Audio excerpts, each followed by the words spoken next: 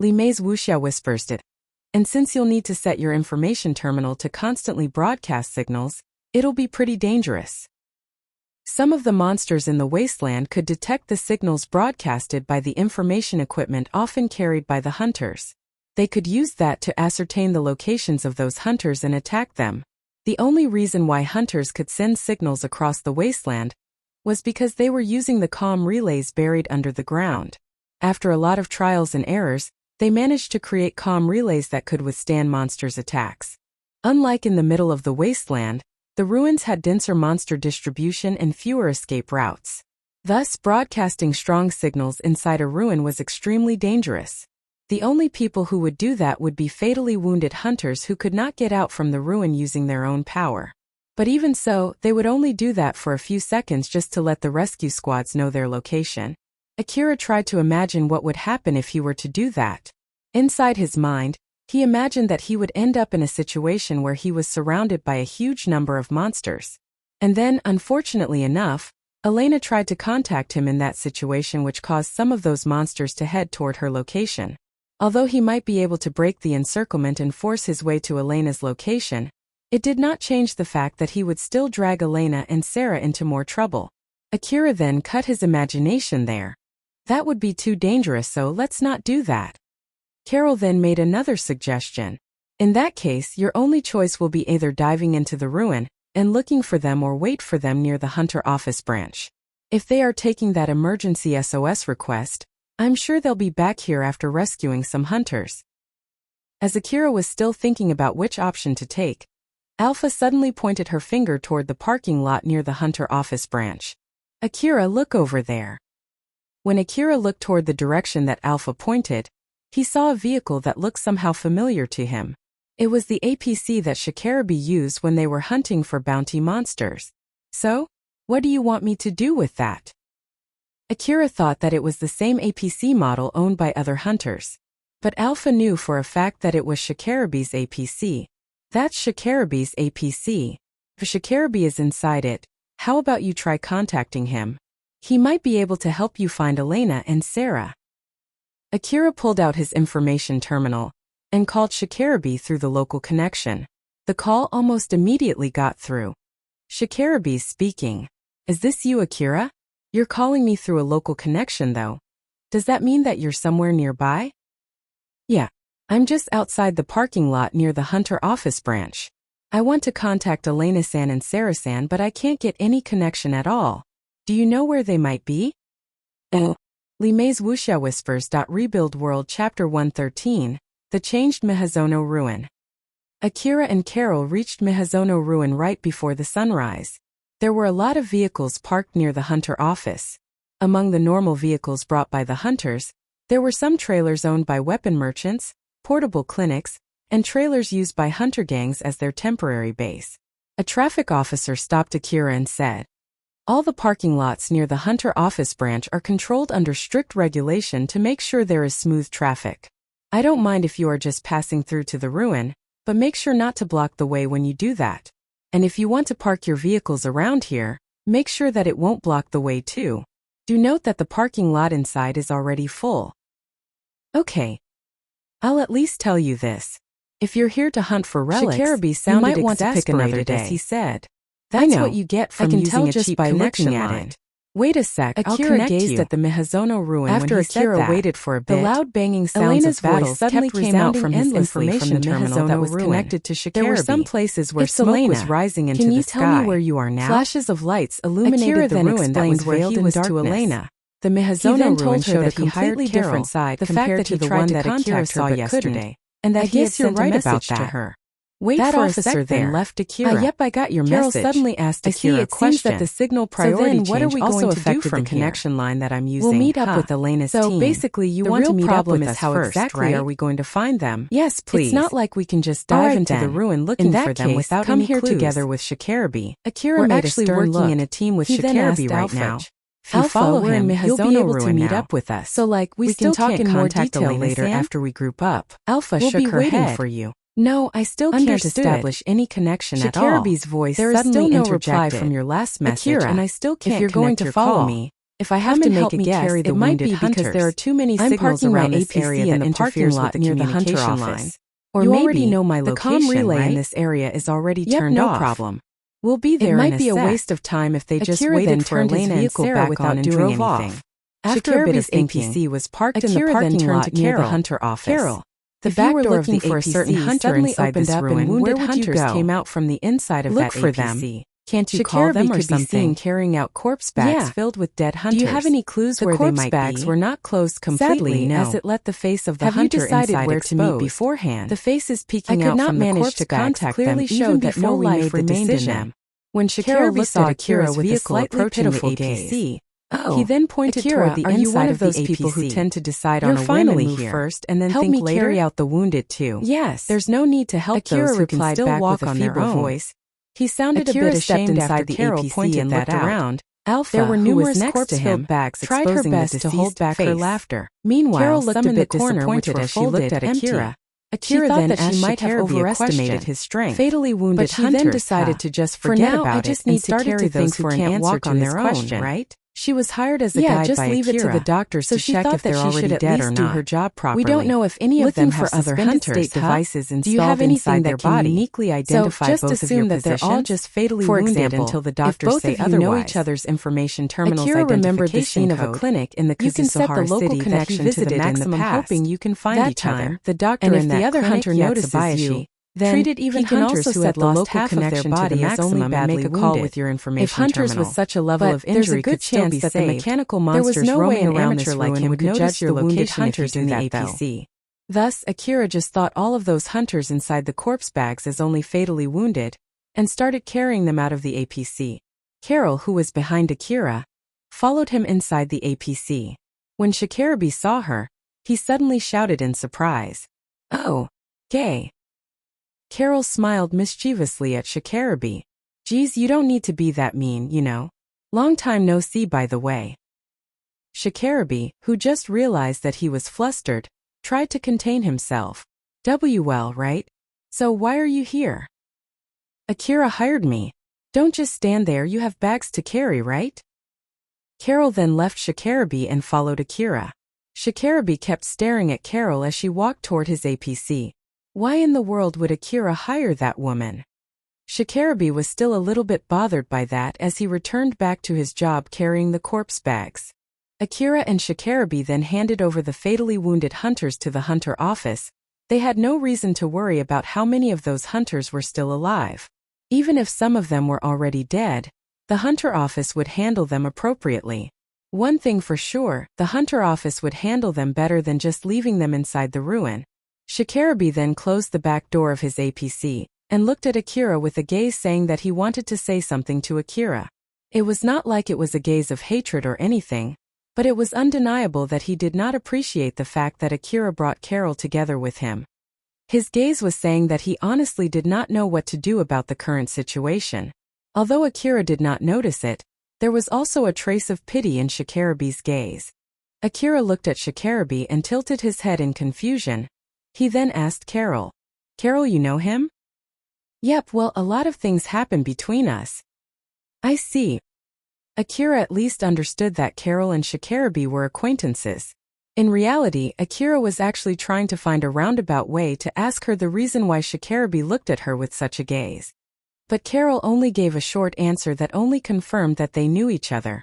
Akira had no idea if she did not catch his real intention or that she just simply did not want to talk about it, or it was simply that she did not care about it. Akira then shifted his gaze to Shikarabi. His gaze was asking for an explanation from Shikarabi. But Shikarabi did not answer that gaze as he said, "Let's go then, just follow me." Shikarabi still looked a bit bothered as he returned to the driver's seat. Akira returned back to his vehicle and sat on the driver's seat. He then glanced at Carol to check her reaction. It did not seem like he did something that worsened her mood. As in matter of fact, it looked like she was a bit amused by the situation. Akira prioritized grouping up with Elena for now, as he just shelved that subject and followed Shikarabi from behind. Akira, Shikarabi, and Carol went inside Mihazono ruin. There were countless wreckages of dead mechanical monsters scattered around. There were almost no biological monsters inside the Mihazono ruin. So all the blood splatters should be from the hunters. After all, other than those monsters, there were also hunter corpses scattered here and there. But those corpses were already crushed into an unrecognizable mush. The monsters might have trampled over them, or it might be because of the hunters who drove over them. The further they proceeded into the ruin, the more prominent the leftover of fights surrounded them. They were pretty standing out, although it was still dark. It would have given a more solemn scene once the sun was up. Alpha then told Akira that there was a monster approaching. Akira, there's a monster from behind. It's a vehicle with a long-range rifle. They came from the alleys. Roger that. Akira let go of the wheel and moved to the backside of his vehicle. He then took off the CWH anti-material rifle fixed on his vehicle and aimed it to the back. There were no monsters visible. Carol saw Akira move to the back and aim his rifle. But she could not see any monsters in that direction, and her information-gathering device did not pick up any signal from that direction either. She thought that it might be because the vehicle's information-gathering device caught something, but when she checked it, it also did not show such a signal. So Carol decided to ask Akira if he detected any monsters. Akira, is there dash? Akira suddenly pulled the trigger. Gunshot echoed through the ruin and cut Carol's question short. The bullet from the muzzle flew straight and hit a monster that just came out from behind an alley. It pierced through the monster's torso and threw its body into the air. It then landed and rolled over on the ground with half of its body destroyed. Alpha then warned Akira. A 24 type, huh? Akira, be careful. You don't even need to tell me, but is it okay if I ask you why did you warn me? That monster is designed as a city guard. It's built exactly as the blueprint. Thus, it's a well-equipped monster. How much is it different to the other mechanical monsters that I faced until now? If you compare it to those cannon insects that you fought in the past, those cannon insects are like failed product made by putting a big cannon on a faulty blueprint, while the A24 type is a well-designed and well-equipped monster. Akira inadvertently twitched. That's a huge difference. That's why keep your guard up. Don't put your guard down just because its size is relatively small, or because it looks like the other monsters that you fought before. Roger that. Akira decided to be extra careful this time as he took another aim. His vision was enhanced by Alpha's support. Thanks to that, he was able to clearly see and aim at the monsters that were hiding in the alleys just with his naked eyes. It even showed the time left until those monsters jumped out from the alleys and the points that he should aim at. Akira followed Alpha's instruction and shot down the A24 type that appeared from the alleys one by one. He was able to deal enough damage to render them unable to fight by leaving them half destroyed, or even completely destroyed in one shot, thus adding more wreckages on the road. It did not take that long for Akira to take care of all the monsters there alone. Alpha smiled and praised Akira. Good job. You did well. But Akira, who thought that there was no way he could hit those shots without Alpha's support, smiled bitterly and said, I don't have any complaints at all. All of my shots hit their targets. I wonder how long it would take for me to be able to do something like this on my own. I guess I still have a long way to go, huh? Don't worry. You're actually getting better. Your aim barely needs any readjustment from me compared to before. I'm sure it won't take long before you can accurately snipe from this range. I see, it's good to hear that all my training are not for vain. Akira then remembered that Carol was about to say something back then, so he lowered his rifle and turned to her. Sorry, what were you saying again? Carol smiled. She was hiding the shock inside her heart as she praised Akira. It's nothing. You're really good at shooting. I didn't know you're that good from yesterday. Well, yesterday we're in a situation where all my shots would hit no matter where I aimed after all. Akira remembered when he was trapped inside a Saranthal building as it was getting flooded by monsters. His face twitched a bit when he remembered that. Carol smiled amusedly and asked Akira a question. That rifle, can I take a look at it? Sure.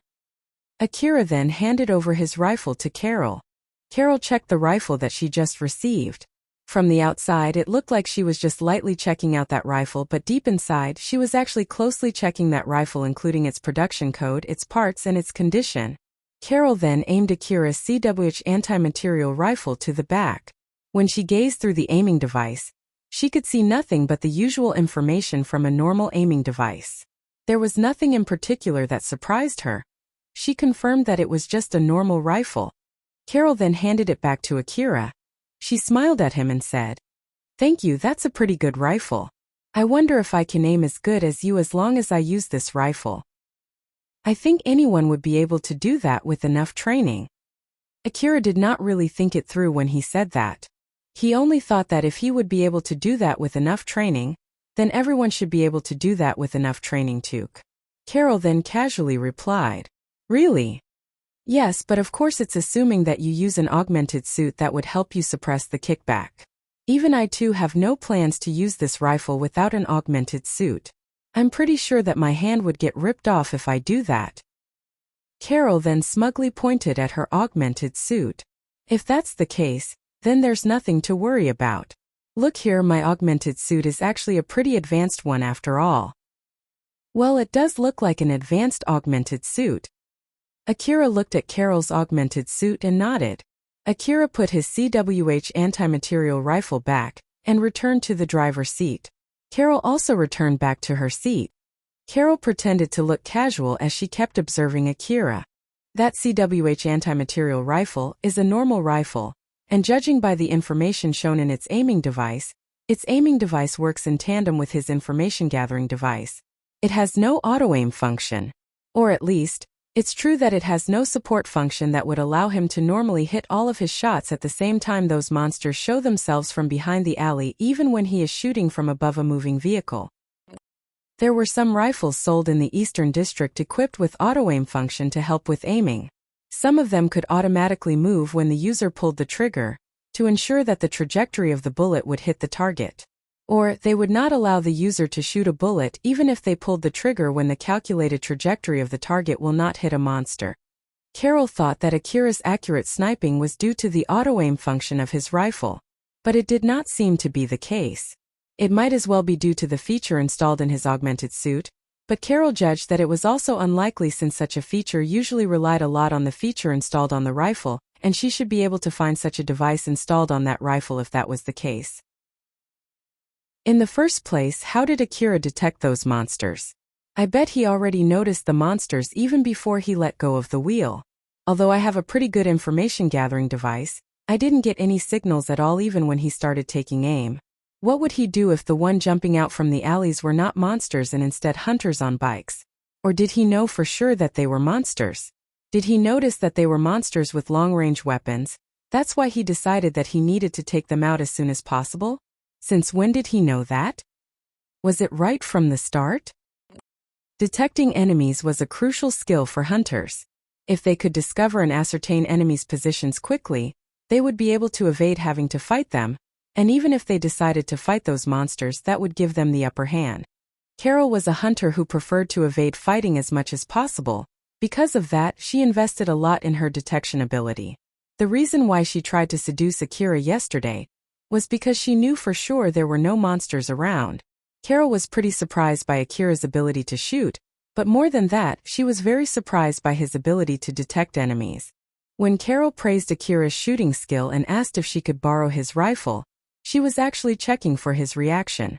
She was testing if Akira would boast about his skill or his rifle.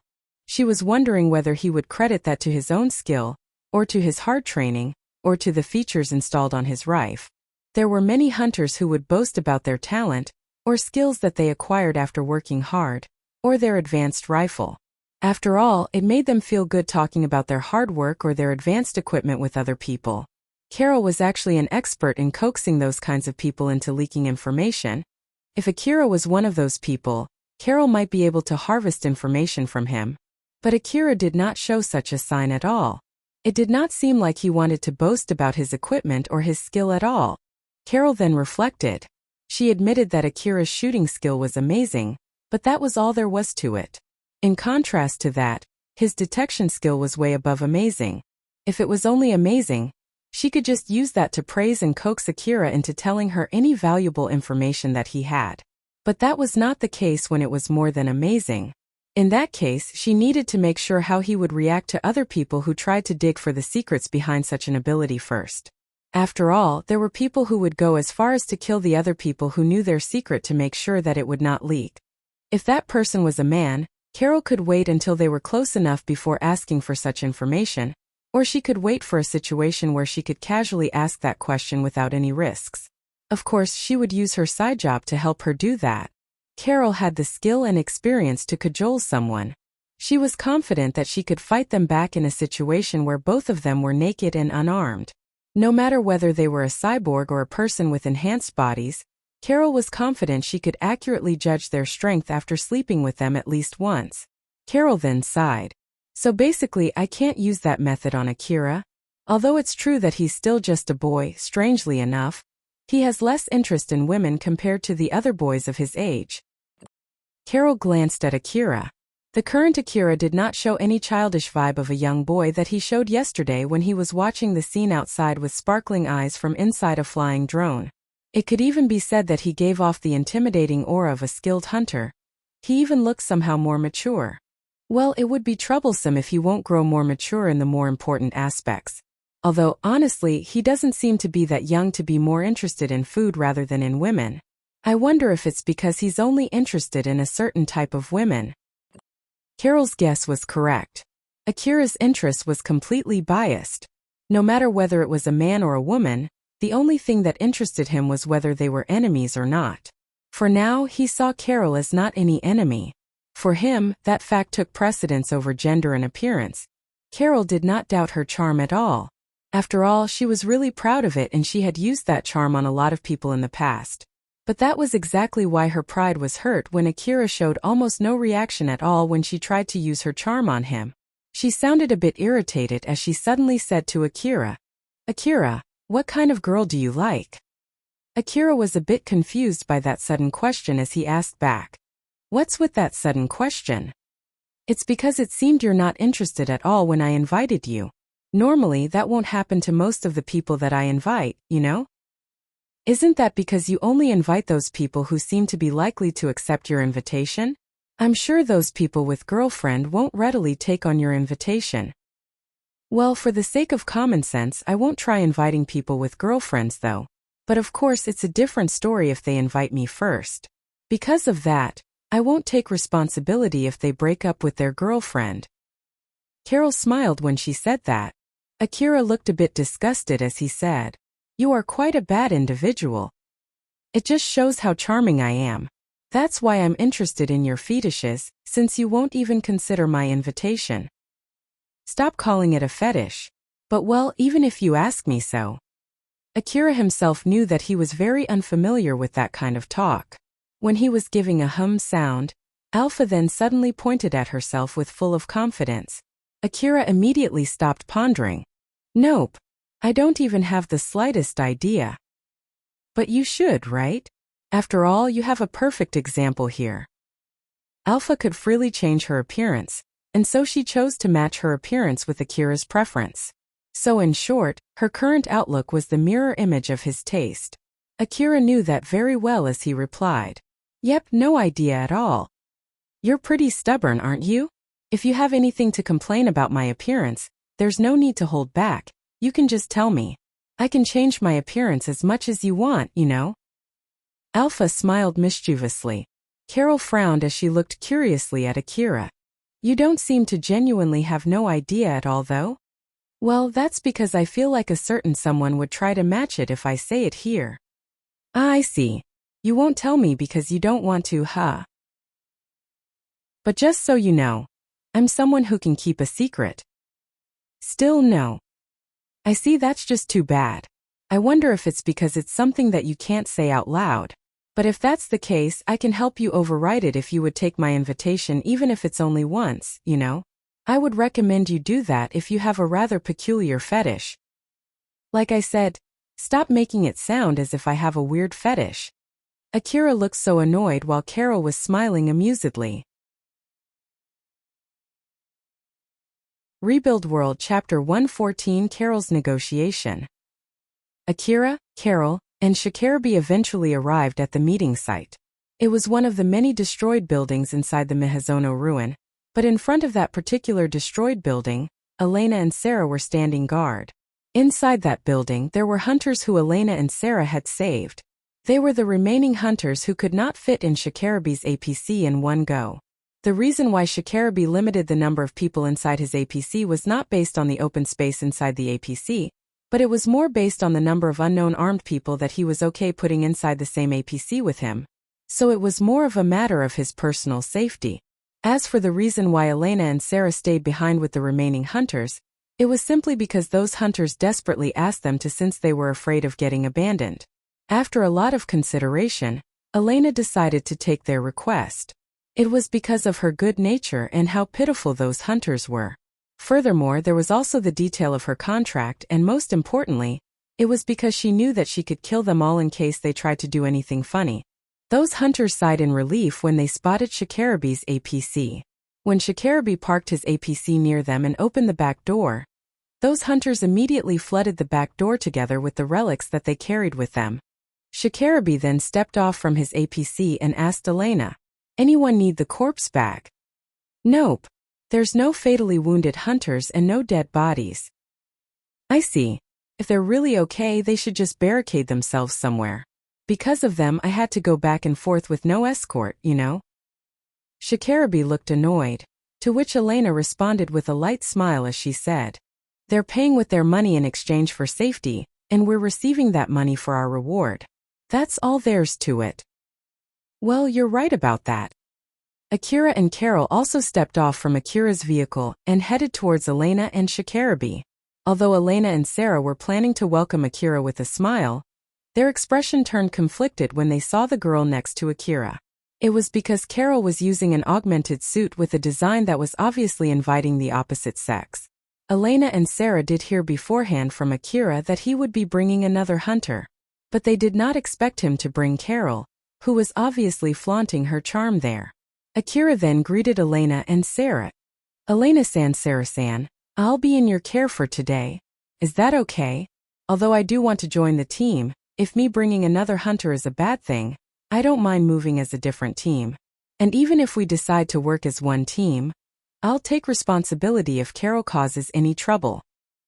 Elena looked a bit troubled as she said, Wait for a sec.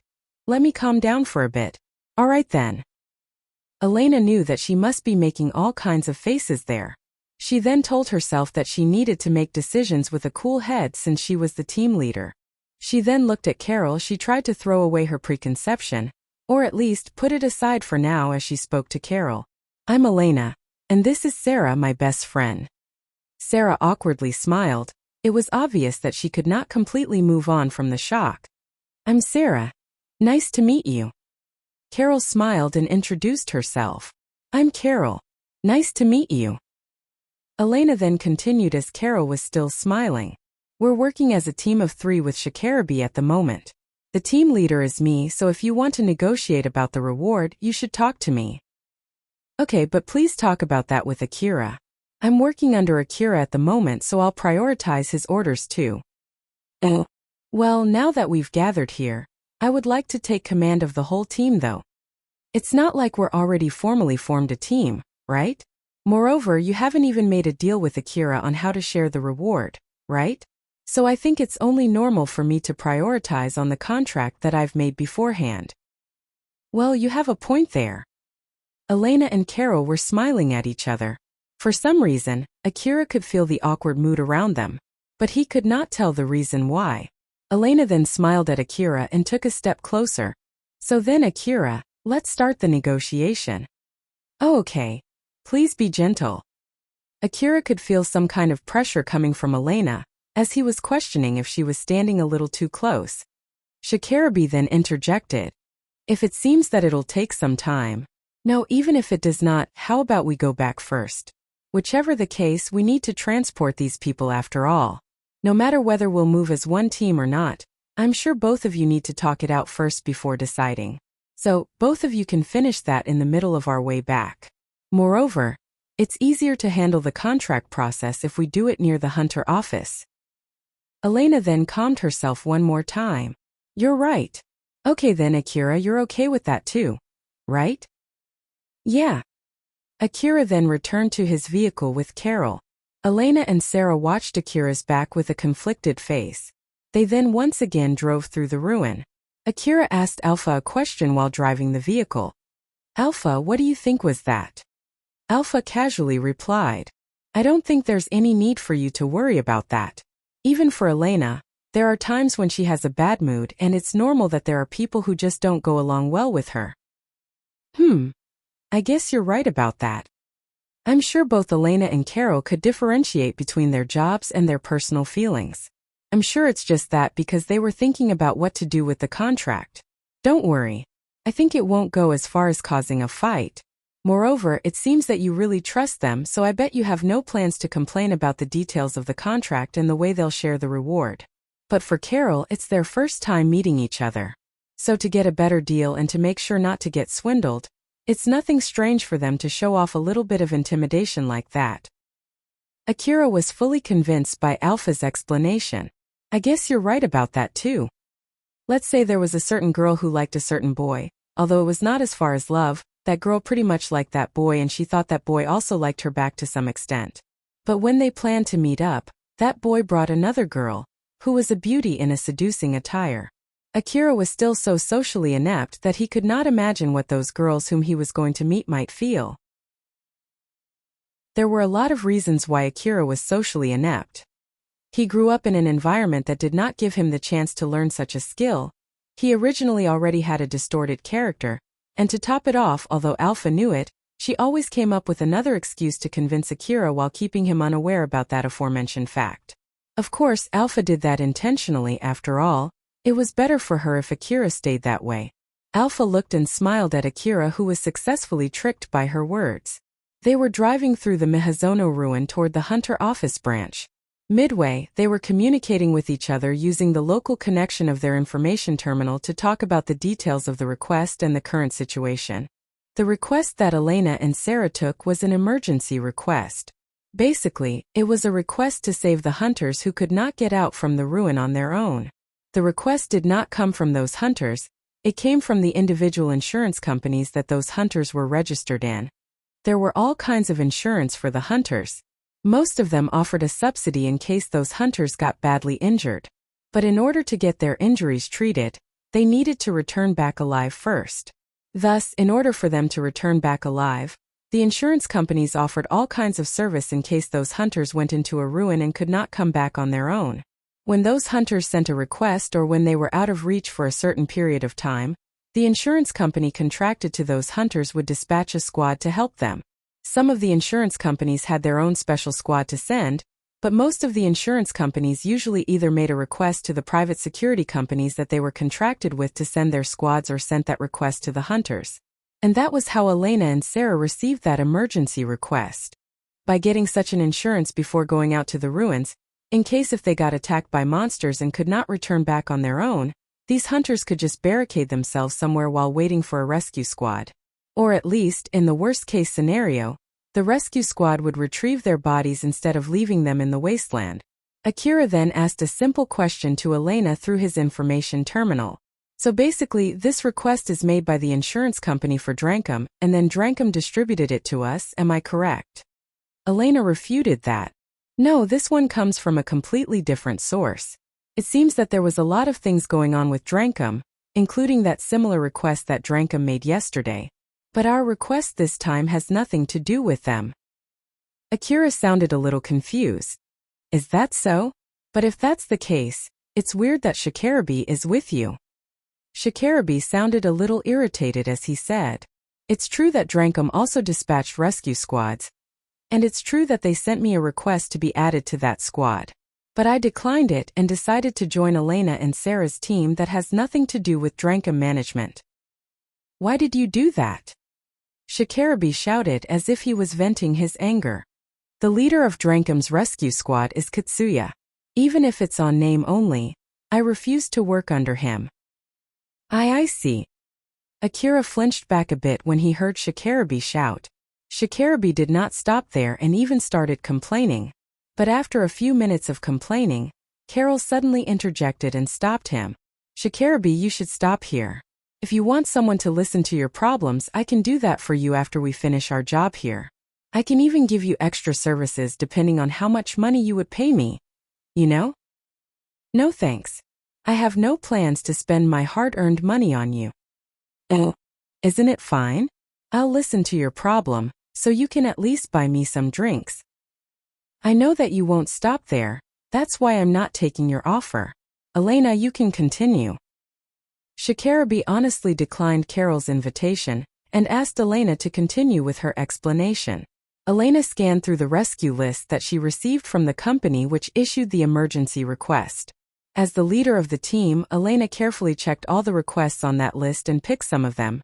She chose the rescue requests based on the location of the targets, the number of the people, and the amount of reward for those requests. They then would head there to retrieve those hunters. It did not matter whether they were dead or alive, and then transported them over to the hunter office. As for the rewards, Shikarabi would receive 50% of the share, then Elena and Sarah would receive the remaining 50%. The reason why Shikarabi received a bigger share was simply because he was the one who prepared the APC to transport the hunters that they rescued.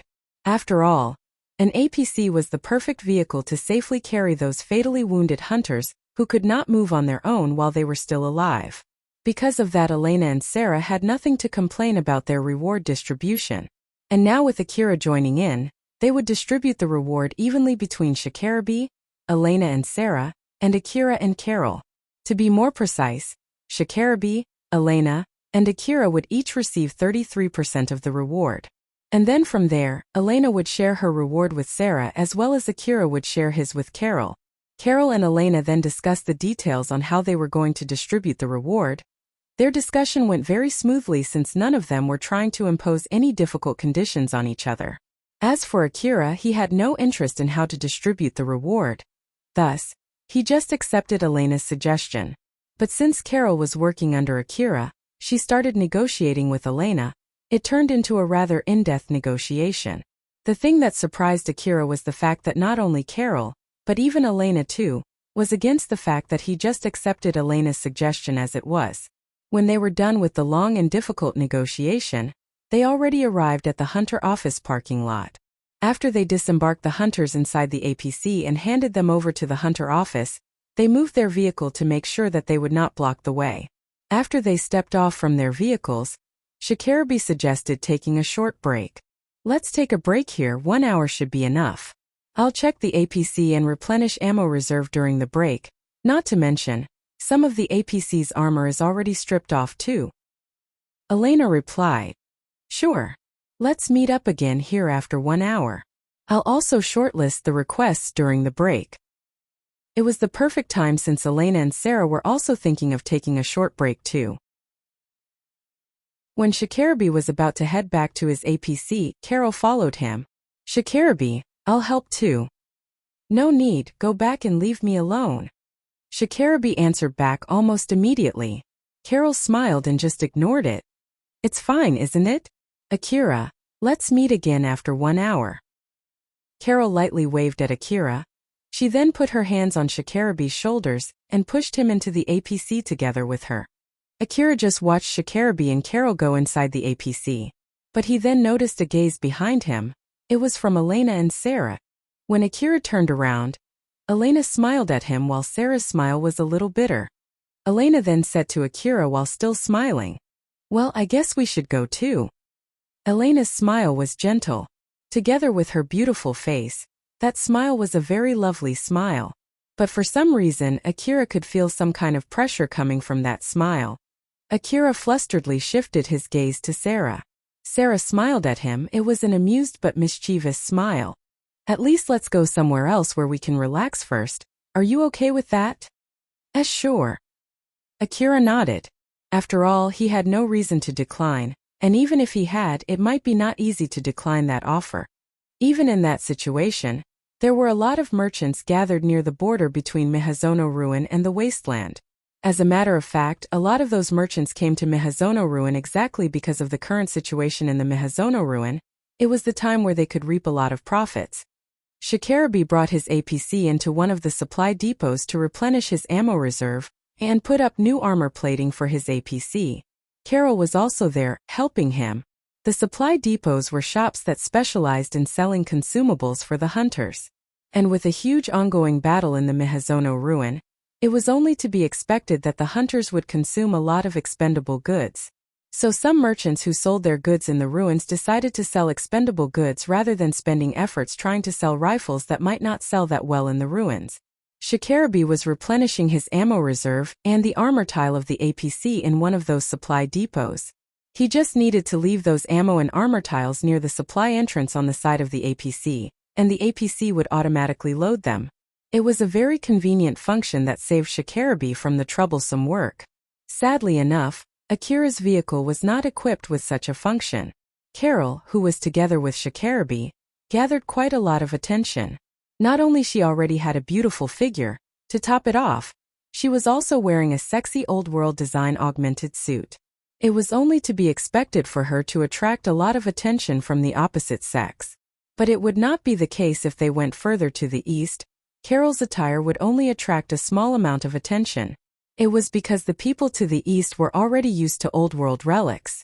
A lot of people would say that Carol's attire was rather too extreme, but that was only the opinion of the people who were from around Kagamayama City. And if she would go to the eastern front line, no one would even be bothered by her attire. After all, just like in the case of Akira, who had gotten used to old-world design from Alpha's attire, the hunters in the eastern front line had also already gotten used to old-world design.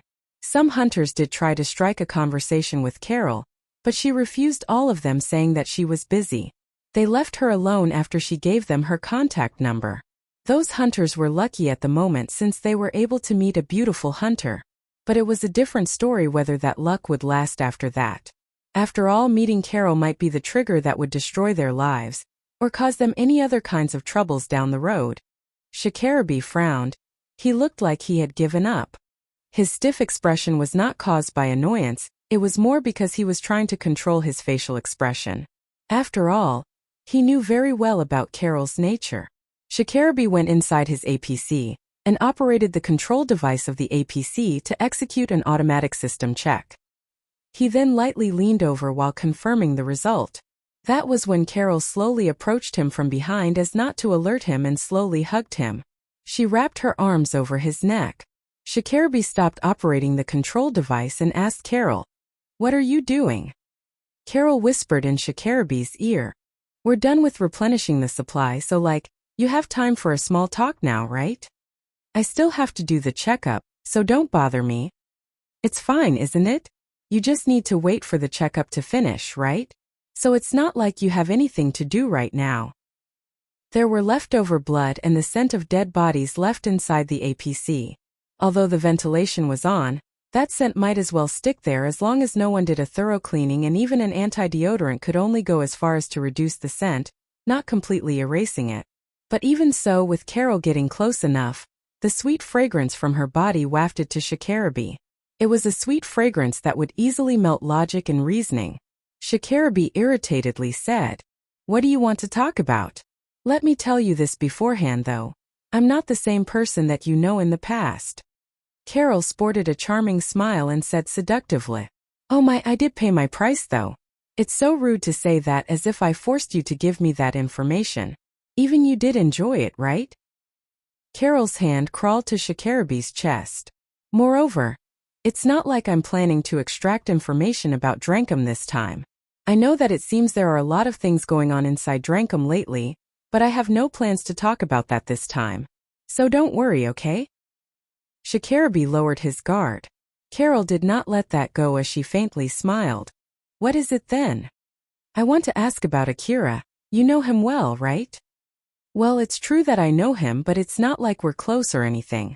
We have only done hunter jobs together twice in the past. Unfortunately for you, that's all I know." "That hunter job, did you do it together out of coincidence? Or did you invite him to that job? If it's the latter, we're talking about you here, so I'm sure you did some investigation about him." Shikarabi did not say anything back. It was because he wanted to avoid leaking out any information to Carol. But Carol immediately saw through that as she smiled seductively. "So it's the latter, huh? In that case, there are a lot of things that you can tell me about Akira, right? Don't worry, I'll properly pay you. I don't mind paying you with money, but if you want, we can finish a quick one before the break is over, you know?" Carol then twirled around and stood in front of Shikarabi, her body blocking his views. Shikarabi shifted his gaze to the monitor showing the result from the APC automatic checkup. The result said that the system was all green. With that, he lost his chance to refuse her, saying that he had to fix the error. He then turned to Carol again. She was smiling seductively and charmingly. It was a hard smile to resist for those who had a taste of her. Carol operated the APC control device. The back door of the APC slowly moved until it was fully closed. Rebuild World Chapter 115 Trigger Happy Boy. Akira just followed Elena and Sarah as they took him into a cafeteria near the Hunter office branch. They parked their vehicles outside the parking lot. Although it was outside the parking lot, some guards would patrol and guard the area when asked, like how they guarded the parking lot. And just as the case with the parking lot, the patrol was also charged based on duration. Elena and Sarah sat facing Akira. All of them ordered some light meals before taking their seats. Both Elena and Sarah were smiling. But there was something strange behind their smiles. Sarah seemed to be bothered by Akira's new friend while Elena was looking at him, as if she was inquiring about something that she did not know. Elena then spoke. So, what is your relationship with Carol? It doesn't have any deeper meaning than that, okay? It's just that we'll be working with her after this, so I want to know more about her, that's all. For some reason, Elena was making excuses for her question. She herself did not know for sure why she did that. Akira then answered Elena's question. Well, even if you ask me, there's nothing special, we're just fellow hunters. And about her, I just met her not too long ago. So honestly, I don't really know much about her. But it seems that Carol and Shikarabi know each other, so it might be better to ask that question to Shikarabi. Elena did not get any valuable information about Carol, and it did not seem that Akira was trying to hide anything. Sarah then asked a question. In that case, is it okay if we ask you some questions? You can just tell us if you don't want to answer. But if you do answer, please don't lie since it might cause trouble later. Is that okay? Okay. Thank you. So, first, since when did you know Carol? I just met her yesterday. Elena frowned and asked. Yesterday? Yes. Elena and Sarah seemed rather troubled. Sarah seemed hesitant as she said, Akira, if that's true, then it means that you're bringing someone you don't really know, someone you just met yesterday, to work on this request, you know? That's indeed the case, huh? Akira sounded disheartened as he replied back with broken words.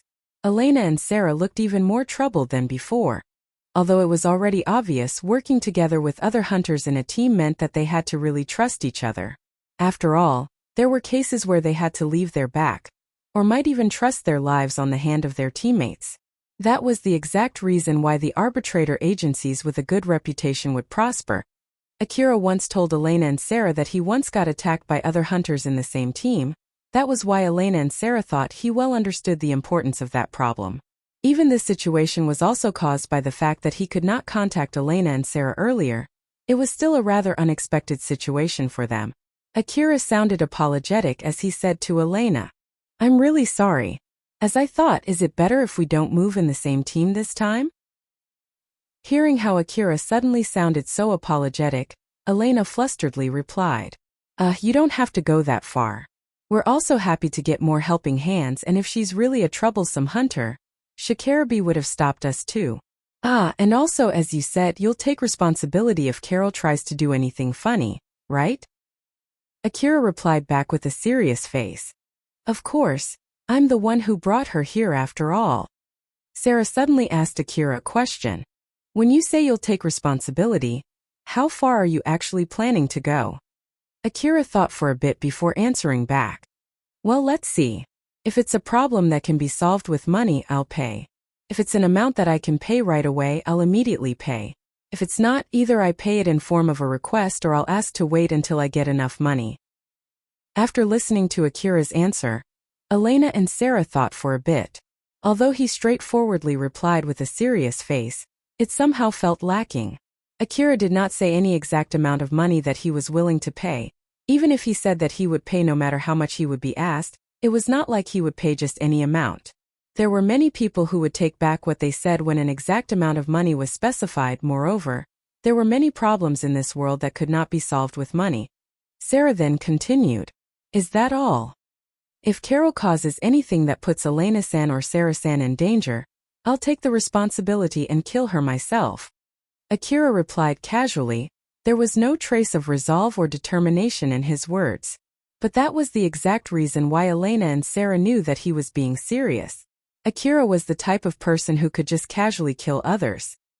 He did not fear or hate or feel excited about that act. He did not need faith or determination or resolve to execute the act. He did not hesitate. He did not let himself get carried away by it. He did not let it affect him at all. He was simply absolutely impartial on the act of murder. In the eyes of people from the inner wall, his openness toward murder was extremely unethical and abnormal. Of course, Elena and Sarah would also kill people when needed. As a matter of fact, they did murder people a few times in the past. But in the end, it was because those people tried to attack them. It was for the sake of self-defense. Elena made a serious face as she said to Akira, "All right, but is it okay if we ask you for one thing? If she does put us in danger, can you just leave how to deal with it to us?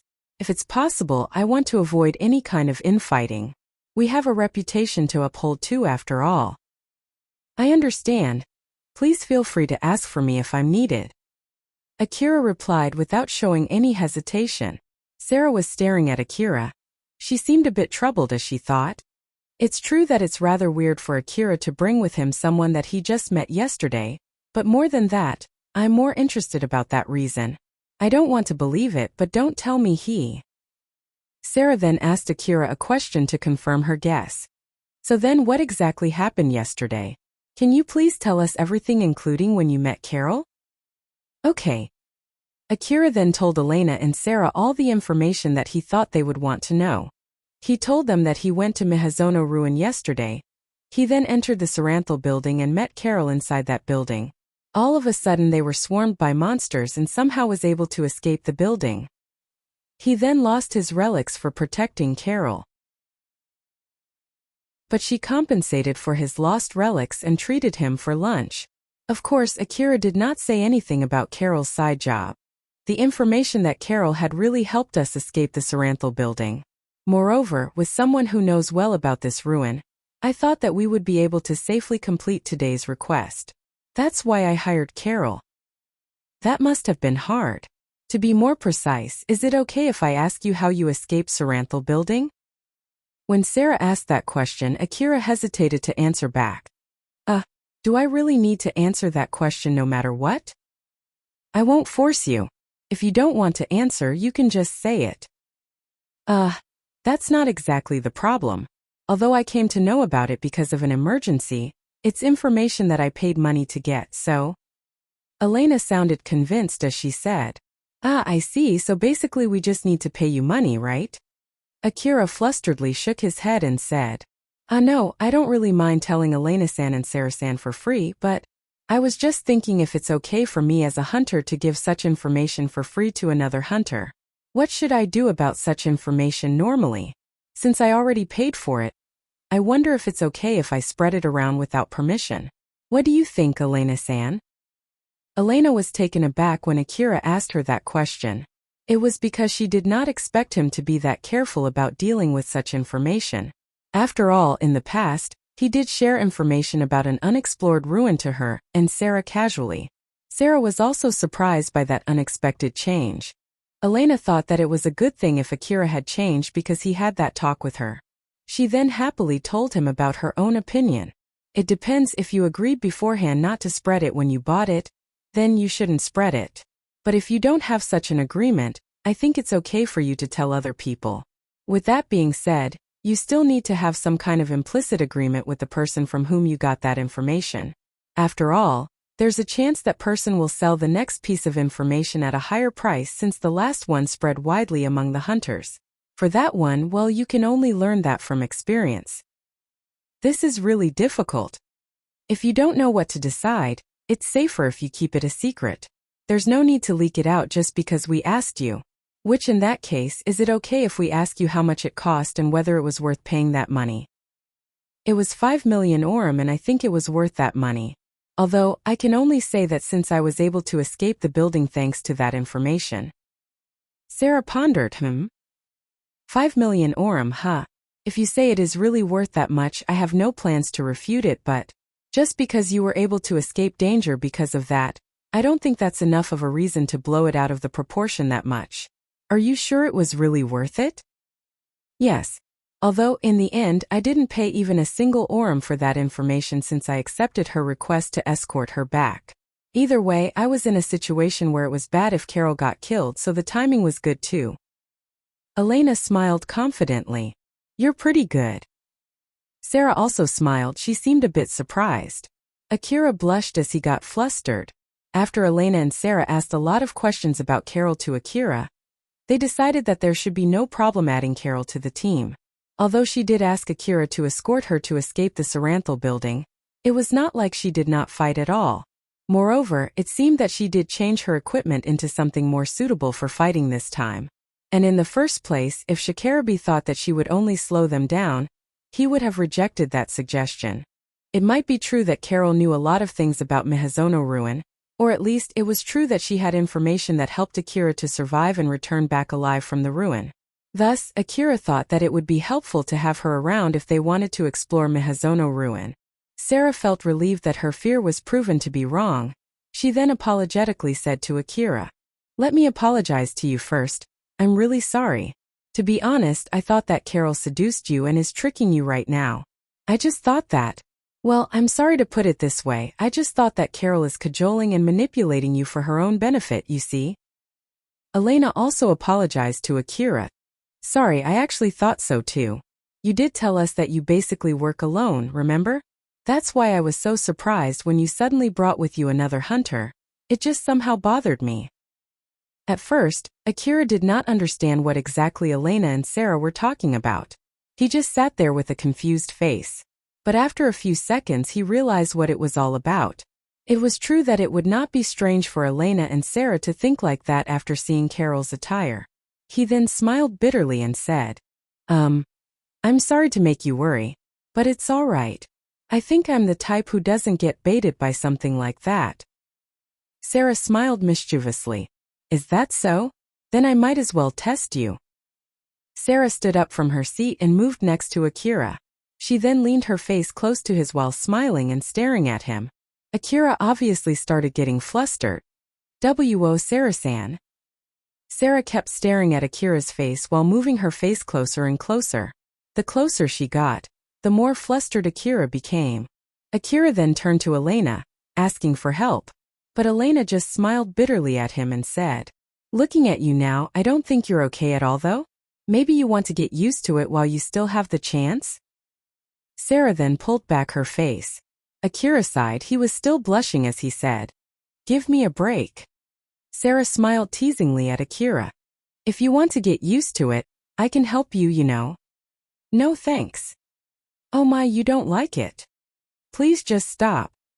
Akira replied back in a strong tone to hide his embarrassment. Looking at him, Elena and Sarah just smiled. Alpha was also smiling, although deep inside, she was a little bit disappointed since it seemed that bringing Carol along did not disrupt Akira's relationship with Elena and Sarah. Akira, Elena, and Sarah went back to their meeting point. Not too long after that, Shikarabe's APC arrived right on time. Shikarabe and Carol then stepped out from the APC. Shikarabe seemed a little irritated while Carol looked somehow in a good mood. According to Elena's experience as a hunter, she thought that Shikarabe was the type of person who preferred to come early and wait for other people to arrive, but since this time he came just right on time, Elena found that weird and asked them a question. "You're cutting it pretty close this time. Was there any problem?" Carol smiled and answered Elena's question.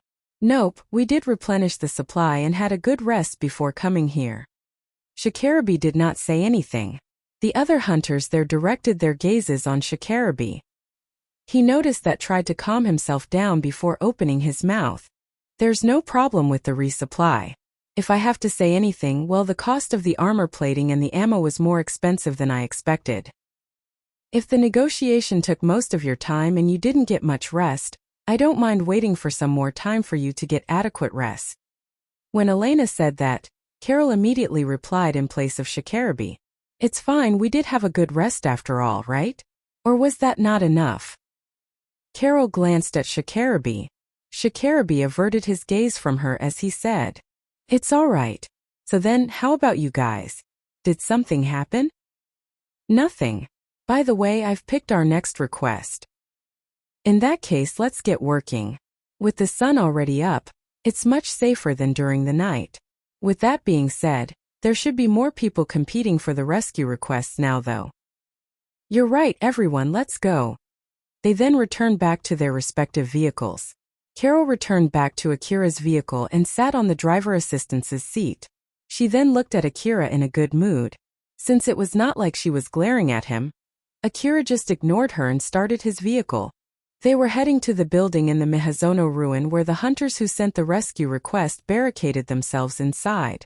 Elena and Sarah were in the front, Shikarabi's APC in the middle, and finally Akira and Carol in the rear. They intentionally took a wide road as they drove through the ruin. After all, there was a good chance that if they picked a narrow road, it might be blocked by the wreckages of the dead mechanical monsters. But even on that wide road, there were wreckages of huge mechanical monsters that almost blocked the whole road.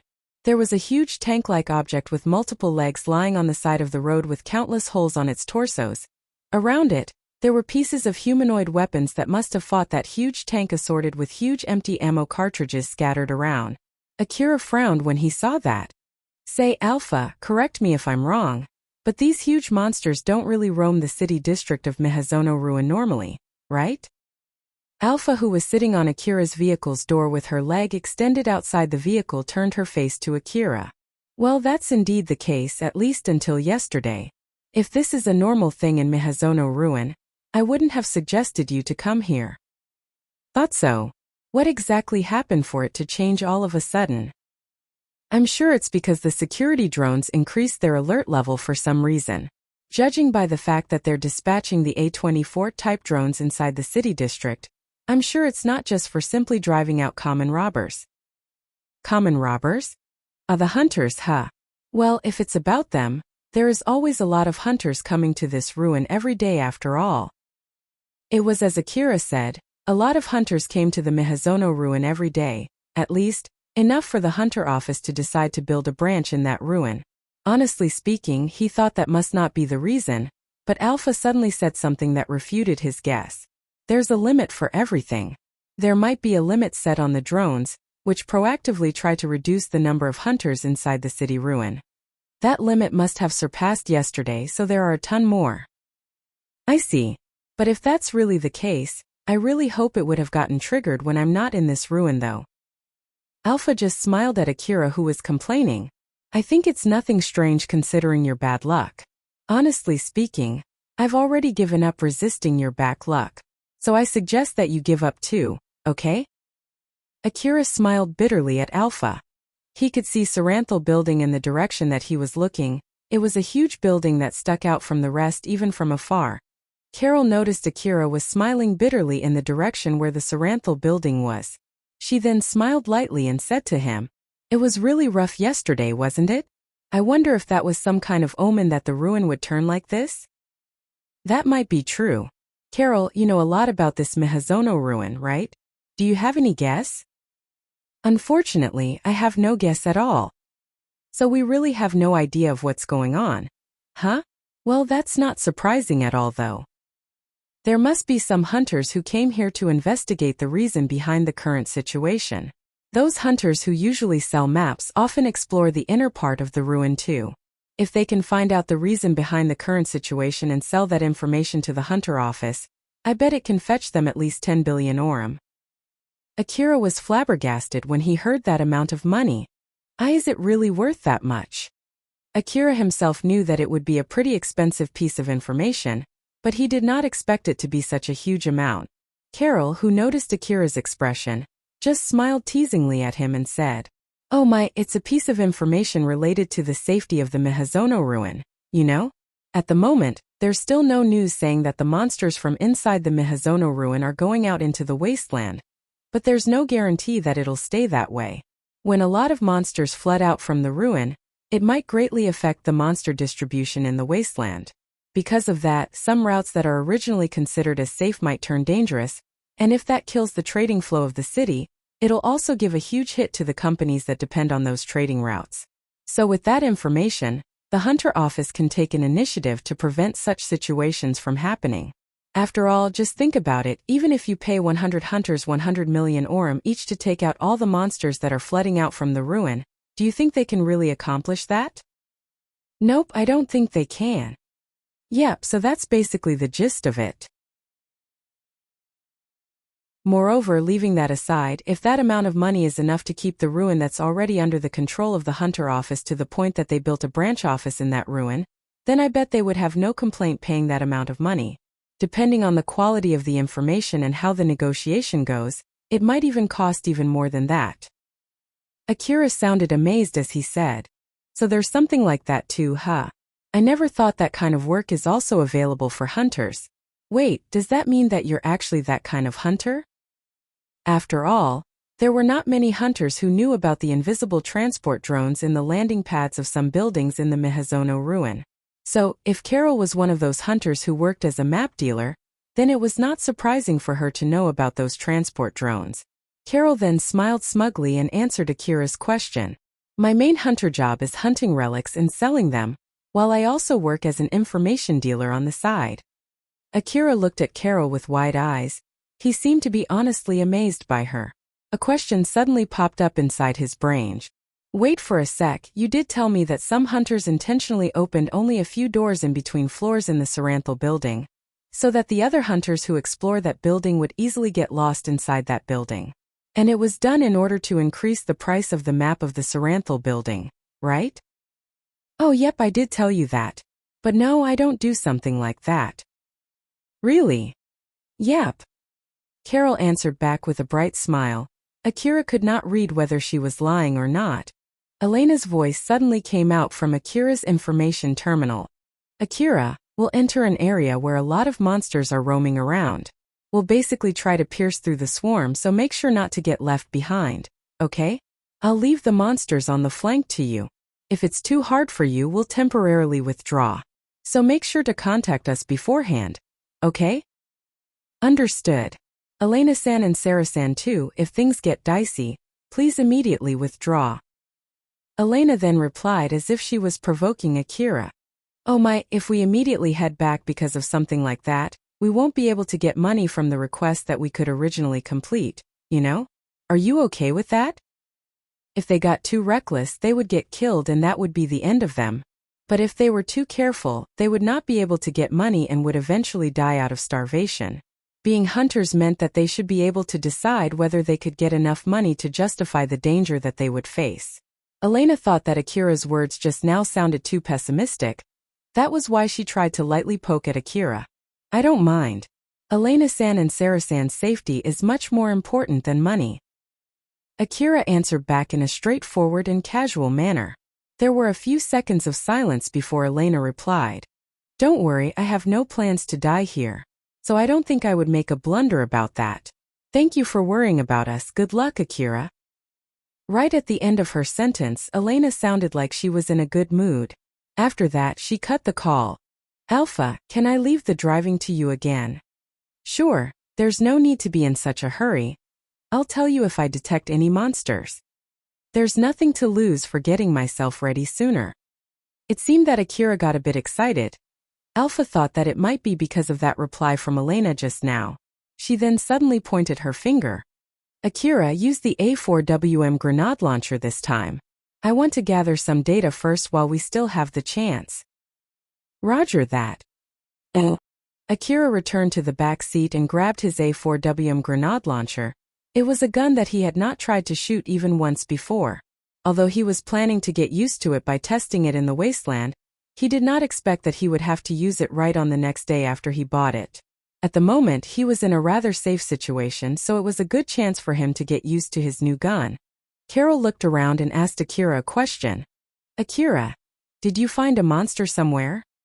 "Nope, my information gathering device didn't detect anything in particular. How about yours?"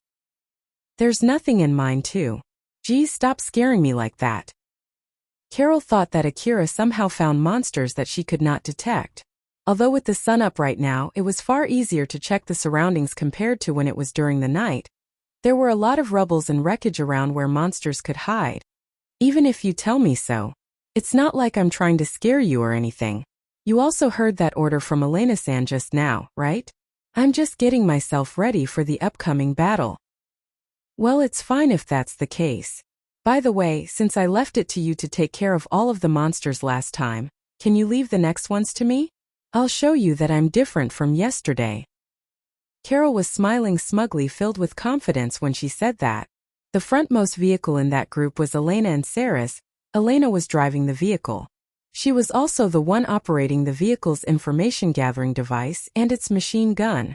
As for Sarah, who was sitting next to Elena, her job was to take care of the monsters that the machine gun could not take out. There, Sarah was looking in Elena's direction while smiling teasingly at her. Elena's face turned stern for a bit as she said, "What?" Sarah then amusedly said, "It's nothing. It's just that it seemed Akira is worried about us." Elena's stern face was basically her trying to hide her embarrassment. She fully understood that Sarah knew that too, but if she did not do that, she knew that Sarah would start teasing her. That was why she could not relax her expression. In their team, Elena was the one who was responsible for negotiation. Because of that, she learned a lot of skills used for negotiating, such as probing for ulterior motives, reading behind words, detecting lies, digging for real motives, or judging for cost and benefit of a deal. Elena had the experience of negotiating with problematic and dangerous people, like those who were so prideful that they had no ulterior motives at all, or those who would casually make a bad suggestion with a smile, or those people who tried to strike a deal while also planning to betray that deal right from the start. Thanks to that, Elena was able to more or less read the real intention behind people's words. And of course, Akira's words were not an exception. Right at that moment, the sensor installed in their vehicle suddenly showed a reaction. It was showing that there were a lot of monsters ahead. Elena checked the display of the radar while saying to Sarah, "It would take forever to kill all of them. We'll try to force our way through. Sarah, are you ready?" "Ready when you are." Elena accelerated her vehicle to open up a road for the other vehicles behind her. The machine gun on their vehicle and Sarah's gun started shooting almost at the same time as they were laying waste to the monsters ahead of them.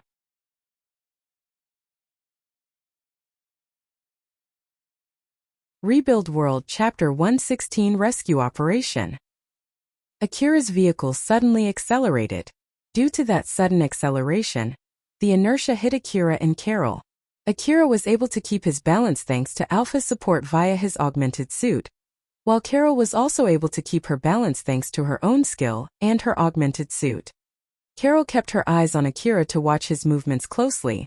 Right at that time, Alpha explained the current situation to Akira. "Akira, there are multiple monsters ahead and Elena is planning to just focus their firepower on the front to create a way forward. Since it'll leave the other monsters on the left and right untouched, be extra careful. If those monsters decide to attack us, they would surround us from both sides, so let's take them out first before they can do that." "Roger that." Akira then said to Carol, "Carol, we have incoming monsters." "Got it, just leave it to me." Carol had already got some incoming enemy signals in her information-gathering device. She then smiled and readied her gun. Suddenly Akira said to her, "I'll be joining in too." Carol sounded a little bit offended as she replied, "You really don't trust me, do you? It'll be fine, just leave it to me." "That's not the problem. Or more like, I hired you as a guide in the first place. Of course, I'm thankful if you help me in fighting the monsters too, but there's no need for you to proactively fight them." Carol just giggled and said, "Oh my, I won't be able to ask for a reward from you if I don't contribute during the fight too. Now that I'm here, I don't plan to be just content with my reward as a guide alone, you know?" Akira smiled back. "Got it. That also means if I can take out most of the monsters alone, then I only need to give you a small reward, right?" "No worry, I'll squeeze you dry." Akira and Carol smiled confidently at each other. At the moment, the road inside the Mihazono ruin was filled with mechanical monsters. Their sizes and strength greatly varied from one and another. Elena's team blazed through that ocean of monsters, focusing their firepower only on the monsters blocking their way forward, while some of the monsters were slammed by their vehicles before getting crushed under the wheels. If they slowed down even for a bit, there was a good chance that the monsters would immediately swarm them. Thus, they had no other choice but to keep pushing forward, even if it meant that it would damage their vehicles. The destroyed mechanical monsters left piles of metallic wreckages on the road. It would be really hard to drive through that road if they were using a normal vehicle. But of course, it did not pose any problem at all against the powerful vehicles designed to be used in the wasteland. As long as the pile of wreckages did not fully block the road, their vehicles should be able to forcefully push the way forward. For those mechanical monsters, no matter how much the other monsters were destroyed, and no matter how damaged their bodies were, that would not stop them from fighting back. At most, it would only change their priority target. But if the hunters got away far enough from them, those mechanical monsters would stop attacking and instead search for other targets closer to them. And of course, for those mechanical monsters with high mobility, they might as well decide to keep pursuing the hunters in that case. Some of the monsters that they passed were monsters with a lot of legs equipped with wheels. Those wheels suddenly spun so fast that it raised a cloud of dust before it started accelerating to chase for Akira and the other hunters. Of course, compared to Elena and Sarah, who were carving their way forward, those wheeled monsters were way faster since they were chasing Akira through an already cleared road. It would be incredibly difficult to lose them without shooting at them. Akira aimed his A4WM automatic grenade launcher at the enemies behind. He took an aim through the aiming device and was about to pull the trigger, but before he could completely pull the trigger, the monster that he was aiming at suddenly got blown away and rolled over the ground. The impact left a big dent on that monster's body, as it then collided with another monster and exploded. Every time a gunshot echoed from beside Akira, one of those strong-looking monsters would get blown away and then destroyed. It was Carol's handiwork. She was carrying 2 pistols, one in each hand. The size of the pistol was huge compared to its grip. It seemed to be completely impossible to carry those pistols with one hand. But even so, Carol was carrying one in each of her hands as she kept shooting at 2 different targets. Amazingly enough, all of her shots hit their targets. Akira looked at Carol. He was obviously surprised. Carol turned to him and smiled confidently before returning back to shooting. Alpha seemed pretty amazed as she said, "I see, she's indeed as strong as she said she is. You can say that again. I need to hurry up or all of my shares will be taken." Carol is taking out all the monsters starting from the ones in the front, so you should focus on the monsters on the behind. Roger that. Akira's target priorities that were shown in HIN enhanced vision suddenly changed. He followed that indicator and took another aim before pulling the trigger. But the launched grenade did not hit his target. Instead, it landed just in front of his target, but even so, that was enough to blow away the monsters around the impact area. Akira frowned. "A miss, huh? I guess I need to aim a little bit higher. As long as I don't have enough data for shooting with that A4WM automatic grenade launcher, I can't give you my usual support. And since you're shooting out grenades, at least keep in mind not to damage your own vehicle. Okay? Got it. Just stop me if it gets dangerous." Akira took another aim and pulled the trigger.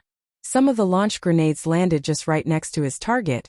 Some of them landed on the wall of the buildings on the side of the road. Some of them hit the other monsters that he was not targeting at. Although it was to be expected that it would be really difficult to aim accurately from a moving vehicle, Akira's accuracy there was even worse. "I just can't get any clean hit."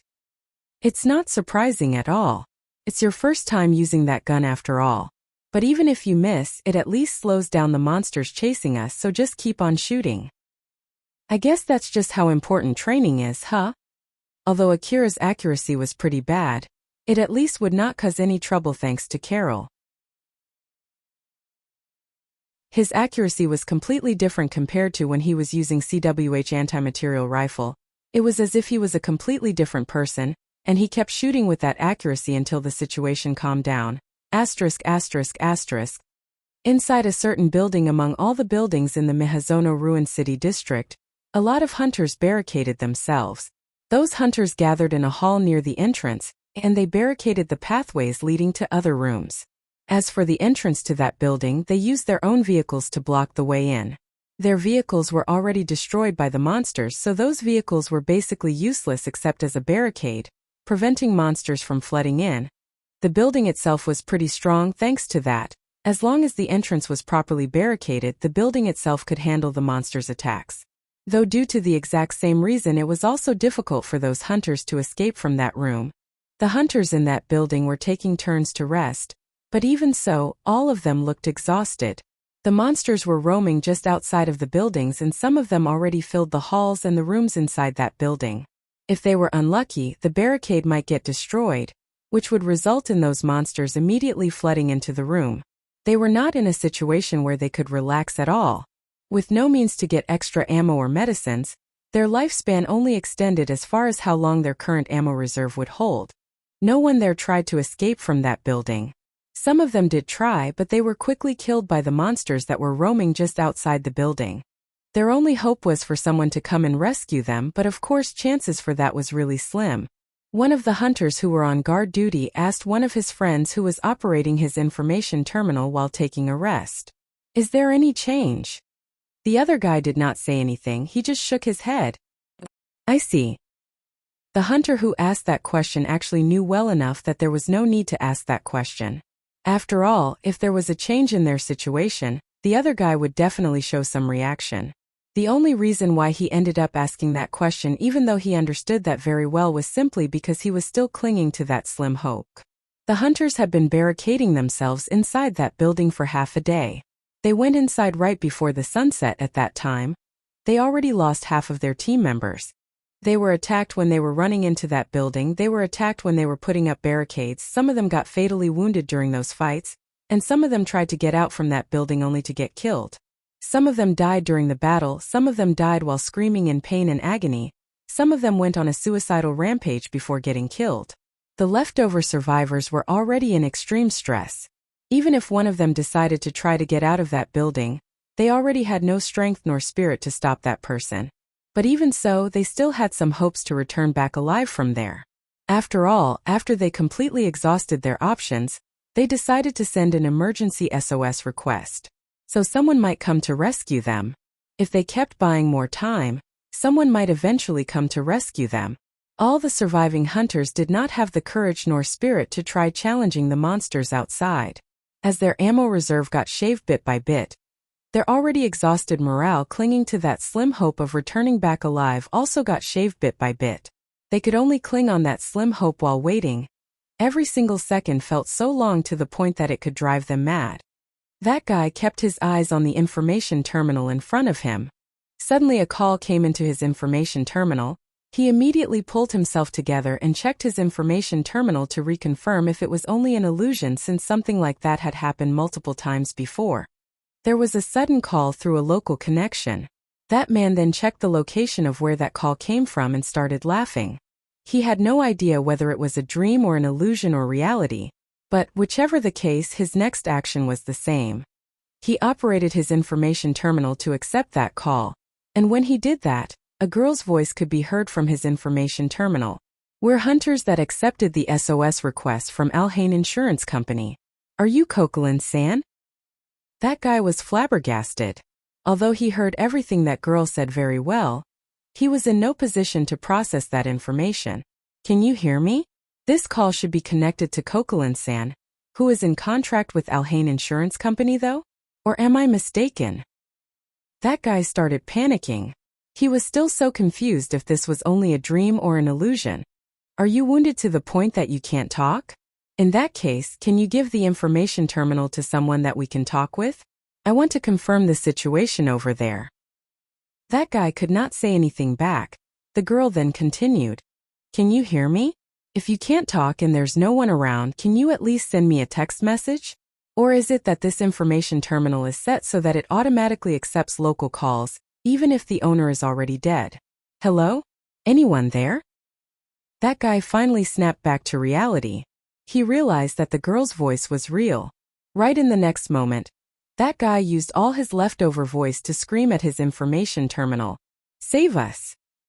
That guy's voice echoed through the hall. All the hunters in that hall turned to that guy. The girl's voice from that guy's information terminal was Elena's voice. She was heading to where that guy was. Elena and her team kept pushing their way forward inside the Mihazono ruin. The road was wide, but it was filled with monsters. If they stopped even for a few seconds to fight those monsters, they would be surrounded by so many wreckages from the monsters that they would kill to the point that they would not be able to drive their vehicles through those wreckages. Akira and Carol were shooting at the small tank monsters, chasing them from behind, as if they were competing against each other. Number-wise, Carol was leading Akira. But even so, there were still enough monsters for Akira to be able to shoot enough grenades to get a good feel of his A4WM automatic grenade launcher, so Alpha should have gotten enough data during that battle. Akira suddenly complained, "Aren't there too many of them? There's just no end to these monsters." Carol answered Akira's question. It seems that the Hunter office is building up a defense line around its branch using their influence. So that might be the reason why the monster density outside the defense line is so high. So, the Hunter office is doing something like that, huh? How did you get a hold of such information? I heard from Shikarabi when we were taking a break. It seems that during the night, they dispatched humanoid weapons inside the predetermined line of defense to clean up all of those powerful autonomous weapons behind the line of defense. It seems that they're focusing on barricading the main road and securing the safety around the area at the moment. I also heard that the squads dispatched by Drankum are participating in that operation. Akira remembered the wreckage of a huge monster surrounded by humanoid soldiers that he saw not too long ago. That might be the leftover from the battle last night. But at the moment they were outside the defense line, thus they might encounter that huge monster somewhere. Akira looked a bit annoyed. Is the situation outside the defense line like this no matter where we go? If that's the case, I can see why no one would accept that SOS request without taking any insurance. I really get it now why people are taking insurance. I'm sure those insurance companies did not expect something like this to happen either, so I bet they're losing a lot of money at the moment. Akira was having a conversation with Carol while fighting the monsters. Compared to yesterday when they had to fight a swarm of monsters inside the Saranthal building, their current situation was way better.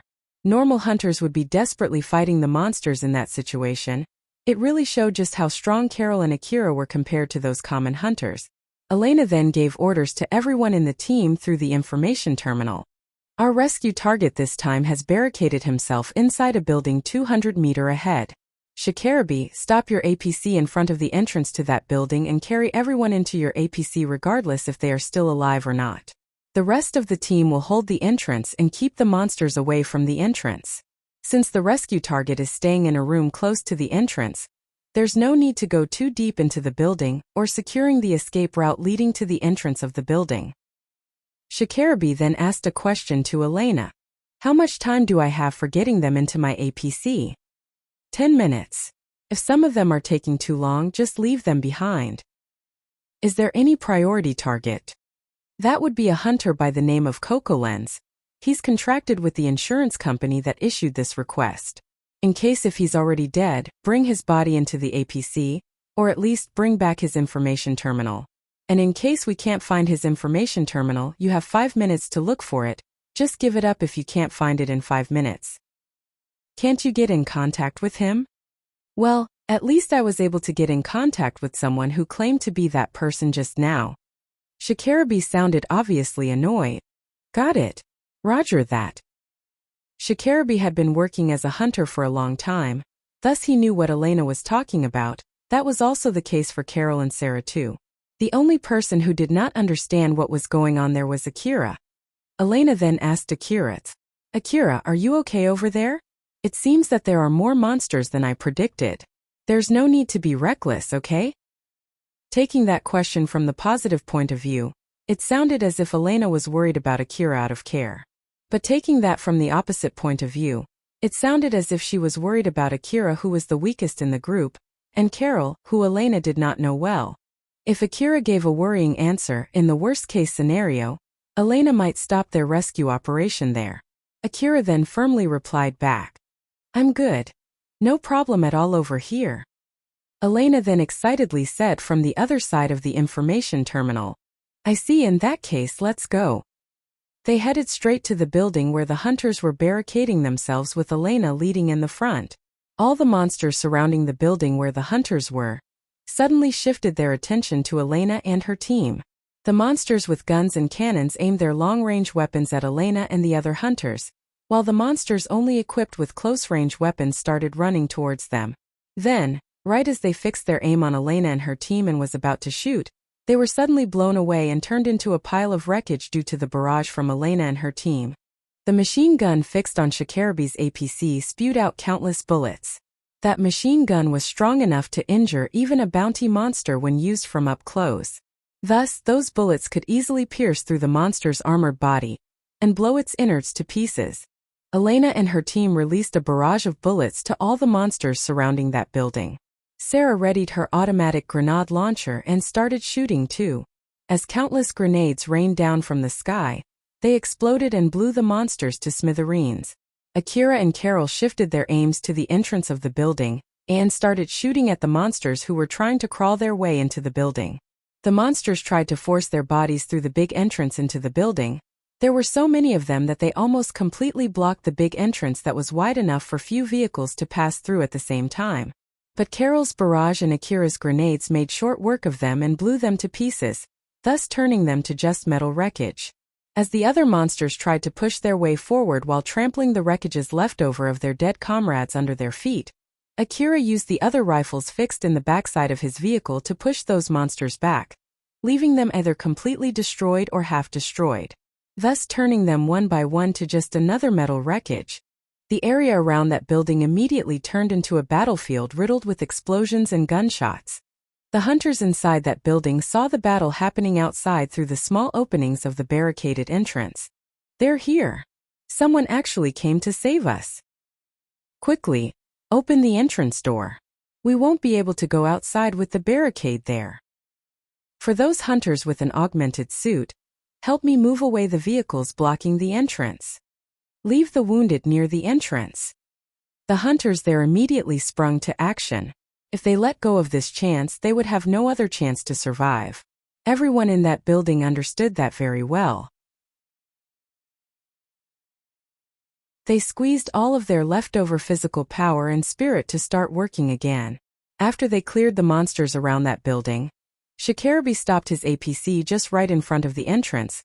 The back door of the APC opened and he stepped out from the APC. The entrance was still blocked by the vehicles that the hunters left there. One of the hunters from inside the building was trying to desperately squeeze his way out through a small opening in that entrance.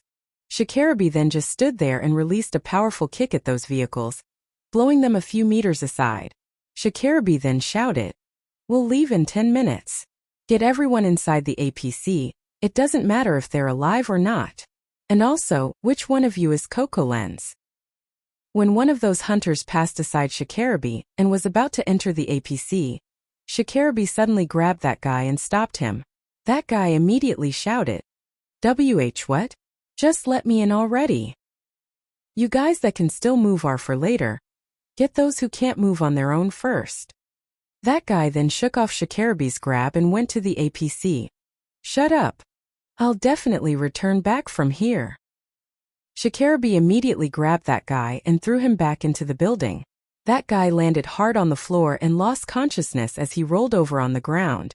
Shikarabi glared at the other hunters. Few hunters who were about to do the same thing immediately stopped. "I'll say it one more time. Get everyone inside the APC regardless if they're alive or not. Either it's only a corpse or it has lost its head. Or it's nothing but a head, it doesn't matter. Just get everyone inside the APC. And also, which one of you is Coco Lens? Or at least, which one of you was on a call with us not too long ago?" One of the hunters who was helping a wounded hunter to stand up pointed his finger. It's that guy over there." Shikarabi then signaled that hunter who just answered his question to get inside the APC. That hunter sighed in relief and boarded the APC. The other hunter started helping the hunters who could not move on their own regardless if they were already dead or not. Shikarabi looked at the hunter who spoke to Elena not too long ago. That hunter looked completely terrified.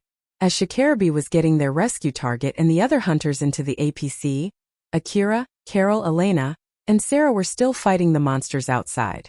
The number of monsters just outside the entrance to the building site and around that building already decreased significantly. Akira lightly sighed. "Well, after killing this many monsters, it's not like we'll get another wave of monsters, right?" Carol smiled and said, Akira, do you think I can get a lot of rewards this time? Akira just smiled bitterly at Carol, but he sounded a little bit amused as he said, At this rate, I'll have to pay you a huge amount of money. Carol smiled satisfied. It seems that I was able to show you that I'm not the same as yesterday. So it means that I can look forward to my reward, right? I can't say anything for now. And also it's too soon for you to relax. Don't drop your guard just yet. Okay? Akira and Carol smiled confidently at each other. Alpha then gave Akira an order. So then to make sure that you won't lose your share of reward, let's go kill some monsters. Akira, change back to CWH anti-material rifle. Roger that.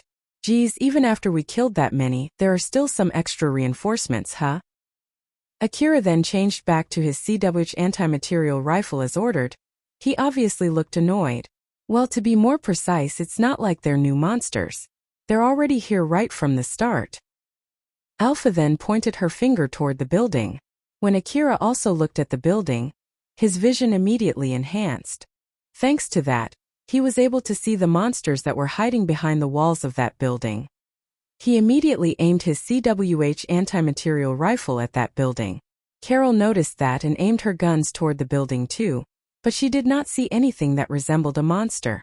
She could only see a strong-looking wall, a pile of dead monsters scattered around it, and Shikarabi and the other hunters carrying wounded hunters into the APC, as well as Sarah and Elena who were standing guard near them. There was nothing suspicious at all. Carol then looked at Akira. He was aiming at the building with a serious look. When she looked back at the building, a monster suddenly jumped out from one of the windows on the 3rd floor. She was a bit surprised by that, but she was surprised even more when Akira immediately sniped that monster. It then just crashed into the ground and stopped moving. The other monsters immediately started jumping out from the other windows too. Akira was able to snipe them down one by one accurately. The sniped monsters then fell off regardless of the damage from the impact of the sniping and crashed into the ground. Some of them crashed into the APC and made a loud banging sound which caused the hunters inside the APC to start screaming. Akira was able to firmly grasp the location of the monsters thanks to Alpha's support. And with her aiming support, he was able to snipe the monsters' weak points only with one shot. He kept shooting down the monsters that jumped out from the building one by one. Elena and Sarah immediately noticed that and started helping out. Carol also did the same. The pieces of the destroyed mechanical monsters rained down from above. Carol then thought as she kept shooting at those monsters. Again, Akira was able to detect enemies faster than anyone else. How exactly did he do that? We didn't notice them at all until those monsters started jumping out from the building. But it doesn't seem like he's carrying a powerful information gathering device either. I wonder if it's that intuition that those top-ranking hunters have. Although Carol only checked Akira's equipment based on its outlooks, from what she could gather, she did not think he was carrying a powerful information gathering device, and it did not seem like he was faking the appearance of his equipment either. There were many hunters among the top-ranking hunters who could accurately detect enemies' locations which were not supposed to be detected unless with a powerful information gathering device. They themselves could not exactly explain why they could do that. Since they could not exactly explain it to the other hunters, people just called it as intuition. There's also that too. During the fight, he fully left the driving to auto drive. Although there were that many monsters and we were in such a situation, did he really trust the auto drive function that much? Or is it that he was driving the car through remote driving? Is that even possible in the first place? There was a limit on how good an auto drive function could be. Unless it was supported by a specially designed control device, it would be almost impossible to traverse the old world ruin fully relying on the auto drive function. Even more so when they were in the middle of a fight. In the worst case scenario, relying on the auto drive function could throw Akira and Carol off the vehicle. It was not impossible to remotely drive the car with the help of a camera or something else to see what was in front of the vehicle and displaying that video in the goggles. But the real problem was whether Akira was able to do that or not. Watching both in front and behind him driving the vehicle, and fighting the monsters chasing the vehicle from behind, most hunters would not be able to do all of those things at the same time. Or at least Carol could not do such a feat. If I trust my intuition, I don't think that's the case though. But I feel like it's a bad idea to poke Akira about that. Seriously, this boy is a real enigma. Carol was smiling confidently while thinking about all of those things in the back of her mind. She had gathered some information about Akira from Shikarabe. She knew that Akira was a hunter who was worth more than 100 million orum. She also knew that he participated during the bounty monster hunt at Shikarabe's invitation, and he did very well during that hunt. She also knew that that information must be true, and she knew well just how strong Akira was judging from what happened yesterday inside the Saranthal building. That information really pulled up her evaluation of Akira to the point that she was sure he was one of those top-ranking hunters. Hunters risked their lives in order to obtain money. Some of them went to dangerous old-world ruins to bring back relics and sell them for money. Some of them obtained money from accomplishing difficult requests. Carol felt pleasure making those hunters spend their hard-earned money just to be able to sleep with her. Carol thought that she gave a pleasure worthy of that money. Even if those hunters who once slept with her would try to go to a more dangerous ruin or challenge a more difficult request to be able to sleep with her again just to meet a foul end, she would just laugh it off. Or more like, she might as well feel happy knowing that some hunters would even try to go over their limit and do something reckless just to be able to sleep with her again. As Carol thought how much money Akira would be willing to spend on her if she seduced him, she could not help but smile, but her face suddenly twitched with unpleasantness for a split second. But until now, Akira didn't show any interest in me though. Shikarabe also has no idea about the type of girl that Akira might like. Moreover, it seems that when Shikarabe invited Akira to a pub that was in the same building as a brothel, Akira did not seem to mind at all. Those Elena and Sarah, if Akira is going along with both of them, that means that it's not like he has no interest in girls at all. I don't understand what about me that he doesn't like. Figure-wise, I think I'm more or less as beautiful as those two though. Is it because he has some kind of particular fetish or something? Carol decided to stop thinking about that and focus on the current battle. The situation that they were in did not allow her to divide her attention any longer. Akira and the other hunters were able to deal with the incoming monsters for a while, but as more and more monsters started to jump out of the building from the higher windows, the wall of that building started to get covered with monsters. Some of them even started to latch their bodies on the wall of that building and shoot at Akira and the other hunters. Although they prioritized the monsters with long-range weapons, the number of bullets raining down from above their heads just kept increasing. Judging from this situation, I'm sure that building is filled with monsters up to the brim. I'm glad we only need to fight the monsters from the outside. Carol focused on the monsters in front of her while smiling and shooting at them. Although she did not have enough leeway to think about something else in that situation, she was not hard-pressed either since she came there with her expensive powerful equipment.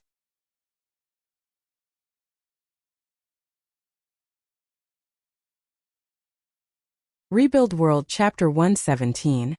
After the rescue operation. After the situation suddenly worsened, Elena finally decided to pull out sooner than she planned.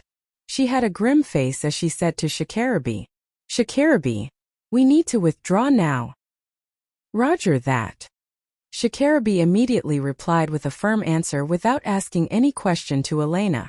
It was because he understood they were not in a situation where she could leisurely answer his question. Shikarabe then shouted to the other hunters inside the building, "We're leaving soon. If you don't get into the APC now, we'll leave you behind.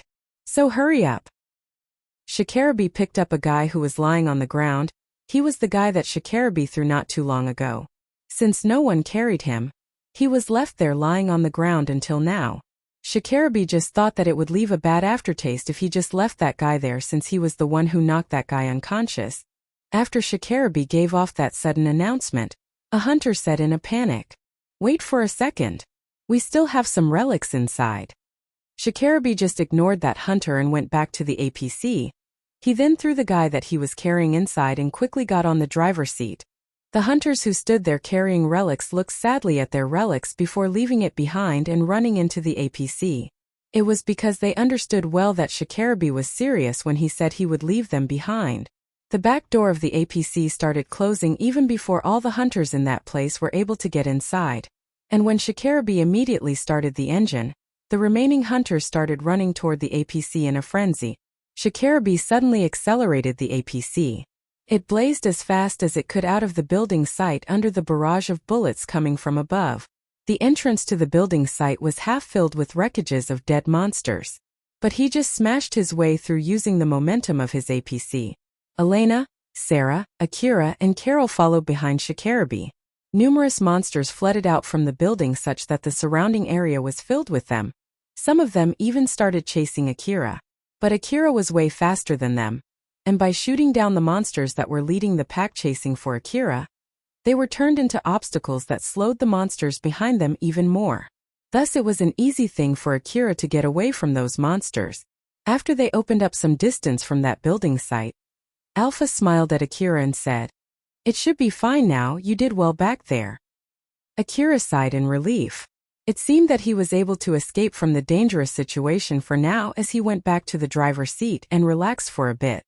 "Say, Alpha, is that building also filled with monsters just like the Saranthal building from yesterday? I can't exactly grasp the situation inside that building. But looking at what happened just now, I think that's highly possible. I wonder where all of those monsters came from.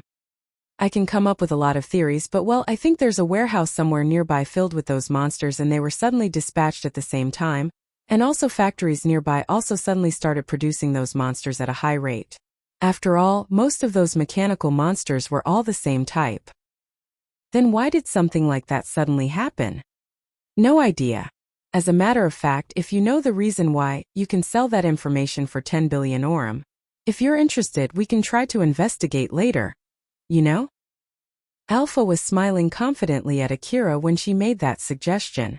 But he instead made a displeased face and replied, "No thanks. That's a wise decision." Carol, who saw Akira relaxed back, also lowered her guard. She then returned to the driver's assistant seat and said to Akira while smiling at him, "That was pretty dangerous. There just simply too many of them. It's still better than yesterday. This time we could run away using a vehicle after all." "Well, you're right about that. As expected, even I too don't want to get through the same thing as yesterday again." Akira and the rest of the team were driving through the Mihazono ruin. They were in a situation where they had enough leeway to chit-chat.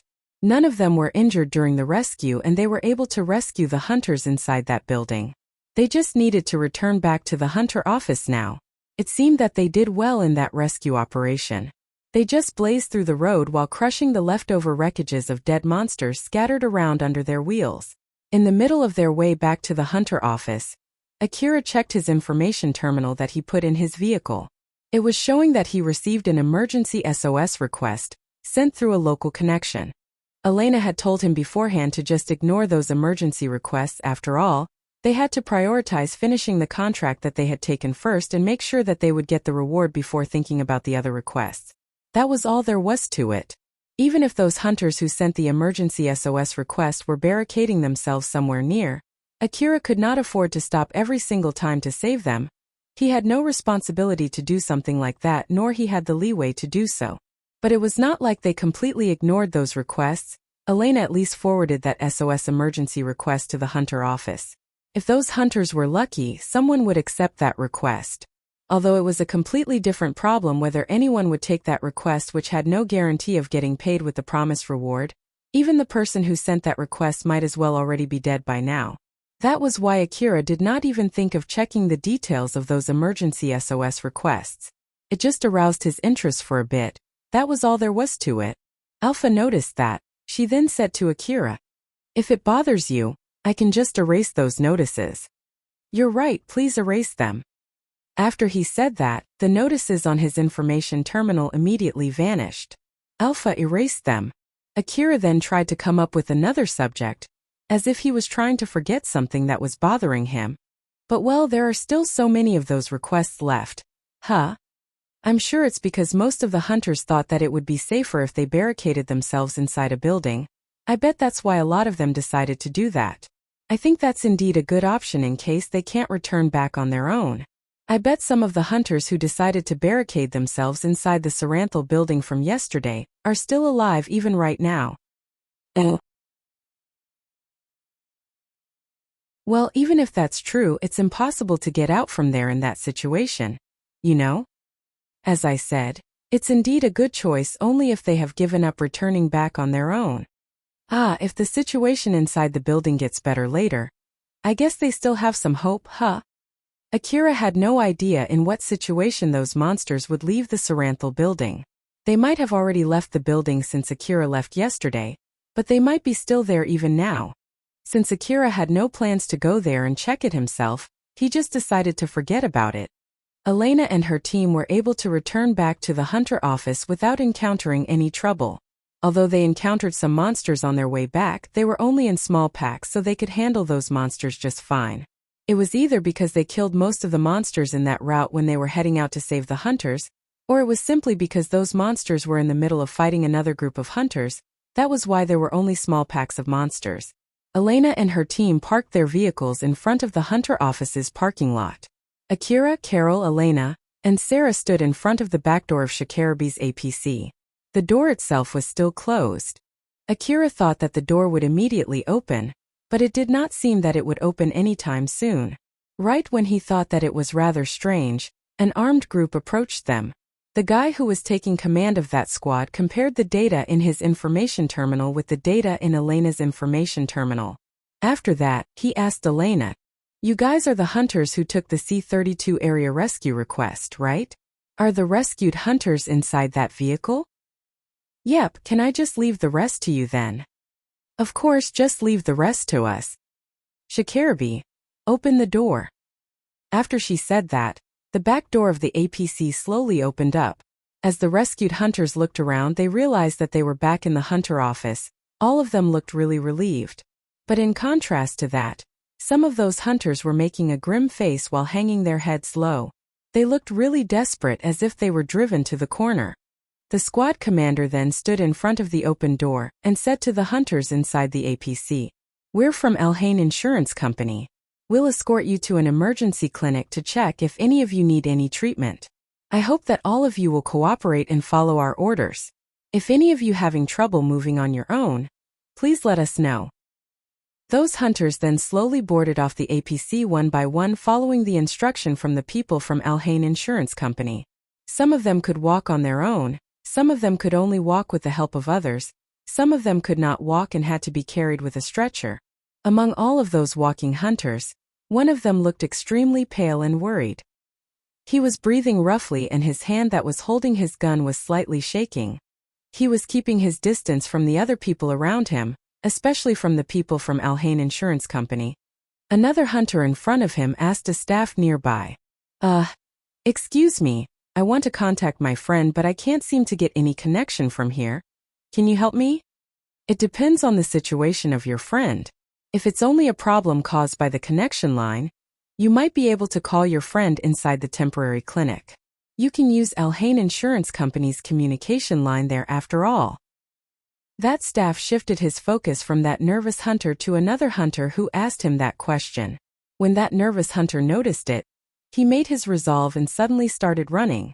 But when he started running, another Alhain soldier who was standing guard in his blind side immediately held him down. That soldier locked his movements by pushing him down on the ground. He looked like he was in pain on the ground as his weapons were taken away from him. The other guards came and cuffed both of his hands and legs, thus rendering him harmless. The other hunters in that area looked at that guy being secured by Alhain soldiers. One of the Alhain soldiers then turned to the other hunters, smiled and said, "Please stop trying anything that might cause misunderstanding. Don't try to leave without our permission until you finish all the administration work with us. I hope all of you will cooperate." Akira was watching when that incident happened. He looked pretty surprised by it. But the other hunters looked completely normal, as if they expected something like that to happen. It clearly showed the difference in their experiences as hunters. It did not take long for Shikarabe and Elena to hand over all the hunters that they rescued to Alhain Insurance Company. Elena was negotiating with someone from Alhain Insurance Company when Shikarabe called Akira to come in from inside the APC. "Akira, come and help me check if any of them left anything behind." "Sure. What should I do if I find something?" "If it's a relic or a piece of equipment, just leave it outside the APC. If it's a body or limbs, gather them all inside a corpse bag and put them outside. You can find the empty corpse bag under the seat." Akira frowned. He did not expect that limbs or torso would be included in the list of things that he might find. Okay. Thanks, I'm counting on you. Akira used his information-gathering device to help him scan the inside of the APC. He found 2 rifles left under the seat.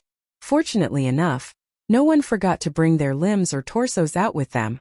It only took a while for them to finish searching the inside of the APC. That was when the commander of the squad from Alhain Insurance Company said to Elena, "Thanks for the hard work.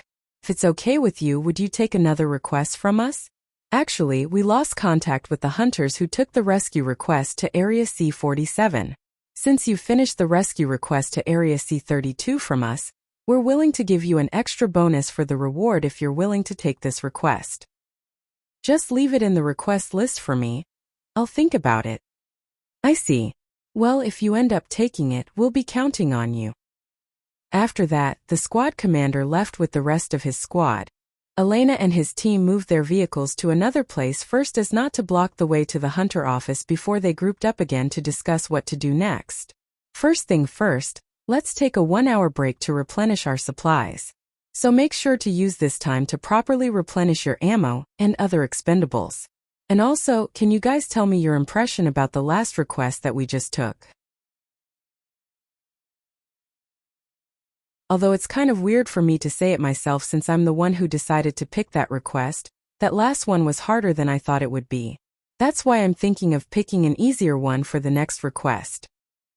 Akira agreed with Elena's opinion as he said, "It's true that the last request was pretty dangerous, so I think that is a good idea."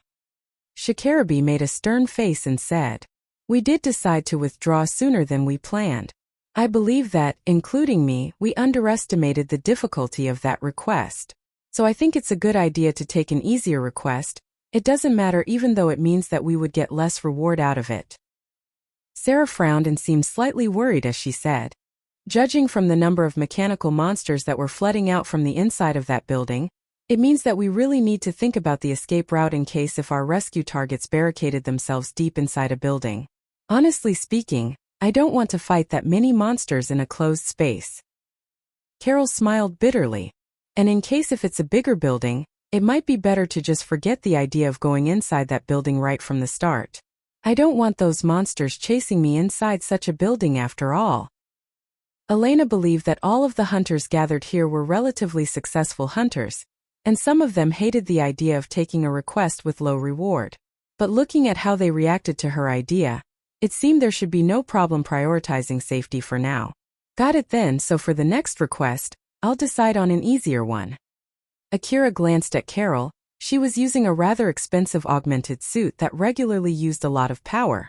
If they kept taking cheap requests, she might end up facing a deficit. So he thought that Carol might not like that idea. But that did not seem to be the case at all, thus he decided to stop worrying about it. Carol noticed that Akira was checking on her. It was true that she had no complaint taking easier requests with relatively small rewards, and she had no reason to fake that. Carol's attention was all focused on Akira, so she had no interest at all about the small reward. Akira was putting the armor plating in one of the supply depots. It was a manual job, a pretty boring and bothersome work. But if he was careless, he would have to pay for it with his life. He knew that very well. Thus he spent extra effort focusing on putting on those armor tiles.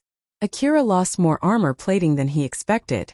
When he found a part of his vehicle clearly exposed, his expression turned grim. "I lost quite a lot of armor plating this time." Alpha casually replied, "It's no surprise after taking on those attacks. If you don't want to take them bare head-on, make sure to properly install all the armor plating." "You're right. I did buy a pretty expensive type of plating this time, so it should at least be pretty durable. I don't regret it. It's an important expense." Dealing with armor plating was a tricky business. Of course, the more expensive it was, the more durable the plating would be. But if Akira wanted to get even better plating, the cost-value ratio would drop fast. This time he bought expensive armor plating that Alpha recommended. It was the second most expensive armor plating in that supply depot. The price gap between that armor plating and the most expensive armor plating in that supply depot was huge. Carol was also there helping Akira putting on the armor plating. She then asked Akira a question. "Akira, What's your plan after this? I still haven't thought about it at the moment, but I'm planning to just take it easy until the break time is over. Is that so? In that case. Now that I think about it, I guess I'll do some workout. Carol actually was about to invite Akira to a meal or something, but she was cut off midway with that sudden statement from him. She could not help but express her surprise. I'll be done with the armor plating soon, so how about you, Carol? I'll be done soon too. Carol still had her surprised face when she said that. After they finished putting on all the armor plating, Akira really started working out. Carol just stood there watching him with a flabbergasted face. He seemed a little bit in pain as he slowly stretched his body. Carol then asked Akira a question. Is it okay if I ask you why would you be working out right now? I heard that increasing the flexibility of my joints and my muscles is good for my health, and it can help strengthen my body. Actually, I have a pretty stiff body, you see. And also, this works as my augmented suit training too. I see. Carol actually was not asking about the benefit of working out, she was asking why Akira started working out right now. Or at least, according to her experience, there was no guy that would actually start working out during a break time together with her. She then thought that it might be just out of whim and decided not to ask any further. Moreover, it did seem that Akira decided to do that really out of whim. Not to mention, talented individuals usually had a different way of thinking compared to common people, and Akira might be one of those. Well, it was not like it caused her any trouble, and she felt that she would not be able to get along with Akira if she let things like that bother her. Thus, Carol decided to just ignore it. There were a lot of occasions where Akira had to shoot his rifle from a weird position in order to be able to get out of dangerous situations. He often had to injure his own body to continue fighting. Sometimes he had to twist his body past the rotation limit of his joints. Sometimes he had to keep on shooting while tearing his own muscle with each shot. Sometimes he had to hold back the strong kickback that caused microcracks in his bones. He would use medicines to keep his body functioning in those situations while he kept on fighting. In order to minimize those types of injuries, Akira had to increase his body's strength and flexibility. Although he did that out of whim, it was indeed something that would be useful for him in the future. If Carol asked more detail about that, she might be able to understand why Akira did that. But since she started to identify him as a boy with a weird personality, she lost her chance to know more about him. If that quirkiness was able to hide Alpha's existence, if that would cause people to ignore his weird actions, then it might be a good thing both for Akira and Alpha. Carol decided to just forget about it as she said to Akira, who was stretching his body, "My body is actually pretty flexible, you know. Want to see?" Akira stopped stretching and turned to her. After Carol confirmed that Akira was looking at her, she smiled confidently as she raised her right leg while still standing. She kept raising her right leg until both of her legs almost formed a straight line while keeping her balance standing on one leg. Carol knew very well how to show off her beautiful body to seduce someone, and the augmented suit that she was using had a design that invited gazes from the member of the opposite sex. Carol, who was standing on one leg with her right arm intertwined with her right leg, looked so beautiful and bewitching. Akira, who was watching Carol, looked a bit surprised and praised. "Oh, that's amazing." Akira was simply amazed by Carol's ability to stay in that position. He knew that he could not do something like that. Unfortunately enough, unlike what Carol wanted, he was not getting amazed by the beauty of her body. But even so, Akira was still amazed by her body, so she decided to just accept that compliment. Carol returned back on her right leg and said, "Thank you, it's pretty amazing, isn't it? How exactly did you get your body that flexible?" "Well, I think you have no other choice but to regularly stretch your body every day. Although, in my case, it might be also because of my nanomachine-enhanced body." "Is that so? But now that I think about it, if someone else tries to put on your augmented suit with your data still left in it, I'm sure it would cause a big disaster." Akira remembered about his conversation with Shikarabe the other day and frowned. Carol was interested in that remark, so she inquired about that subject further. "Oh, what do you mean by that?" "Well, Shikarabe told me once that if I put on an augmented suit that still contains another person's data, it might cause my body to twist in a strange way that it would tear my muscle." Akira then told Carol what Shikarabe told him in the past. Carol seemed to be listening closely to his story, and agreed with what Shikarabi had told him. She then added to that information. That's not the worst-case scenario yet. There are a lot of cyborgs who also use augmented suits, right? Those cyborgs have joints that are way more flexible than normal humans. So if the past user of a certain augmented suit is one of those cyborgs and a normal person uses that augmented suit and tries to move, his limbs might make 180 degrees turn and it would break his body. In the worst-case scenario, it might completely tear his body to pieces. Akira imagined something like that happening to him. The image of his body turned 180 degrees, and just laid there in the middle of the old-world ruin unable to move was pretty scary. That would be horrible. Akira could not help but voice out his impression. Carol smiled lightly at him and said, well, basically, if you don't want something like that to happen, you better only get all of your equipment, not only your augmented suit, from shops that you really trust. And be extra careful so you don't get any weird equipment from the black market. Akira then thought, I buy my equipment from Shizuka-san's shop, so it should be alright. Although I buy my medicines from Katsuragi, I'm sure he won't sell me any dangerous drugs since he knows what I'll do to him if he does that. It should be alright, right? Well, I think there's no need for me to worry about it. Is that so? If you're worried about something, I can introduce you to shops that I recommend, but it seems that I don't need to do that, huh? Yeah, it's alright. Akira returned back to stretching his body. He was stretching his body following Alpha, who was in front of him. Alpha sat down on the ground and spread her legs. She was leaning forward to the point that her breast touched the ground while looking at him. Akira seemed to be in pain as he was trying his best to do that too, but his body was not flexible enough and he was barely able to do it properly. Alpha then smiled at Akira. Want me to help you? No thanks. Akira sounded displeased when he said that. He knew that he would be able to stretch his body even more if Alpha controlled his augmented suit. But he got a bit scared after listening to Carol's explanation just now. Don't worry, the augmented suit that you're using right now is designed so that it can't make 180 degrees twist. Do you really think it would make me feel safe by telling me that? I'll do the stretching myself. Akira did trust Alpha, but this and that were two different things. So he kept stretching with his own ability, which also served as a training for operating his augmented suit on his own. He properly differentiated and felt the movement of his limbs under the augmented suit, and the movements of his augmented suit as he tried to match both of those movements. In order to minimize the damage to his limbs while increasing the efficiency of his powerful augmented suit, he tried his best to match the movements of his body with his augmented suit to get the best performance. Even stretching his body like that was already a difficult thing for Akira. There was nothing that he could do to fix it except training. Akira kept on working out until Elena and Sarah came as their break time was about to end. After Elena and Sarah arrived, they were just having a chat with each other while waiting for Shikarabi.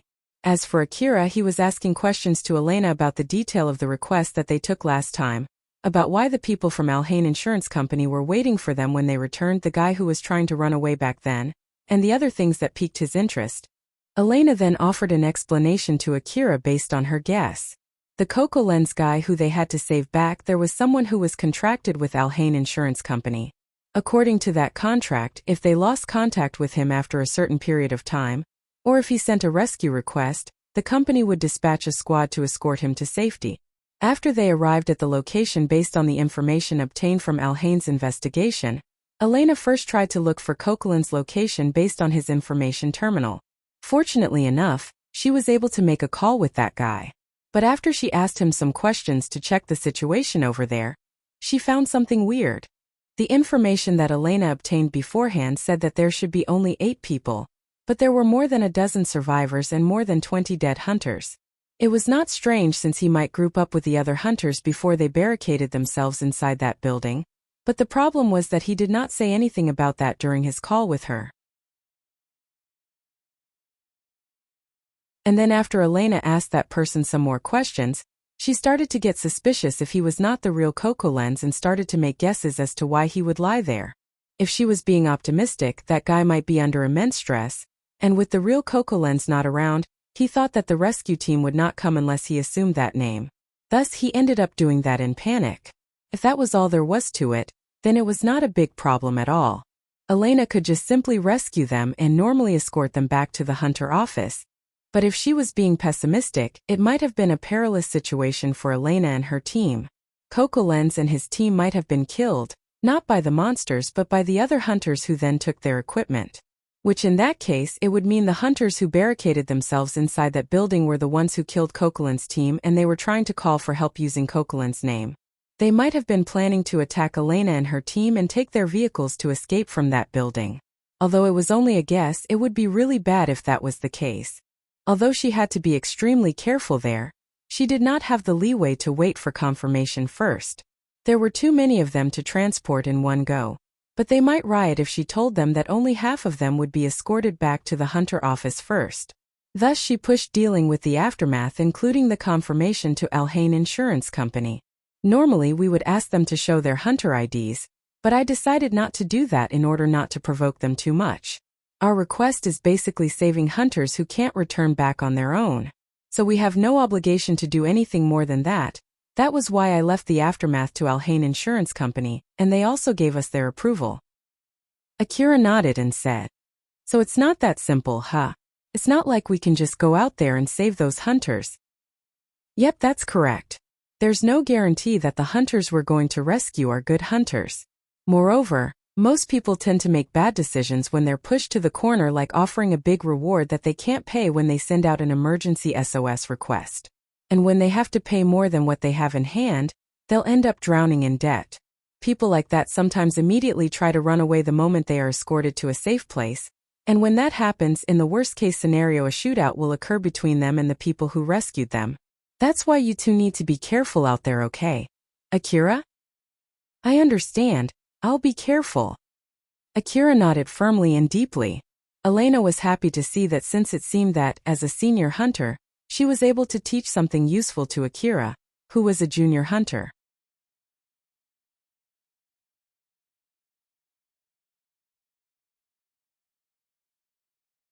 Rebuild World Chapter 118 Batgirl. Carol was keeping her eyes on Akira as he was talking with Elena and Sarah. Carol was, objectively and subjectively speaking, a beautiful girl. And even when they were compared to her, both Sarah and Elena were pretty beautiful too. So, looking from the outlook alone, Sarah and Elena were not that much different from Carol's. But even so, Akira reacted very differently when he was with Elena or Sarah compared to when he was with her. Carol thought that Akira had no interest in girls at all, but now she had to change her opinion after seeing that. I wonder where this difference comes from. Is it just because he has known both of them for longer? Is it just that he's bad at dealing with people that he doesn't know very well? No, I don't think that's the case. Carol immediately rejected the guess that came up in her mind. Thanks to her long experience dealing with a lot of people, she at least knew that she was heading in the right direction, and that might give her a hint on how to seduce Akira. If it was only because Akira had never experienced the allure of the opposite sex, then she might need to find another way to approach him. As Carol thought so, she decided to keep that in mind, at least for now. Well, there's no need to rush myself. It has only been 2 days since we met. I'll just slowly and carefully approach him to make sure that he won't cut his relation with me. Shikarabe arrived right on time. The other hunters there looked a bit surprised when they saw him step out from his APC with an irritated look. Shikarabe then said, "Sorry, am I late?" Elena replied, "Don't worry, you're not late, you came just on time. So then you look pretty annoyed though, what happened?" "Nah, it's nothing." "If it's really nothing, as the team leader, I at least want to know the reason, alright?" Shikarabe frowned and looked at Elena. Elena looked back at Shikarabe without changing her expression. After a few seconds of silence, Shikarabe sighed and said, "Since I'm here in Mihazono Ruin right now, the people in Drankum are telling me to at least join the Drankum team even if it's on name only, and it was not easy refusing them. That's all." It seemed that Shikarabe really did not want to work under Katsuya, even if it was only on paper, to the point that he even hated the idea of explaining it to other people. Elena and Sarah smiled bitterly. Both of them understood Shikarabe's hatred toward Katsuya, and they knew well that he really hated Katsuya's gut. As in matter of fact, there might be a part of them that sympathized with Shikarabe. Carol smiled smugly. She knew very well that Shikarabe was a man who would not allow his personal feelings to get in the way of his job. Getting himself in a Drankum team in name only, would not cause him any loss, thus, it was only to be expected if Shikarabi accepted that demand. So, the fact that he did not do that showed that he was prioritizing his personal feeling, which was indeed a very rare thing for him. Carol thought that it was indeed strange and made her wonder who was this Katsuya who caused Shikarabi to even go that far. Akira himself did not show any particular reaction. After all, for him, the infighting in the Drankum was none of his business as long as it did not cause any trouble for him or the other people that he cared for. After they finished a short briefing of their next request, they then headed back into Mihazono Ruin. They did not find any particular trouble from there. Since they decided to lower the difficulty of the rescue request that they accepted, they did not have to fight a swarm of monsters in narrow places, nor they got to encounter any relatively powerful monsters. They just went back and forth from the Hunter Office branch to the Mihazono Ruin to escort the hunters that they rescued without any trouble. I'm heading back to the city though. How about you, Carol? Let's see. Carol glanced at Shikarabi. Shikarabi obviously looked alerted and slightly frowned. She then smiled and said, I'll head back to the city too. Akira, can you give me a ride? Oh, sure. Akira was a bit bothered by Shikarabi's reaction. Although he was sure that there must be a reason for that, he simply decided to just forget about it. He then lightly bowed to Elena and Sarah. Well then I'll be heading back now. I'll be in your care again tomorrow. Elena lightly smiled. Be careful on your way back home. And make sure to get a good rest when you get home. Sarah also smiled lightly and said, Don't drop your guard yet until you reach the city. Okay? Akira and Carol returned back to Akira's vehicle. They then waved at the other hunters who would stay behind and left that place. After Akira and Carol left, Elena turned to Shikarabi and asked, Shikarabi, do you have some free time after this? Shikarabi guessed the meaning behind that question as he frowned and said, It depends. I'm really tired so I want to get a good rest as soon as possible. It's about Carol. I want to know more about her. You're acquainted with her, right? Shikarabi's face turned stern. His guess was correct. Elena and Sarah, who saw that, were a bit surprised. Shikarabi thought to himself without saying anything. Some of what he was thinking got leaked on his face. He then carefully chose his words as he said, Well, it's true that it might cause trouble if I try to evade your question about her without giving any good excuse or explanation, but I feel like it'll also cause trouble if I explain everything about her. So I'll only answer questions that won't cause any trouble among us, while we're still taking the SOS rescue request together. To put it simply, she's not a good girl, but it's highly unlikely that her bad personality and habit would cause any bad effects on the current SOS rescue requests that we're taking. Her ability as a hunter is also not something to scoff at, so I don't think she would slow us down either. After hearing that answer, Elena and Sarah made a troubled face. Elena then asked Shikarabi a question. She sounds like nothing but trouble though. I leave it to you how you want to interpret it. And even if it's true that she's a problematic person, that doesn't mean that her problem might cause us any trouble in this short time span when we're working together. It's true that I won't invite her to my own team, but if someone else is bringing her along, I won't kick her out since she's pretty strong herself. That's all that I can say as a team member. If you want to know more about her, I'll tell you, but only after we finish this request. See you tomorrow then. Shikarabi then left Elena and Sarah. Elena and Sarah looked at each other. It was obvious looking from their face that they had no idea how to treat Carol now.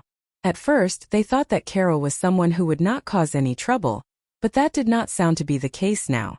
Akira gave Carol a ride all the way to where they met up before going to the Mihazono Ruin. Carol stepped off the vehicle and stretched her body while facing away from Akira. She then spun around and smiled at him. So then see you again tomorrow. If you still have some time, you can visit my home, you know? I don't mind even if you want to sleep over too. I can also serve you some simple food while you're at it. That way, we won't have to meet up first before going to the wasteland tomorrow. They were planning to go to Mihazono Ruin again tomorrow, and they planned to meet up in the same place as before. Akira shook his head. No thanks, I'll go back home. I can't really relax unless I'm in my own home, you see. Oh, I see, that's just too bad. Seriously though, you refused even when a beauty like me is inviting you. You're no fun at all. Carol smiled confidently at Akira, which Akira returned back with the same smile, filled with confidence. Sorry. I hope you get a good rest today. Carol saw Akira off and mumbled. No reaction at all even now, huh? Well, let's be patient here. Carol thought it had been quite a while since the last time she felt pleasure in trying to seduce someone as she smiled amusedly. Akira went straight for the bath when he got back home. He enjoyed the warm water as he dipped his body up to his neck inside the bath while letting the warm water heal his tired body.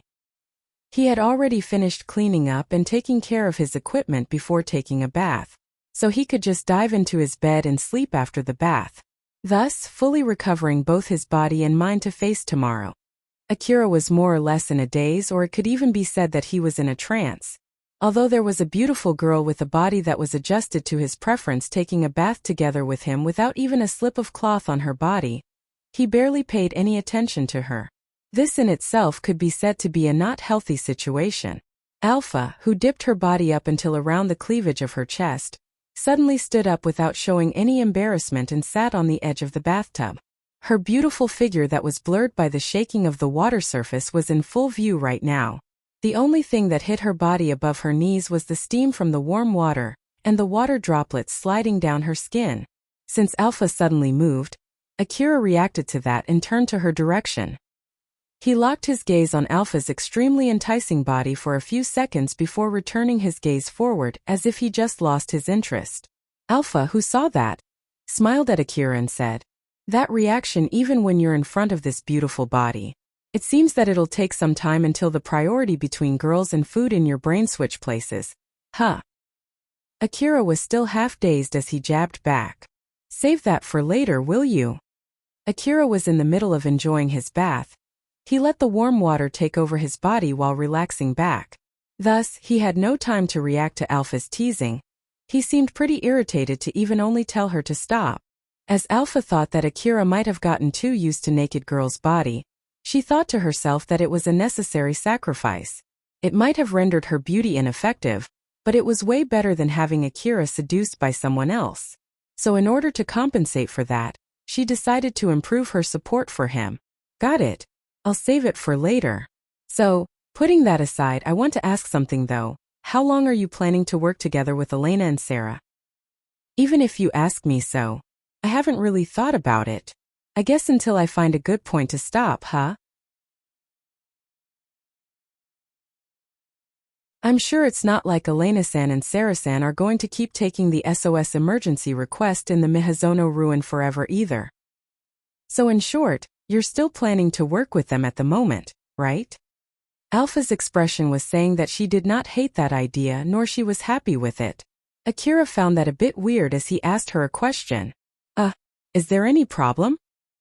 It's not like I have any problem with it, but honestly speaking, in order to get you to accomplish the request from me, I rather choose for you to polish your skill in exploring ruins rather than saving people.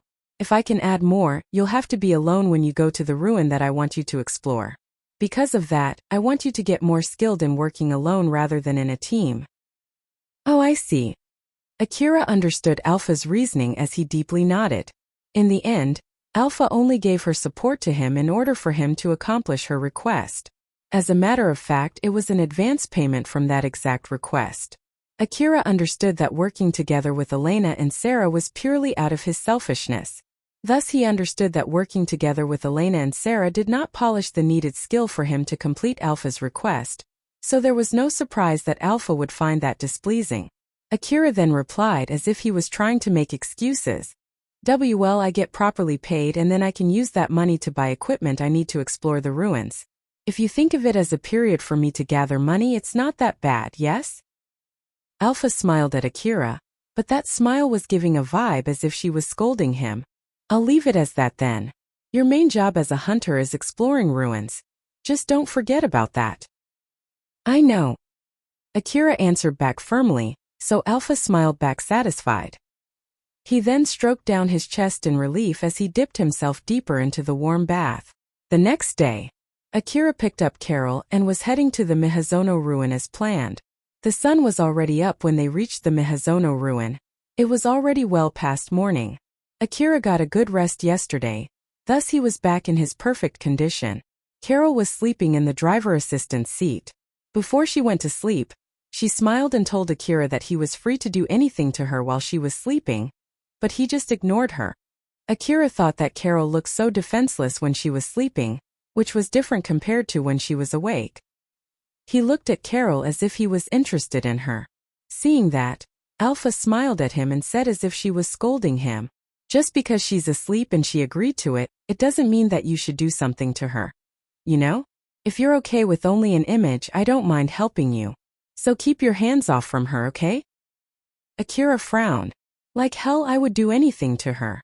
I just thought that she looks so different compared to when she's awake. You're right about that. But it's the same for you too, or at least that's the case lately. Is that so? Well, it's not like I can see my own sleeping face though. And what about that lately? When the first time I met you, it seemed like you always kept one eye open to watch for your surroundings, and you never fell too deep to your sleep. But lately, you've been defenselessly sleeping so deeply as long as I don't wake you up. So you two look very different when you sleep compared to when you're awake lately. I see. Akira sounded as if he was thinking deeply when he said that. Back when he had to sleep in the back alley of the slum city, he always hoped that he would be able to wake up the next morning when he closed his eyes. After all, it was not a strange thing if someone killed him and took all of his belongings in the middle of his sleep. But right now, he could sleep on a comfy bed inside a house with an outer wall. Moreover, Alpha would definitely wake him up if something came up. That was why he could sleep peacefully lately. Now that I think about it, I'm living a pretty luxurious life now. Akira smiled bitterly as he once again realized how much his lifestyle had changed. When Mihazono ruin finally came to his view, Akira shook Carol to wake her up. Carol, it's time to wake up. Carol immediately woke up. She looked at Akira and mumbled, "We've arrived." "Yeah, the meeting point is just ahead." "TMH, I got good sleep thanks." Carol lightly stretched out her body to wake herself up as she smiled and said, "So then, did you do something to me?" "Nope." "Oh my, that's just too bad.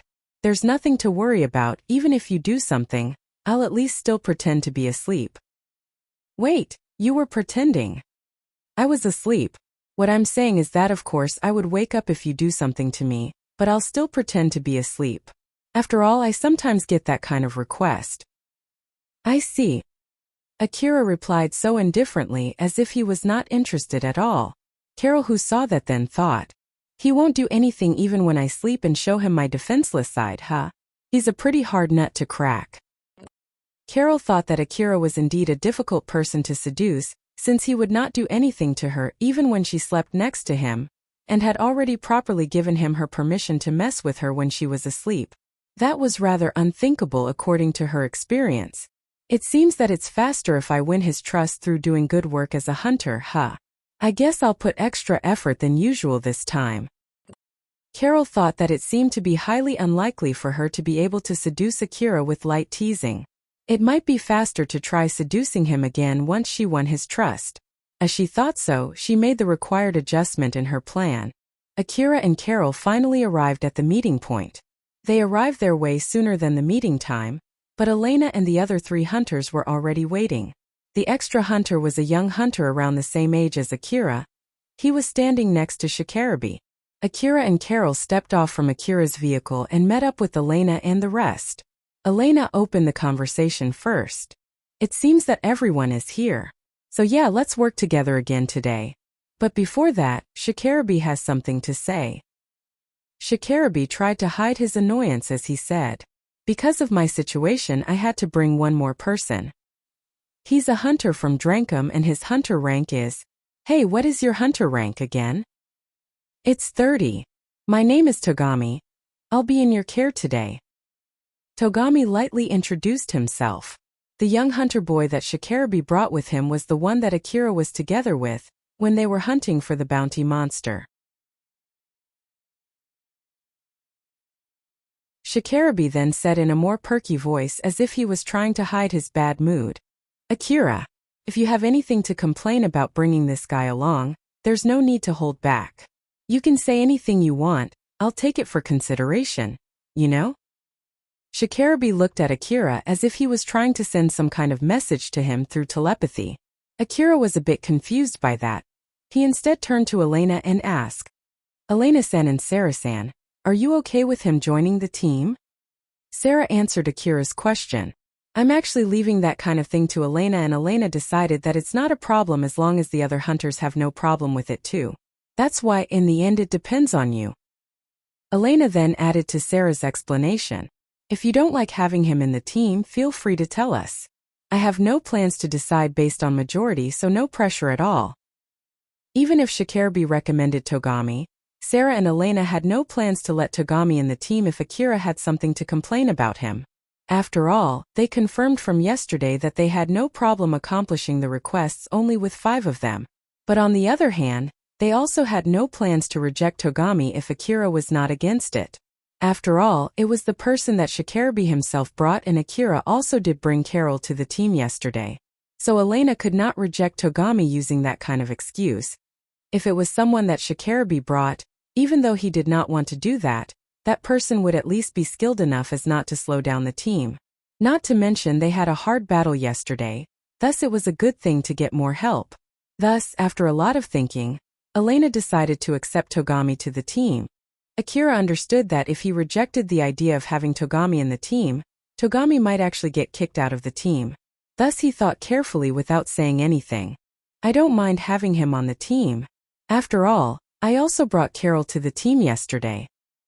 Carol then asked, is there any need to readjust the reward distribution then? Elena answered that question. Nope. Just like how you're paid from Akira's share of reward, Togami will be paid from Shikarabi's share of reward. He'll also prioritize Shikarabi's command just like you to Akira. In that case then I have no complaint either. After all, since Akira will take responsibility if I mess up, Shikarabi too will take responsibility if he messes up, right? Carol glanced at Shikarabi and smiled at him. Shikarabi frowned. He looked obviously displeased. Well, I guess that's how it goes, huh? Shikarabi looked at Akira as if he was expecting something, but he eventually gave up and sighed. Akira was a bit bothered by how Shikarabi was acting there, so he decided to ask Alpha. Alpha, did I say anything strange here? Nope, I think he was hoping that you would be against having Togami in the team. But he was the one who brought Togami here, right? It's common when a hunter has a different opinion than the people in the organization that hunter is in. Shikarabi actually doesn't want to bring Togami along, but he could not refuse the order from the gang that he's in. That's why he was hoping he could refuse that order with an excuse that most of the other hunters in his team are against it. That does sound plausible. I guess Shikarabi is having it hard, huh? Akira said it so nonchalantly as if he had nothing to do with it at all. Well, strictly speaking, it was indeed none of his business after all. But getting around troublesome things like that while getting the benefits from being in a gang would definitely help as a hunter, as well as increasing the survivability chance out in the wasteland. It was indeed one of the many important skills for hunters to reach success. Akira understood that very well, but he had the habit of looking down at such a thing. That was why he thought that Shikarabi's problem had nothing to do with him. That was as far as Akira's skill to get along with other people could go. Elena also noticed Shikarabi's reaction there, but she decided to just ignore that as she continued talking about today's job. That's decided then. Let's go with these 6 people today. She had no plans to get involved in the infighting in the Drankum, and it was not like Shikarabi asked her to reject Togami, since Shikarabi would be responsible for him, and as long as it would not affect the reward distribution, it was a good thing to have another skilled hunter in the team. Thus, as the team leader, she had no reason to reject Togami. Elena tried not to include her personal feelings when she decided that. They then accepted an SOS emergency request and went to the Mihazono ruin again, just like the day before.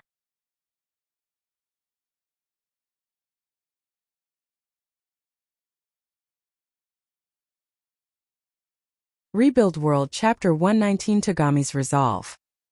Elena and her team went to the city district of the Mihazono ruin again. Akira was driving his vehicle while looking at his surroundings. The area was cleaner than yesterday.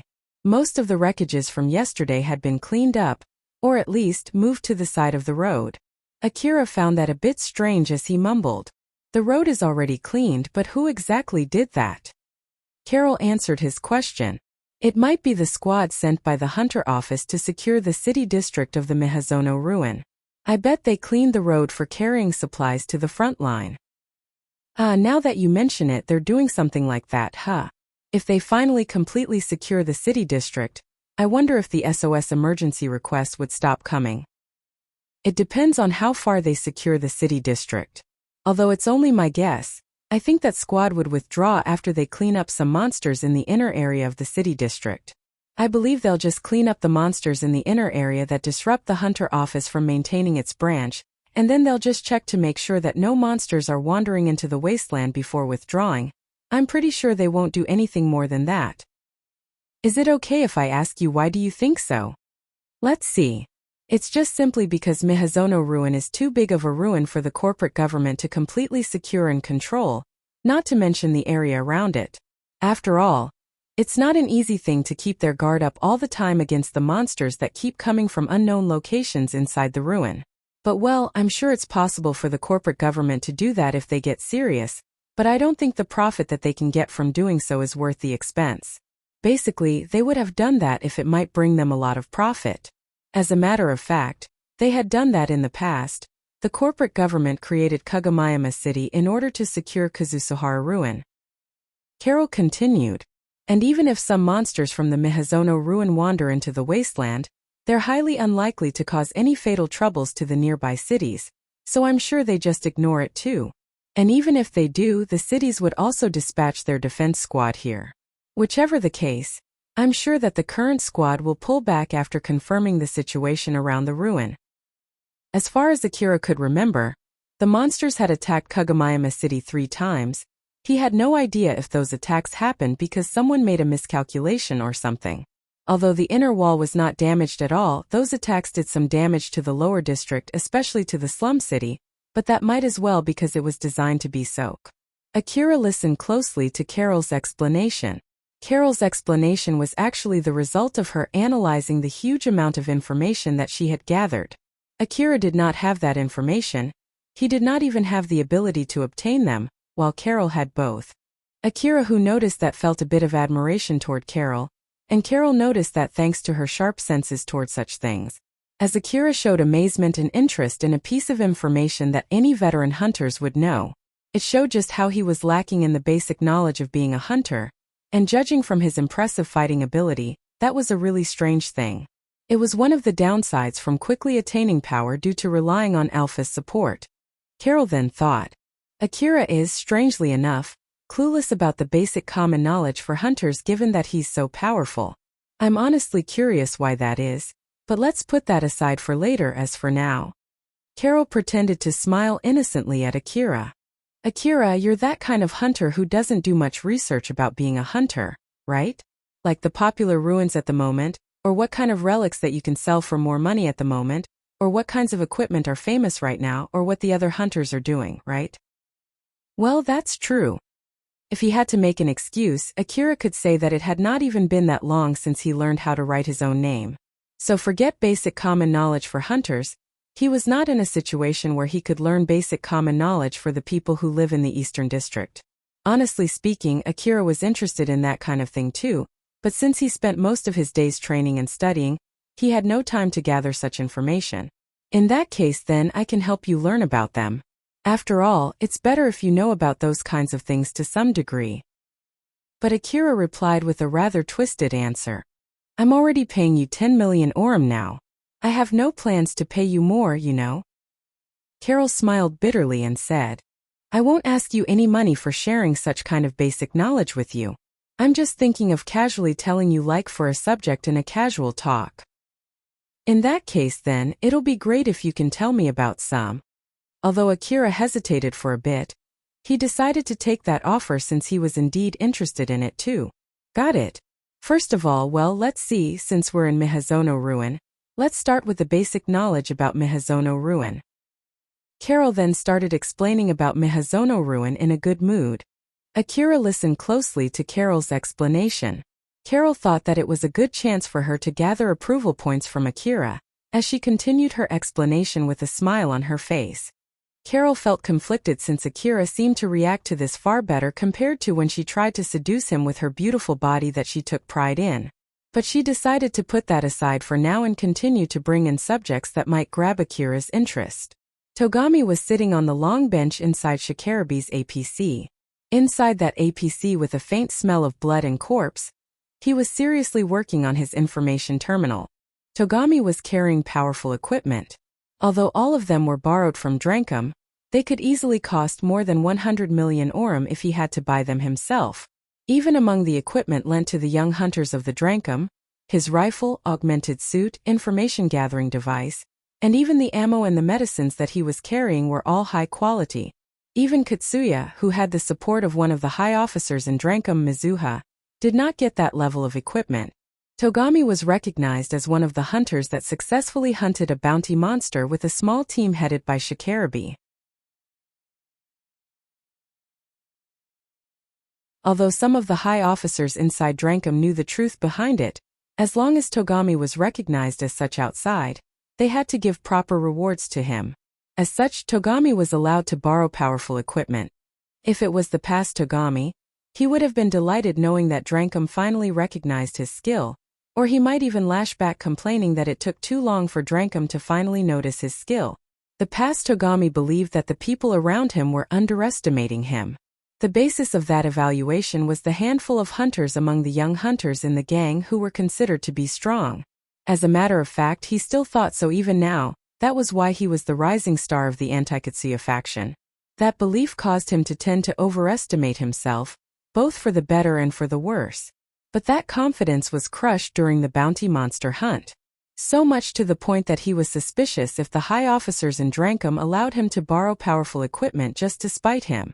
Since Togami finished that bounty monster hunt, he had been thinking if his pride up until now were nothing but empty.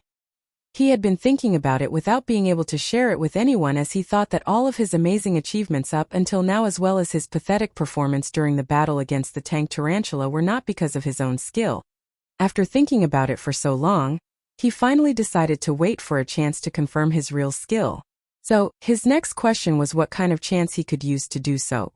Even if he tried to work together with another young hunter outside Drankum, he could not exactly use that to confirm his skill. It was because he could not take off his mind from Shikarabe's words when Shikarabe told him that he was just a fool who misunderstood his real skill, just because he had a high hunter rank. After some time, Togami regained his composure and realized that Shikarabe's words were actually referring to the people who got ahead of themselves, and not particularly referring to him. But even after he realized that, that was not enough to get his mind off it. It showed that he actually agreed with what Shikarabe said, albeit only to some degree. After spending a lot of time thinking about it, Togami eventually came to a conclusion. If he could once again get in the same team with Shikarabe and perform as well as him, and produced results as good as him, it might help Togami reconfirm his own skill one more time. Togami was originally scheduled to join the squad dispatched by Drankum to Mihazono Ruin. But due to his request, he was suddenly transferred to Shikarabe's team.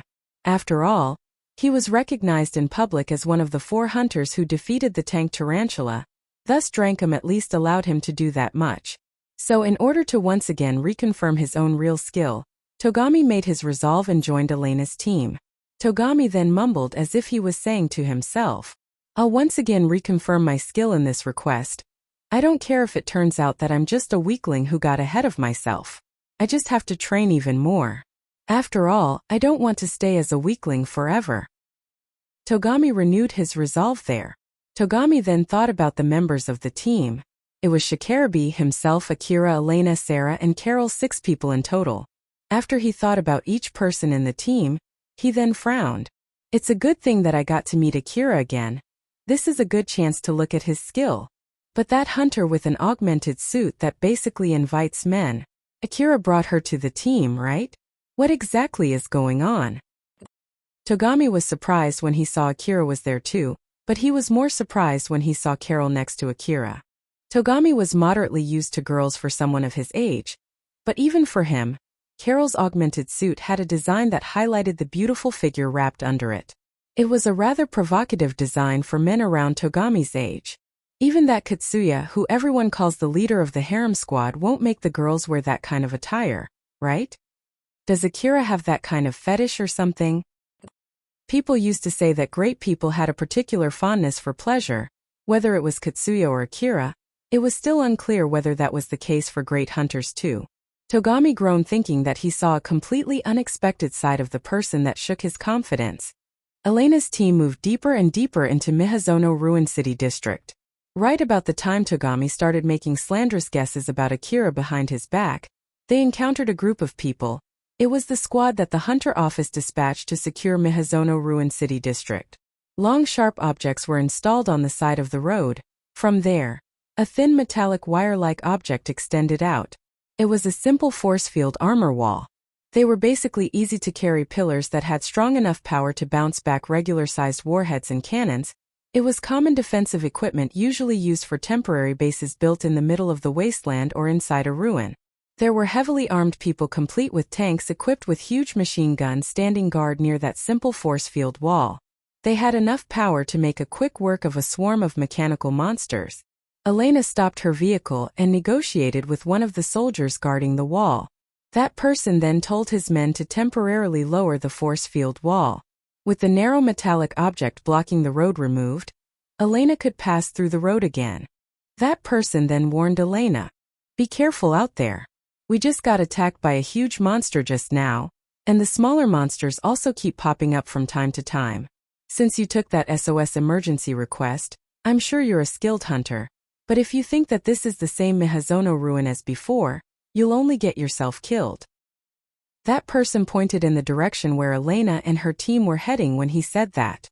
In the direction that he was pointing, there was a wreckage of a huge dead mechanical monster. Empty warheads and missile pods could be seen scattered around that wreckage. It must have been a pretty powerful monster. "Thanks, we'll be careful." Elena said her thanks to that person as she restarted her vehicle and stepped on the gas. Shikarabe and Akira followed behind her. After Akira passed over the force field wall, it immediately erected back up. Akira looked around his surroundings while driving his vehicle after passing through the force field wall. The area around him was filled with rubbles, wreckages, and dead monsters. The situation inside and outside the force field wall differed greatly. Akira scanned his surroundings and said, "There are obviously more monsters than yesterday. Is it because they're pushed out from the inner wall, so the area outside becomes more dangerous?" Carol, who was sitting next to Akira, answered that question while also scanning around her surroundings. "Well, with all of these monsters dead, the outside area might have become relatively safe though. Maybe. If the monsters get more reinforcement, the same number as the dead here, safety would be a pipe dream. After all, it would come as no surprise if the factories produce as many new monsters to replace all of these dead monsters, you know? I did hear that the cleaning drones of the old world ruin gather the remnants of the dead monsters when no one is looking, and then they use the material gathered to create new monsters. But since these wreckages are still here, it means that they can't use them for material to create new monsters, right? So, I don't think it's that easy for them to produce replacement monsters. There might be a warehouse somewhere filled with mechanical monsters, right? In that case, there's no need to retrieve the dead monsters just to create new monsters. Furthermore, Miyazono Ruin has a factory district, right? It won't be strange if there's a warehouse filled with monsters over there.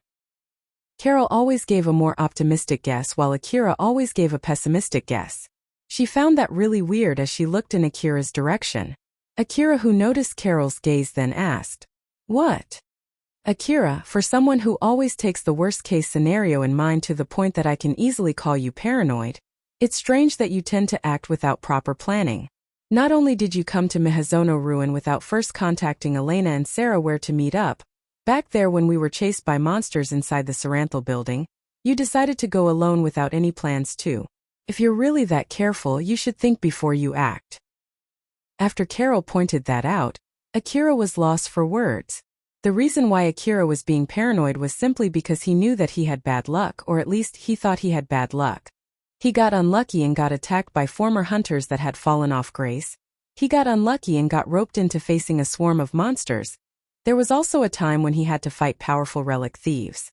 In the first place, if he had good luck, he would not be living in the slums of Kagomayama City. In reality, Akira was actually not as unlucky as he thought he was. After all, if he was really that unlucky, he would not have met Alpha and received that sudden power boost in the first place, which was in itself a very lucky encounter. Moreover, he would not have visited Shizuka's shop where Shizuka was so nice to help him with a lot of things. He would not have met Elena and Sarah in Kazusuhara Ruin, where both of them later saved him from a swarm of monsters. All of them were lucky events, so it was not like Akira always got nothing but unlucky events.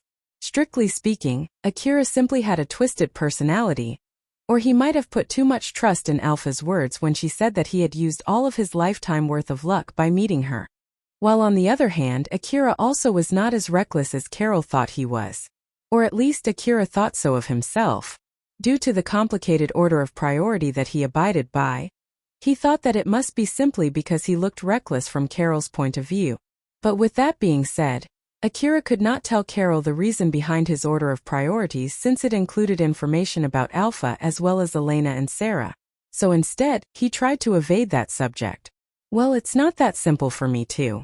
Moreover, it's a good thing to be careful when exploring a ruin, right? It was easy for Carol to notice that Akira was trying to evade the subject, and she also noticed that there was something that he was not willing to share. But she thought that trying to poke for that information would only worsen her relationship with Akira. That was why she tried to follow along with his intention to just let it slide. That's true. But it'll be bad if you get too careful, and because of that you get to meet monsters when your concentration is significantly lowered, so it's not good to be too careful. Well, that's all I want to say. I see, got it then. Don't worry. Akira agreed with what Carol said and nodded. He looked relieved. It might be because he was able to successfully evade the subject that he did not want to talk about. Carol was staring at Akira's face and thought, although he had that incident in Saranthal building just the other day, I wonder why he would even come to Mihazono Ruin again to meet up with Elena and Sarah. Is it simply because they are his friends? Or is it that Akira actually has some feeling for them? Or one of them is actually Akira's lover or something? But if that's the case, Carol mumbled, if it's something that they keep secret, then there's no need for me to hold back.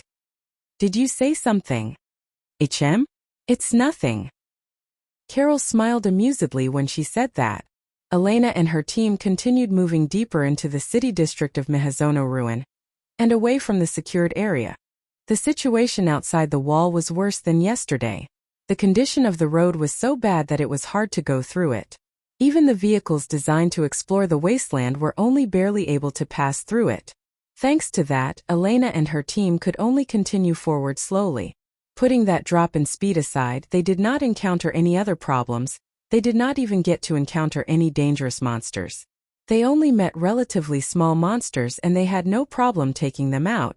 Akira suddenly asked Alpha a question. I don't see that many monsters outside the wall though. Alpha, do you detect any monsters around? Alpha replied casually. Yep, there are some monsters. Akira was a bit surprised when he heard that. There are? You should have told me then, where are they? Akira looked around, but he did not spot any monsters around. Alpha smiled and said, they're scattered around the area. Since they don't seem to be going to attack us, there's nothing to worry about. Alpha then enhanced Akira's vision. He could see mechanical monsters pass through the rubbles and wreckages. Some of them were on the other side of a building, some of them were inside a building, some of them were hiding under the wreckages on the side of the road. They were hiding in all kinds of places around the area. And just like Alpha said, they were not trying to attack Akira. They were just there waiting in silence without moving. Akira was a bit confused by that. Why are they not trying to attack us?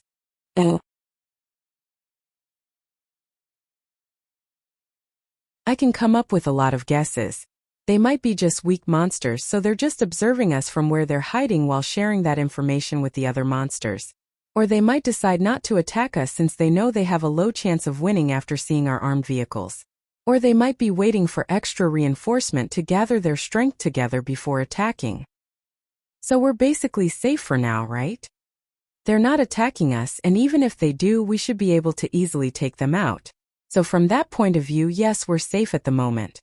But monsters are basically dangerous beings, That's why people call them monsters in the first place. Well, that's true, but that's not what I meant. Akira felt that he was not fully convinced by Alpha's answer, but he did not know the reason why. Alpha also did tell him that they would not have any trouble fighting those monsters, so it might be okay to just ignore those monsters for now. In the end, he decided not to let those monsters bother him. There was one monster that was outside the detection range of Elena and her team. Although it was damaged, it still had enough strength to fight. It was one of those huge monsters that fought the humanoid soldiers dispatched by the Hunter office, so in short, it was an aggressive and dangerous monster, an enemy. The scanning device installed in its body was showing Akira and the other hunters' positions. The image of Akira moving inside the ruin was transferred from its detection devices that were scattered around the area. That so-called S-101 big-sized multi-legged tank had the main duty of destroying enemies of the same type, i.e. the tanks and the humanoid soldiers. The image displayed in the S-101 control device was Akira's vehicle with Akira and Carol inside it. Alpha was invisible to that monster. The S-101 fixed its aim at Akira. The huge cannon that it was equipped with had enough power to destroy the humanoid weapons used for securing cities. It could launch a warhead at a high speed, it had powerful firepower, and it had a wide explosion radius. If Akira's vehicle got hit by that warhead even once, the people on that vehicle would not be able to get by unscathed. Right before it launched a warhead, Alpha's image suddenly appeared in the control device of S-101. Alpha showed some kind of symbol next to her. She pointed at that symbol while shaking her head. The S-101 confirmed that symbol and stopped from trying to attack Akira. It then immediately returned back to standby mode just like before it discovered Akira. Elena and her team finally reached their destination. It was a 3-story building inside the city district of Mihazono Ruin. They parked their vehicles next to that building, stepped out from their vehicles and gathered together. Elena made a grim expression as she checked her information-gathering device. She then lightly shook her head and said to the rest of the team, "Nope, no reply at all.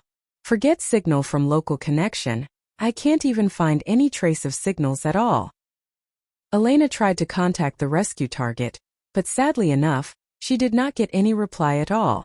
Shikarabi tried to analyze the situation as he said to Elena, "Even if the rescue targets are all dead, I think we should be able to at least get some signals from their information terminals, but does that mean that they got attacked by some powerful monsters and got all of their equipment destroyed? The target location is here, right? If we follow the information from the request, yes, it's this building." They then peeked inside from the entrance of the building. The interior of the building was pitch black. There was no light source at all. There was not even a trace saying that the entrance was barricaded either. If the rescue targets were really in that building, then they should be barricading themselves somewhere inside that building. While on the other hand, there was also a chance that the information of the rescue targets was wrong and they were not in that building. They peeked inside that building while having a conflicted feeling. They saw a lot of monsters flooding out from inside a building just yesterday, so they did not want to explore that building to search for the rescue targets if it could be helped. But it was not like they could just return back without trying to do anything there. They came all the way to that building because they accepted a rescue request from the broker that Elena was contracted with. So in order to properly do their work based on the information given to them, even if the rescue targets were no longer inside that building, they had to at least check the inside of that building and properly confirm that there was no one in that building. If that building was filled with mechanical monsters, they could use that as an excuse to make a guess that the rescue targets were already dead. But if that was not the case, if they had the option to check a bit inside of that building, then they could not afford to just return back without doing anything. Elena sighed, her face turned stern as she said, "It can't be helped then. Let's search the inside of the building. Sarah, Akira, Carol, and I will go and search the building. Shikarabi and Togami will guard the building from the outside. Give us a call if anything comes up. If we don't return back after 1 hour and you can't contact me, then issue an SOS request for us." Shikarabi nodded and said, "Roger that. If that happens, is it okay for me to decide where to issue the request? Since we're here because of the request from Alhain Insurance Company, you should first send the request to them to let them know what happened. Then after that, it's up to you." Shikarabi seemed a bit dissatisfied as he said, "Got it. Is it okay if I set a high reward offer for that SOS rescue request and take that request myself?" Elena smiled and replied, "Of course. That is, if you think that I will pay any amount of reward that you decide without resisting." Sarah and Carol just smiled lightly watching that short exchange between Shikarabi and Elena. Akira too was watching that short exchange filled with interest. In the back of that short exchange, there was a lot of underlying knowledge about how to handle an emergency situation and unspoken common senses among hunters, and Akira had almost no knowledge at all about both of those things. He simply did not have enough experience working as a hunter. Although he received a sudden power boost thanks to Alpha's support, it did not instantly turn him into an experienced hunter. Togami somehow looked unsatisfied with that plan since he actually also wanted to search the building.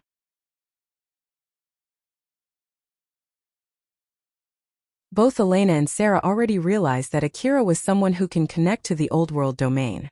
But because of that, they always pinned the unnatural skill that Akira showed from time to time, like his astounding ability to detect monsters, as his ability as someone who could access the old world domain. They did not even guess the existence of Alpha at all. Sarah looked at Akira one more time and scanned his current equipment. Akira was using an augmented suit that was way outside the reach of fresh hunters, and he was carrying heavy weapons that normal humans could not carry unless with the help of an augmented suit. It showed just how powerful Akira was as a hunter. When we met for the first time, Akira was carrying nothing but H rifles, and he was just using a cloth that was neither an armor nor an augmented suit. But in such a short time he got all of that equipment. Not to mention that his detection ability is more or less as good as Elena, then to top it off, his fighting ability is nothing to scoff at. At this rate, it won't take long for him to surpass me and Elena.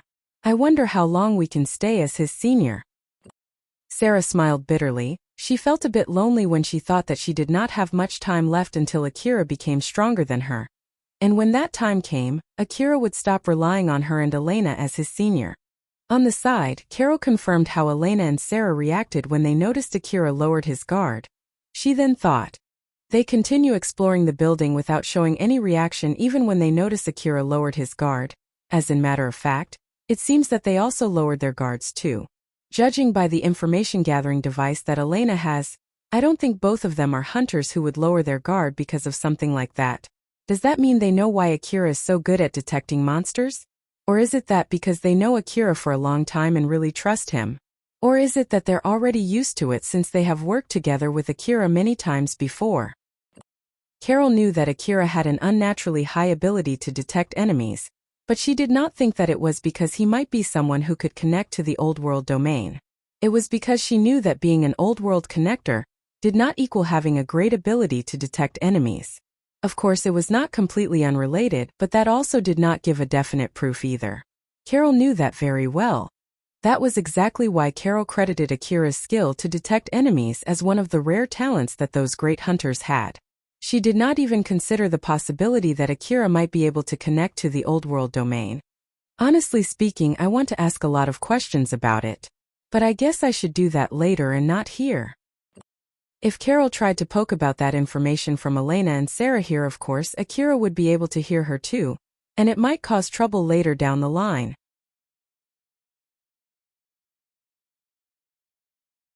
If she wanted to gather information about Akira, she should at least do that somewhere where he could not hear her, and she should choose her words wisely as not to cause any suspicion.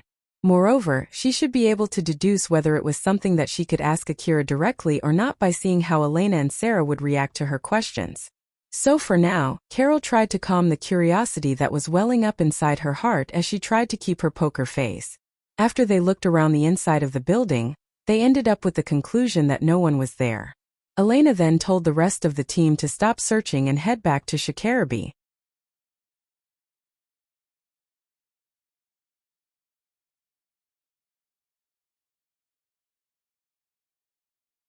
Rebuild World Chapter 120 Troublesome Stuff.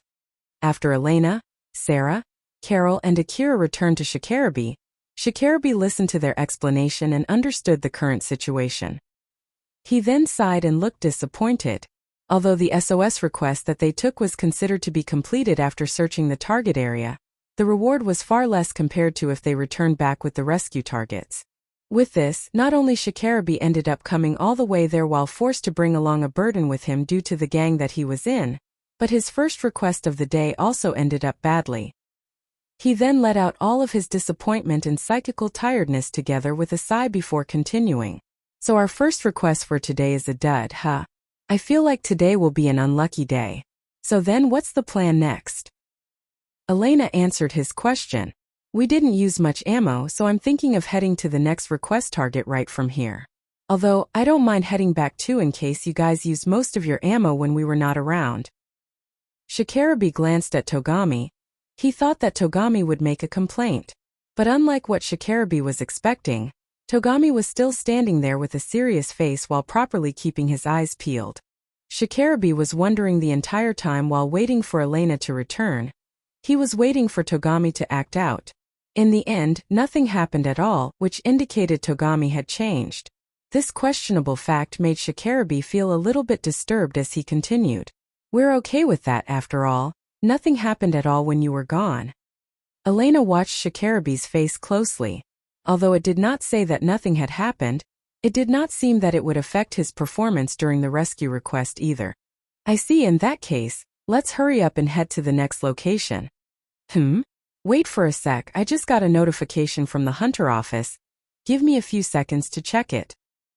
Shikarabe noticed that a notification from the Hunter office had reached his information terminal. As he pulled out his information terminal and was about to check it, almost at the same time the same notification reached Togami, Elena, and Sarah too, albeit a little later. Sarah also pulled out her information terminal to check the details of that notification as she turned to Akira and said, "It seems that we also got notification from the Hunter office too. Akira, wait for a bit while we check the details." Okay. The people who received those notifications started checking their own information terminals and they reacted differently when they read the details of that notification. Elena and Sarah looked obviously annoyed, as if they just got roped into something troublesome. Togami, on the other hand, seemed rather excited as if he just got something that he had been waiting for. While for Shikarabe, he seemed a bit panicked and extremely irritated. Elena and Sarah then started talking to each other. Shikarabe immediately used his information terminal to call for someone and he seemed to be negotiating with the person he was calling. He also sounded really displeased. While Togami just stood there waiting for Shikarabe to finish his negotiation. Suddenly, a call reached Elena's information terminal. Elena stopped discussing with Sarah and picked that call with a stern face. She then started talking with whoever on the other side of that call in a bad mood. Akira frowned and asked Alpha. Alpha, do you have any idea what's going on? Nope. But looking at this, one thing for sure, it doesn't seem to be anything good. Thought so. When Akira checked Elena, Elena sounded a bit angry, which was rather rare for her. Leave that aside for now. Yeah, that's right. You should at least know where we are right now, right? We're in the middle of the ruin. We're in a situation where we might get attacked by a swarm of monsters any second, you know? At least give us some time to relocate. Or are you actually trying to kill us or something? Elena then cut the call and immediately gave Shikarabe an order. Shikarabe, will head back now. Shikarabe was still talking in his information terminal as he glanced at Elena and nodded to convey his affirmation. He then signaled Togami to get into the APC with his hand and went to the APC himself while still on the call. Elena, who was not even trying to hide her displeasure, was taken aback when she noticed that Akira was looking at her. She then lightly sighed to calm herself down before she apologetically said to Akira, "Akira, I'm sorry, but is it okay if I tell you the details later? We need to return back to the Hunter office for now. I'll tell you the details after that." "Sure, I don't mind. Is it better if we hurry up then?" "No, it's fine. There's no need to hurry up. After all, we have no obligation to go that far." Elena was only mumbling in a small voice in the last half of her sentence before she returned back to her vehicle. Sarah smiled bitterly and followed behind Elena. Akira turned to Carol. Carol seemed so relaxed and calm there. Unlike Akira, who did not understand what was going on at all, it seemed that Carol had some inkling about the current situation. Akira then threw a question to Carol. "Carol, do you have any guess about that notification that the others just received?" "Nope. But it's not like I have no idea at all though. I gathered some information regarding the Mihazono ruin yesterday, so I at least have some guesses." "So what is it?" Rather than making poor guesses, it's faster if you hear it from someone who is directly connected to it. That aside, we need to hurry it up if you don't want to get left behind. Whoops! When Carol pointed that out, Akira immediately hurried up back to his vehicle. Carol followed suit behind him. Carol looked at Akira and thought, normally speaking, for a hunter as strong as him, he should have the ability to gather that level of information. But it seems that Akira is basically an amateur in gathering information. I wonder if I can make my move from that side? Seeing from how Akira was behaving yesterday and today, Carol was sure that Akira properly recognized Elena and Sarah as beautiful girls. Akira did say in the past that he had more interest in food than girls. But it was not like he had no interest in girls at all either. Being able to confirm that was already a huge success for Carol. So with that in mind, Carol compared herself to Sarah and Elena, the two girls that Akira properly recognized as the member of the opposite sex. Although both of them were indeed beautiful, she did not think that her beauty would lose to any of them.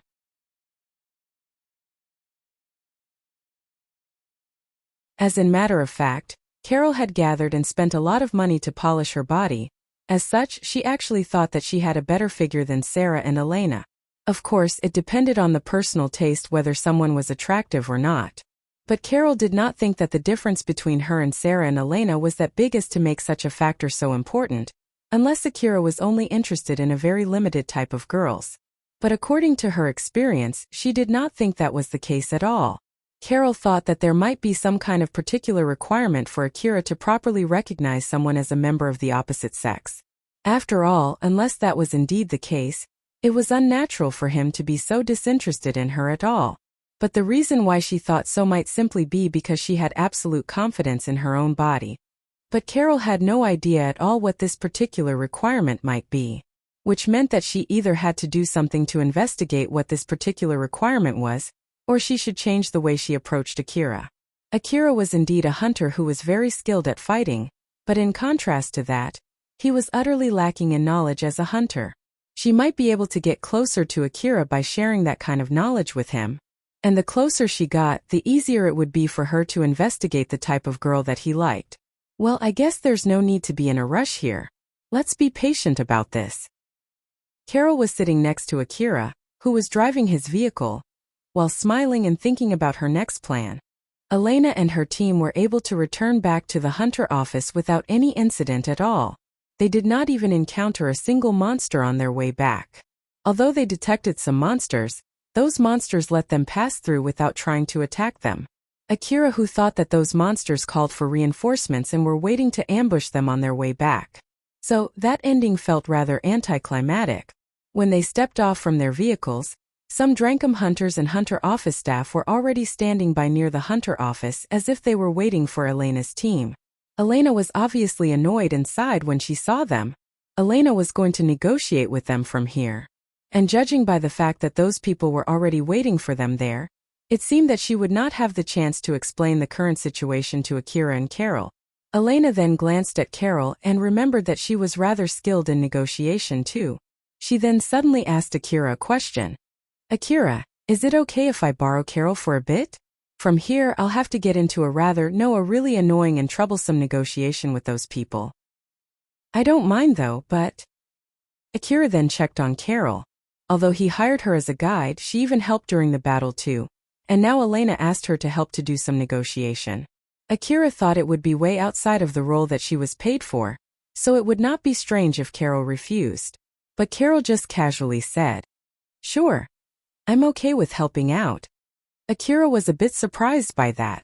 "Are you sure?" "Yep, I'm here because you hired me, so I don't mind doing that much." Akira slightly bowed. "I see. Thank you." "Don't mention it." Carol smiled at Akira as if it did not bother her at all while taking a note of that strange and sudden change of attitude from Akira. Elena then said to Sarah and Akira, "Well then, we'll be temporarily parting ways here. Sarah, can you explain to Akira what's going on for the time being?" "Sure. I'll leave the negotiation to you." Elena, Carol, and Shikarabi headed to the hunter office's branch. But before Shikarabi left, he gave Togami an order. "Togami, take my APC back to Drankum temporary base. After that, just wait for the next order from Drankum there. Togami flusteredly replied. Wait for a second there. What will happen to me after this? Like hell if I know. Shikarabe sounded annoyed when he shouted back and just left it at that. Togami seemed like he could not completely accept it, but he then dragged himself back to the APC and did what Shikarabe told him to do. Akira and Sarah were told to move their vehicles so as not to block the way, so they did. After Akira relocated his vehicle, he stepped off from the driver's seat and stretched out his body. That was when Sarah came to him. He then asked Sarah a question. So then what is going on? It seems that both Shikarabe and Elena-san looked pretty annoyed though. Sarah seemed to be hesitating for a bit, before she opened her mouth. Well, there's just this troublesome thing. Although I said that, I'm not really sure what's going on in Shikarabe's side, but I think it's the same reason why we're also roped into this troublesome thing.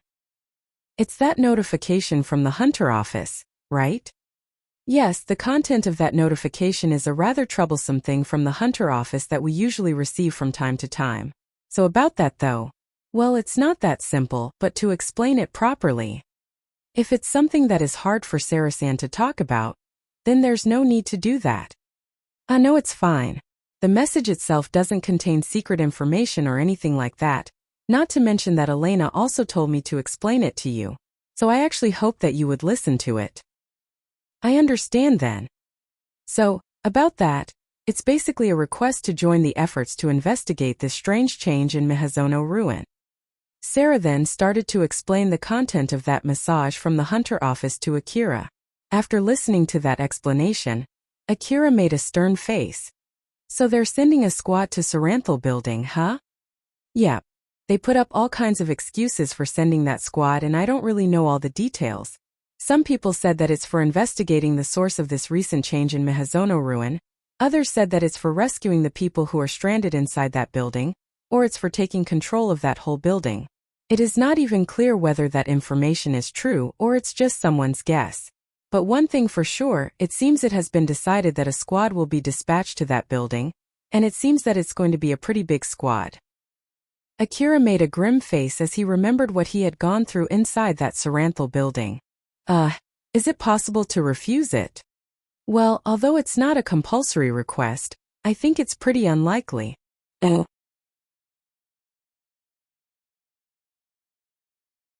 In order to give a boost to the defense squad from Kagomayama City that the city management had dispatched, and to convince the people of the inner wall who paid them, the city management decided to issue that request to the hunters who had successfully hunted a bounty monster in the past. With that monster swarm incident the other day and the appearance of the bounty monsters not too long ago, it seemed that the people in the inner wall were starting to feel insecure. But it was not like they could just demand the city defense squad to dispatch soldiers to solve it. It was difficult to readjust the strength of the city defense squad in case anything bad happened while making sure that the people in the inner wall felt safe at the same time. Moreover, the hunt for bounty monsters also got pretty famous within the inner wall. And the story about the skilled hunters dispatched to take down those powerful monsters that even warrant a bounty must have calmed down the people inside the inner wall. Not to mention it would also increase the available budget for the defense squad. It was like killing two birds with one stone. Because of that, although the request to join that squad was not a compulsory one, it was like half compulsory. If the hunters refused that request without a good excuse, it might cause them trouble later. After all, it might cause more unrest in the inner wall since they might think that even the hunters who defeated the bounty monsters refused to take that request. Thus those hunters were pretty much forced to take that request. If the city management had its eyes on a certain hunter, there was a good chance that hunter would have a hard time staying in that city. In the worst scenario, they would not be able to sell relics and buy ammo, thus eventually forcing them to go to another city. There were not that many hunters who were ready to face that consequence just to refuse such a request. At least, they would try to negotiate a suitable amount of reward for doing that request. In the first place, the city management would not have issued that request if they knew that the hunters would not take it. Moreover, losing skilled hunters was also not something that the city management wanted. Sarah explained everything regarding that subject plus some other related information that Akira might not know yet. Well, so basically that's it. That's why Elena is trying to negotiate with the city management about that troublesome request. Akira listened closely and understood Sarah's explanation, but a question suddenly popped out in his mind. I see. But I never thought that Elena-san would be that angry. Is it that the reward offered was really that bad? Sarah hesitated for a bit before answering. Well, that is. The reward is not that bad, and I'm sure Elena is trying to pull it up higher too. I have no problem with the reward, and I don't think Elena has any problem with it either. It's just that, well, they basically just cut in while we were doing another request, and they're bringing a request that is hard for us to refuse. Moreover, they even started trying to negotiate in the middle of the ruin where we might get attacked by monsters any second. So it's no surprise that it causes Elena to get mad. Now that you mention it, well, that's true. Elena was also a human. It was only to be expected that she might get angry from time to time. And in this case, a request was pushed to her while she was in the middle of doing another request. It might completely throw her schedule and preparation into disarray. Elena might have also gotten angry because of her sense of responsibility as the leader of the team. Things did make sense if Akira saw it from that point of view. Sarah was relieved when she saw that it seemed Akira accepted her explanation. She then immediately tried to change the subject before Akira brought it up again. By the way, Akira, you didn't get that notification? Didn't you also hunt the bounty monster in Shikarabe's team? This time, it was Akira's turn to hesitate before answering. Well, you see, I'm basically not allowed to talk about it, so. I see. If that's the case, I won't pressure you. It just got me curious for a bit. I'm just wondering, how did you perform during the bounty hunt? I didn't do anything big, as in matter of fact. I'm not even sure if I deserved the reward that I received. Akira thought that it should be fine to tell Sarah that much when he said that. Sarah did not say anything for a while. It seemed that she was thinking about something. Her expression suddenly changed as if she just realized something. She then smiled and said to Akira, so basically you accepted a request from Shikarabe without going through the hunter office to help him as an extra personnel in order to hunt the bounty monster. And then you guys were able to successfully kill the bounty monster, huh? Akira gasped. Sarah was able to accurately guess what happened just like that. As he looked at Sarah with a surprised face, she looked back at him with a smile. He then asked Sarah a question. That was enough for Sarah-san to make that guess. Sarah smiled amusedly as she answered Akira's question. Since you said that you're not even sure the reward that you got matched your contribution, it meant that you properly received the reward, which meant that you took that request. At that time, the only request that Shikarabe offered you was only to help him hunt the bounty monster. Then, judging from the fact that you didn't get that notification from the hunter office, that means that request is only a request among hunters and the hunter office has nothing to do with it. Since Shikarabe hired you, it means that he knew you would at least pull your own weight. That's why he didn't hire you only to be a driver. When you said that you didn't do anything big, basically it's because the main firepower during that fight against the bounty monster was Shikarabe and his friends. Then as for you, in order to give support to Shikarabe and his friends, I bet you used expendable equipment that Shikarabe gave you to attack the bounty monster as well as trying to keep its attention off from Shikarabe. When you said that you're not sure you deserve the reward that you received, I can make a guess that it's at least not a small amount of money. Shikarabe himself would not pay that much money unless the bounty hunt was a success. That's why I can say for sure that you were able to successfully kill the bounty monster. You can't confirm whether I got it right or not, okay? It'll violate your duty of confidentiality, after all. Akira hung his head low. I'll keep my mouth shut. That vehicle is not the same vehicle that you bought from Shizuka, right? Is it a reward from Shikarabe?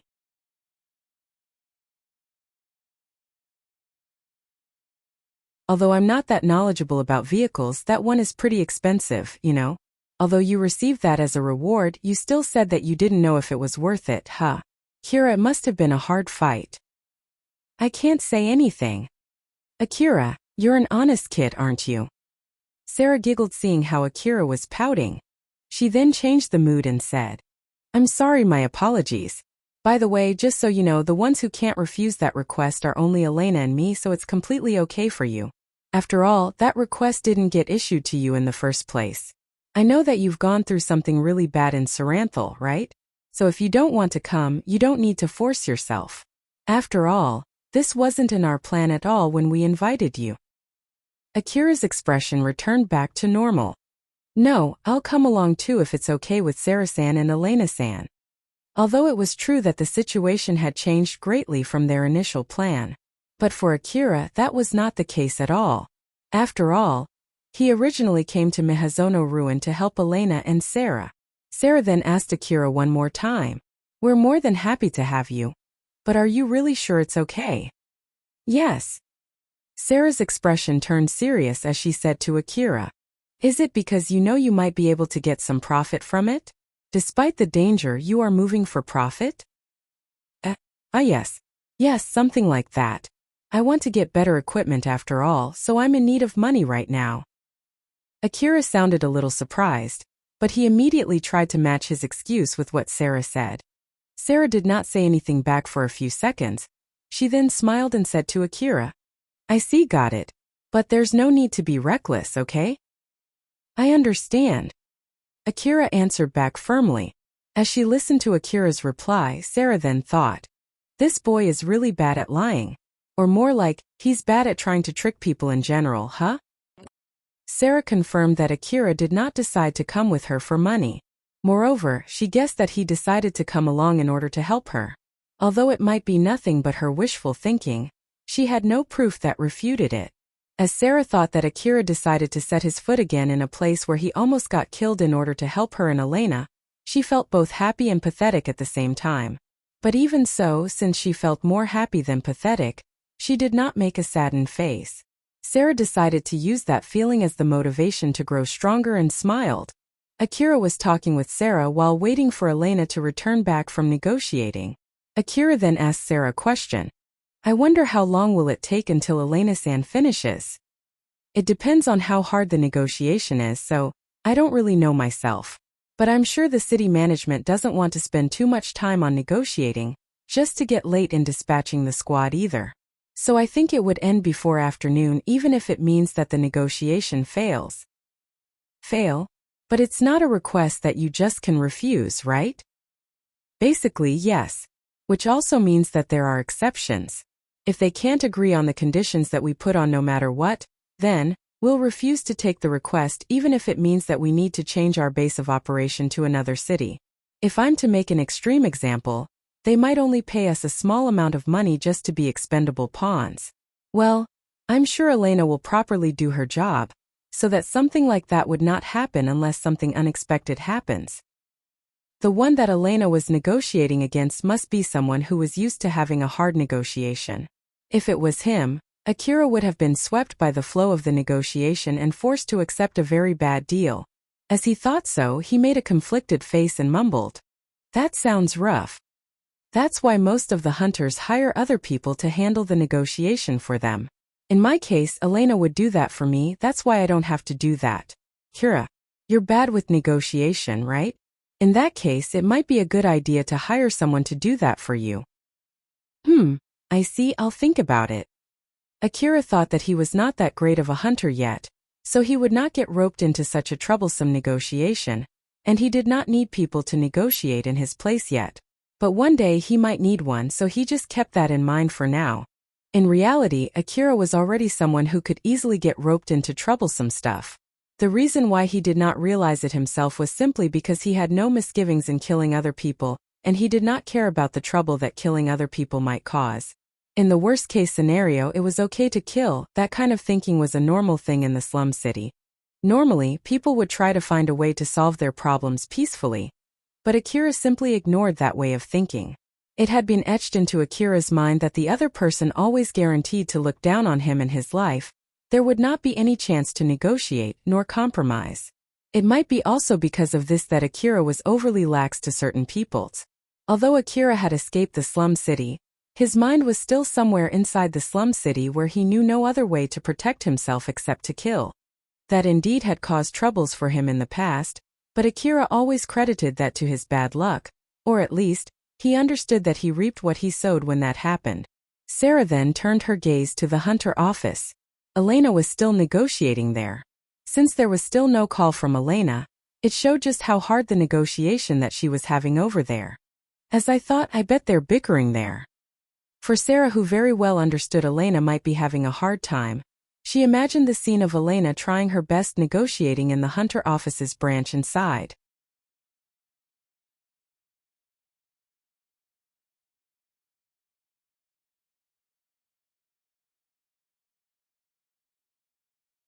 Rebuild World Chapter 121 Troublesome Negotiation.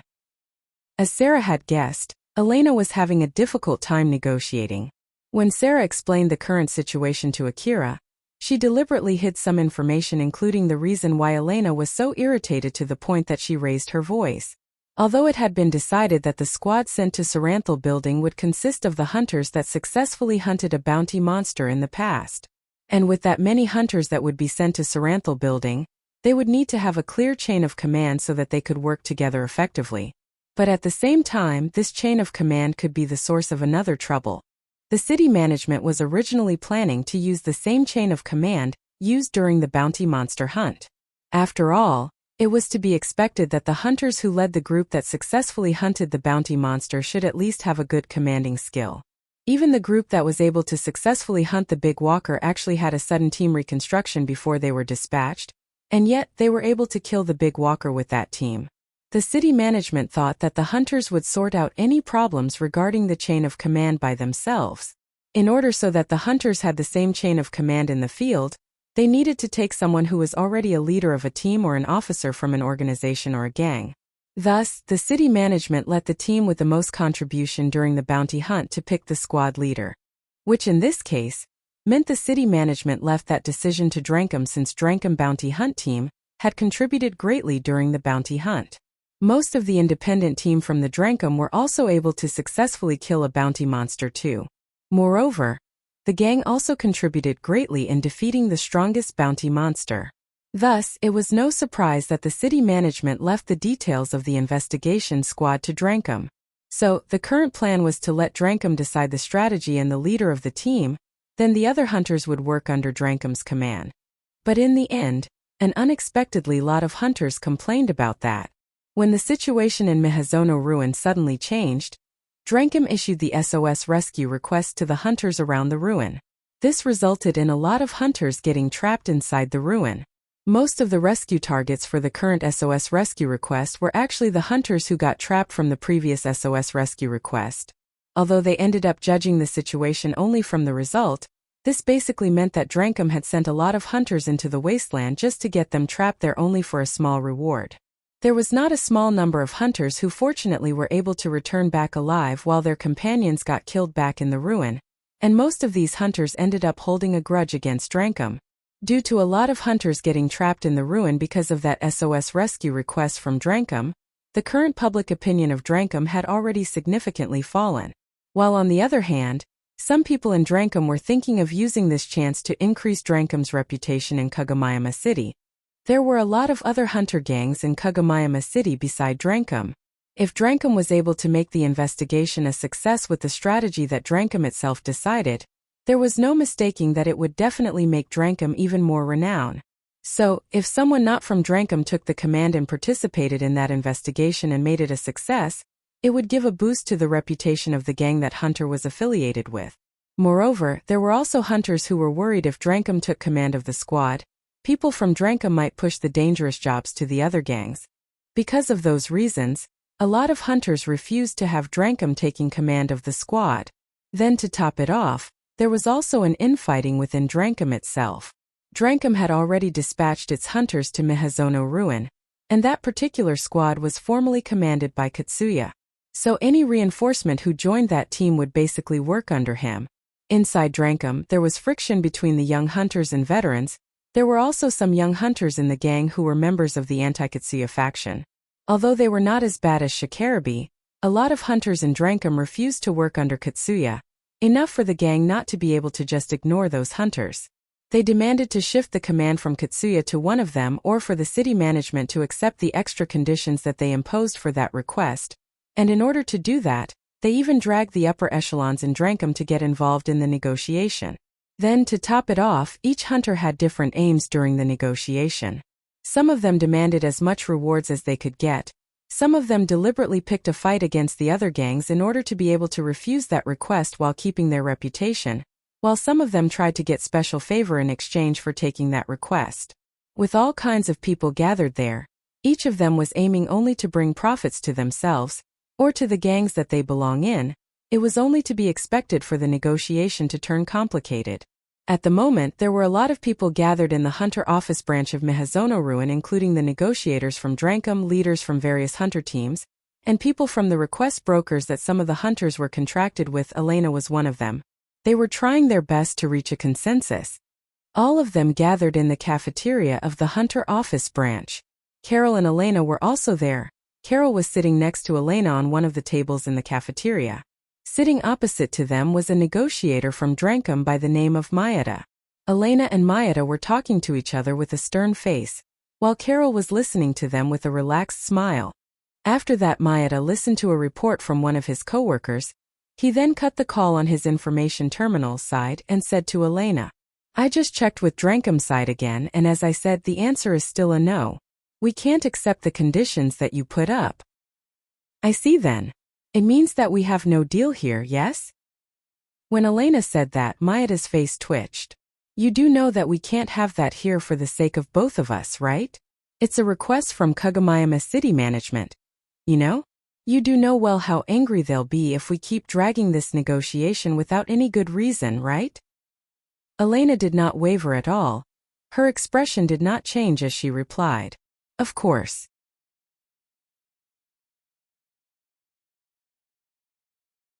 "I bet the city management wants us to quickly finish this negotiation so that they can dispatch the squad to take control of Saranthal building as soon as possible. If you understand it, can you at least lower your demand? The longer we drag this negotiation, the more the city management would hate both of us. Just to let you know, in order to save us from that, we already lowered our demand as low as we can, you know? You demand 5 times the original reward offered by the city management, and for us to pay some of that reward in advance as the condition to join the squad under Drankum's command. Then you say that it's already as low as you can go? You know that we can't accept that demand no matter how you look at it, right? That's because we recognize this request is much more dangerous than Drankum is willing to admit. Like I said, it's the lowest we can go. If we had more time, I would have demanded even more reward, you know?" Maeda was staring at Elena with a stern face. There was no trace of deception in Elena's expression and words. Maeda then sighed. "Seriously now, are you for real? This is a request from the city management, you know? If you keep insisting on making such impossible demand, we have no other choice but to tell the city management that the negotiation has failed because you keep making that demand. Are you sure you're okay with it if the city management thinks of you as a hunter who can't be reasoned with?" Hunters spent their days fighting dangerous monsters in the old world ruin, so in order to have a winning chance against those monsters, they had to bring along powerful weapons, and it would be an overkill using those weapons that were designed to kill monsters on humans. So, for the sake of maintaining order in the Eastern District, the city management had no other choice but to get those hunters armed with powerful weapons under their control. The cities of the Eastern District, the corporations that were in control of those cities, and the corporate government that controlled those corporations, all of them were doing all kinds of things to maintain order in the Eastern District.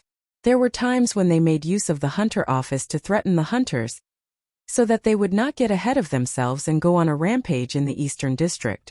They sometimes had to reason with the hunters and reminded them to keep their behaviors in check, or some other time, they had to convince some hunters to not wreak havoc. There were even cases where they had to act as arbitrator between 2 hunters in conflict or offer certain benefits to persuade certain hunters. Or if nothing worked, they sometimes blatantly threatened hunters to just stop.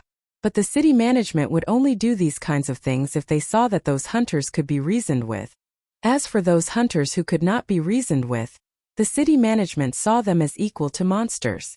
Those hunters were treated as threats against the public order in the Eastern District.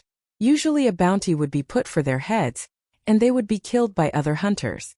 Being recognized as someone that could be reasoned with was a very important thing in the Eastern District, where most of the people knew how to fight and powerful weapons were freely distributed around.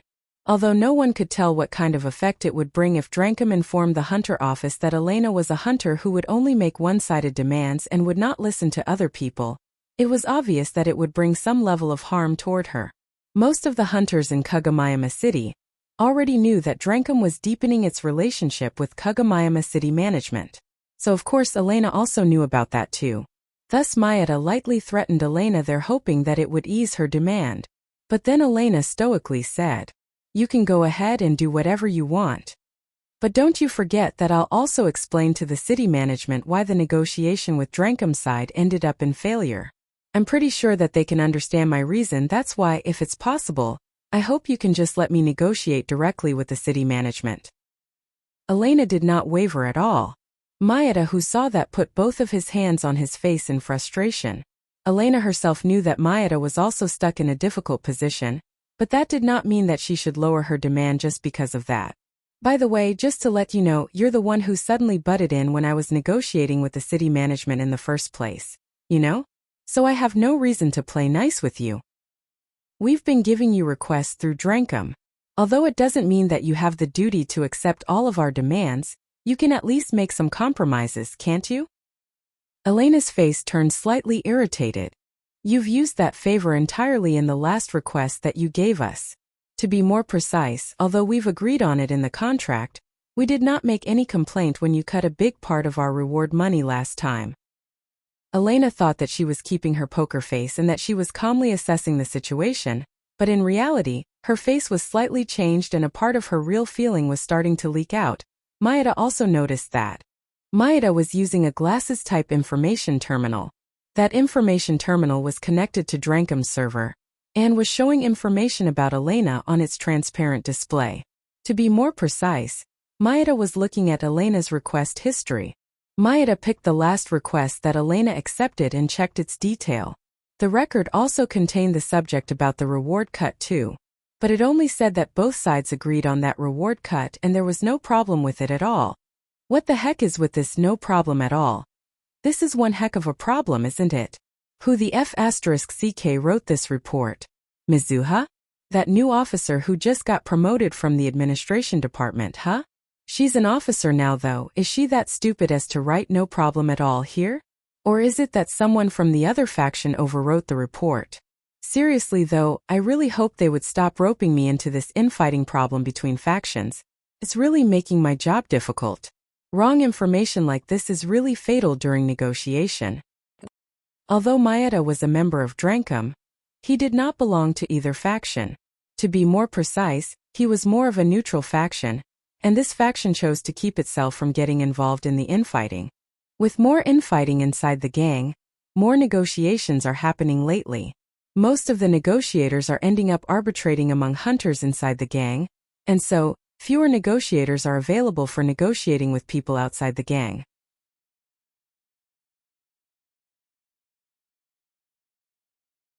Good grief, I really hope they would do something about this. Whoa, this is not the time to worry about that. I need to do something about this negotiation first.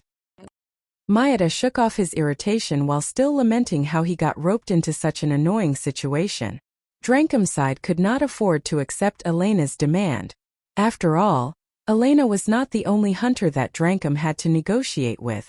If the other hunters discovered that Drenkum accepted Elena's demand, they would use that information to demand more rewards too. But with that being said, Drenkum could not afford to have the negotiation break down there and let Elena negotiate directly with the city management. Drenkum was the one who used its connection with the city management to butt in when Elena was negotiating with the city management. As such, if he reported back to the city management that he failed, there was no mistaking it that the city management would lower its evaluation of Drenkum. But the more time he spent trying to reach a deal there, the worse the evaluation from the city management would be. Mayada, who had no idea what to do there, shifted his gaze from Elena to Carol. Although he was sure that Elena had the last say there, since Carol was sitting next to her, Carol might be able to somehow affect the direction of the current negotiation. Thus, in order to change the mood, Mayada turned to Carol and spoke to her. "Carol-san too, I'm sure you don't think it's a good idea to be stuck in this place forever, right? If we keep being stubborn here, no one would win, it'll only bring trouble to both of us, yes?" Carol was still smiling as she asked Mayada a question. "In that case, can you at least tell us how Drenkum organizes its hunters, and who will take the responsibility for making the plan? Will it even make any difference if we tell you?" "You won't then." Like I said, it won't make any difference, right? It's part of making compromises, no? If the one who will take command is a skilled and experienced hunter, then we, as the hunters who might be working under that hunter, would feel safer, right? I want you to understand that we ask that much reward since we feel uneasy about that part. Are you saying that you can't trust the leader that Drankum picks? I won't go that far though, but a lot of hunters are trapped inside the Saranthal building because of the last request that Drankum issued, right? I heard that it was enough to cause panic among the insurance companies. So you're saying that it's Drankum's fault? No matter how you look at it, no one could have predicted something like this would happen, yes? It's not like I'm saying that Drankum is at fault here. But I want you to understand when we say that Saranthal building is a really dangerous place. It's exactly because we know it's a dangerous place that we're forming a big hunter squad in order to save those hunters inside the Saranthal building. We're asking the other hunters to work under the same leader here to prevent them from moving independently and cause trouble during the operation. I'm sure you can understand that too from reading the detail of the request. We do understand that point. That's why I'm asking you who will take the lead of the squad. If we know that the one taking the lead is a competent hunter, we can feel safer following the orders from that hunter. And if it's someone that I know, I can also more or less predict that person's commanding skill. Which in that case I can explain to Elena, and I maybe can even convince her too. That way, Elena might be willing to lower her demand and we might be able to finally find a compromise that we both can accept. Do you understand why I asked you that question now? After she said that, Carol threw a smile at Mayeda. Mayeda understood well that he was in a disadvantageous position there as he was barely able to react to her reasoning. Oh, yes. I'm glad to hear that, so will you tell us now? After Carol said that, Mayeda suddenly went silent. Carol understood the situation that Mayeda was in as she smiled at him and said, "If you won't tell me, I won't be able to say anything to Elena, you know?" Mayeda hesitated. "We haven't decided yet. I don't mind if it's just a guess. If you can tell us of any particular person or any particular faction that might get chosen, it's at least better than nothing. We're still in the middle of discussing that." Mayeda sounded as if he just forced himself to say that, and he immediately hung his head low for a bit after he said that. Carol was really happy that she got the answer that she was hoping for, but she did not show that on her face. Instead, she made a rather troubled face and said to Mayeda, "I'm sure Drankum also understands the importance of this request, since it came from the city management, right? And I'm sure Drankum also understands very well that it should decide on the leader as soon as possible, right? If you guys can't decide on the leader even in this situation, I can't help but feel worried about your commanding skill. If you think the reward Elena demanded is to compensate for the danger that this request might cause us, then unfortunately enough, I don't think that Elena's demand is unreasonable at all." After listening to what Carol said, Mayeda let out a long sigh. A part of him actually agreed with Elena and Carol's reasoning, but due to his position he could not express it. Mayeda then complained inside his heart. I can't take this. I don't have anything that I can use to convince them. To hell with this, I'll just let them negotiate directly with the city management. I'm sure the upper echelons would make some complaints later, but it's their fault in the first place for taking too long. It has nothing to do with me, it's not my fault." Honestly speaking, Mayeda was actually a dutiful person, but there was a limit to how far he could keep going. The infighting between the people in the upper echelons caused trouble to his job, and he also agreed with some arguments that the other party was making, so he concluded that if he stubbornly tried to continue the negotiation there, it would be nigh impossible to achieve his original aim. It really lowered his motivation and caused him to start considering just letting Elena negotiate directly with the city management. From that sudden change in Maeda's behavior, Carol immediately noticed that Mayeda had given up on the negotiation. She then smiled at Mayeda and said, "This might be unrelated, but I think it's a bad idea not doing anything until the main squad is formed. At the very least, you guys could have sent some smaller squads ahead, yes?"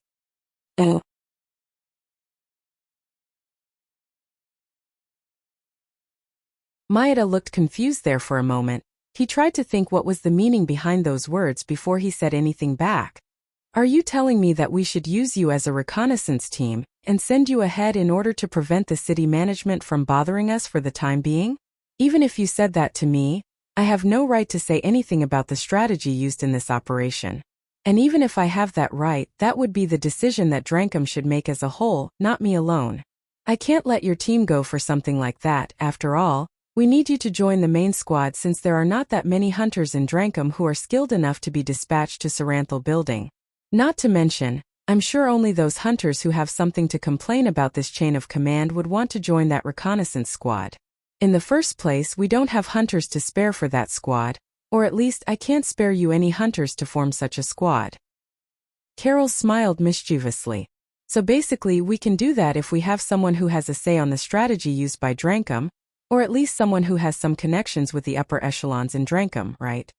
Well, that would be true, but... Maeda looked a bit confused. Carol then pulled out her information terminal and called someone. The person that she was calling almost immediately picked up her call. Carol, what now? You should know well that I'm really busy, right? It was Shikarabi. He sounded like he was in a really bad mood. But in contrast to him, Carol replied in a good mood. Oh my, I called you thinking that I might be able to help you, you know. Are you sure you're okay treating me like this? What do you mean? I'm actually looking for more hunters so that we can take that request from the city management as an individual team though. I'm sure you're also having a hard negotiation over there, right? I bet that you're in a panic right now since at this rate you'll get assigned to work under that Katsuya guy, right? After Carol said that, there was a few seconds of silence. From that silence, she confirmed that her guess was correct. Shikarabi's calm voice then could be heard from Carol's information terminal. Why do you think so? It's because you're talking to me right now. Ha! Shikarabi could not help but to leak out his real feeling there with that reaction. Hearing that, Carol then giggled and continued. The request from the Kagomayama city management is basically issued to the hunters who successfully hunted the bounty monsters not too long ago. But then I bet that because of some reason, those hunters who were in your team when you hunted the bounty monster could not come to the Mihazono ruin at the moment. After all, if that was not the case, you would have picked those hunters and already formed a team with them instead. I bet you're trying to find replacements for those hunters, but you still can't find enough people at the moment, right? After all, if you did, you would have been dispatched to Saranthal Building by now.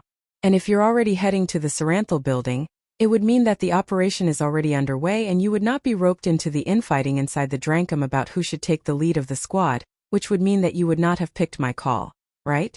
But you did not ignore my call. Since you can't go with the same team that you were together with during the bounty hunt, Drankum must be trying to get you into another team, for example, another team that also has successfully hunted a bounty monster too. And then, that exact team that's also already in Mihazono Ruin right now is the team that Katsuya leads. Since Drankum cannot afford to keep dragging out the request from the city management, I bet that the officers from Drankum are pressuring you to join Katsuya's team, right? Shikarabi went silent again after Carol said that. Carol's guess was completely correct. The upper echelons in Drankum were pressuring Shikarabi to join Katsuya's team. The only thing that Carol got wrong was Shikarabi's actual plan. Carol thought that as this situation continued, Shikarabi would eventually break under the pressure from Drankum and join Katsuya's team. But in reality, Shikarabi had no plans to join Katsuya's team no matter what. If his only option was to join Katsuya's team, he would rather accept that request from the city management and head to Saranthal Building alone. But of course he wanted to avoid that if it could be helped. That was why Shikarabi was looking for more personnel for his team. Shikarabi then sighed as if he just gave up there. He then annoyedly asked a question to Carol. Yeah, you got that right. I'm more or less in that situation right now. So then, how are you going to help me out? I'm super busy right now, so I won't take any stupid ideas, okay? So then tell me, what do you have in mind? It was not like Carol brought that subject to Shikarabi because she wanted to help him out. Shikarabi himself knew that very well. He also knew how dangerous it was to get indebted to Carol. But he thought that it was way better than working under Katsuya. Thus he decided to take Carol's offer. Carol then explained her idea to him. Shikarabi registered that plan inside his head and analyzed it. He was not pondering whether to take her suggestion or not. He was pondering if it was possible or not. He then finally reached a conclusion. All right. I'll convey that to one of the officers in Drankum who might agree with your plan. Tell whoever negotiator that you're talking with right now to let you talk with an officer from Drankum by the name of Arabe. Okay, later then. Carol then ended the call and asked Elena. I ended up pushing the negotiation without your permission though. Is that okay? Elena at least did not show any displeasure as she said, It's all right. I have nothing to complain about with your suggestion. Elena's main goal was actually to avoid working under Drankum, since it might get her in the same situation as the previous time when she accepted that request to hunt the bounty monster. Back then, not only did Elena and Sarah have to cover for the rest of the team, they were even insulted for being useless and got their reward cut. Moreover, if things were to happen again this time, it would not only affect her and Sarah, but it would also affect Akira and Carol too. That was why Elena refused to step back. Of course, Drankum had its own indicators that it used to evaluate Sarah and Elena, and it seemed that Elena and Sarah's performance during that request was far below what Drankum was expecting from them. So from Drankum's point of view, it was simply that they had no other choice but to do what they did.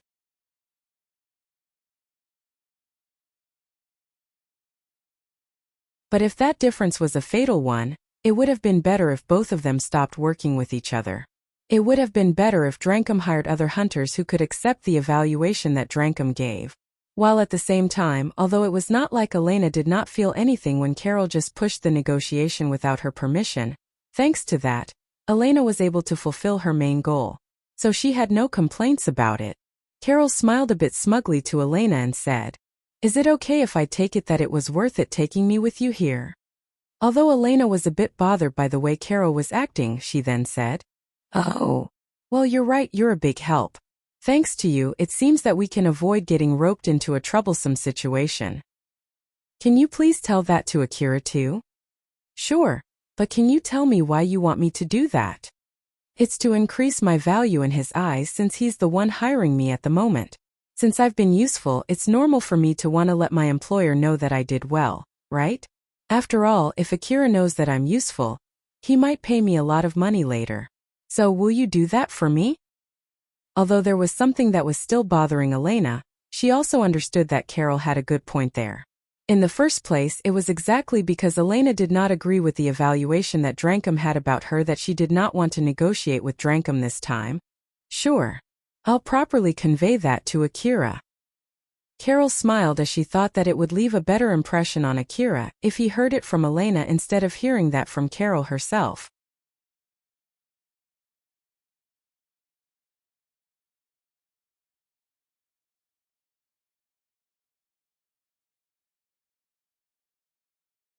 Rebuild World Chapter 122 Worthless Life. As Akira was waiting for Elena and Carol together with Sarah, he suddenly received a call from Carol. The same also happened to Sarah, except that it was from Elena. Akira opened his information terminal and accepted the call. When he did that, Carol's happy voice could be heard coming out from his terminal. Akira, just want to let you know that we did pretty well over here. I'll tell you the details of the request later. I did my best to get a deal that you might like, you know. I see.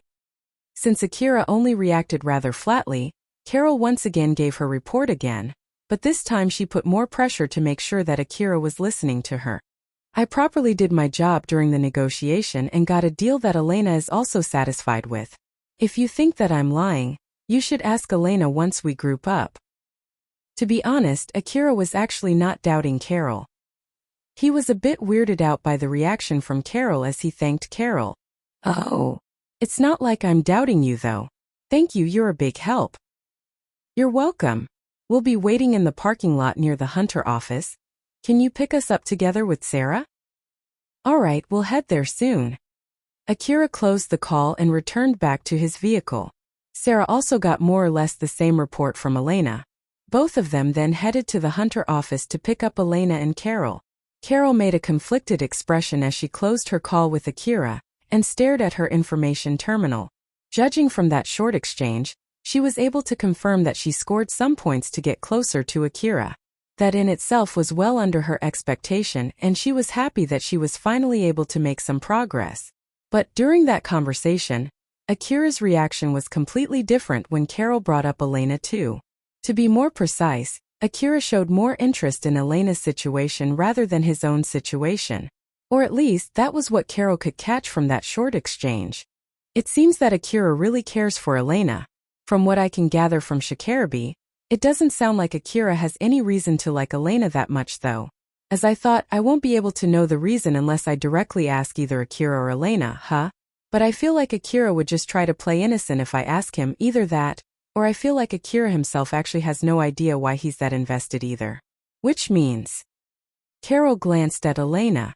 Personally speaking, she was better at extracting information from guys, but she had no other options in this case.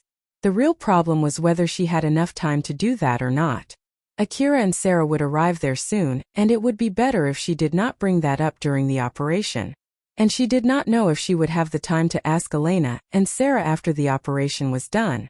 I guess I need to be more useful so that he would invite me again next time, huh? We're going to head to the Saranthal building after this. It's a dangerous building that the city management even decided to gather hunters who successfully hunted the bounty monster to send to that building. Although this is not out of our own volition, we're going to head to such a dangerous place together. I'm sure that it would at least get us close even if it's only for a bit. As Carol thought so, she remembered that she almost got killed the last time she was in that building. Well, let's focus on returning back alive for now. Being a hunter meant risking one's life for money, but even so, it was not like those hunters expected themselves to get killed. If it was possible, they wanted to at least have the right to decide when and where to die. Carol reminded herself of the dangerous place that she was going to head to from now on, and pulled herself together. After they grouped up, they then went to the city district of the Mihazono ruin. Since the hunter office had secured the area, they did not get to meet any monsters. Elena already gave a detailed explanation about the current request right after they grouped up. Their main job this time was to scout the Saranthal building and check the inside of the building before the main squad that still had not fully established yet was dispatched there. The composition of the team was the same as this morning.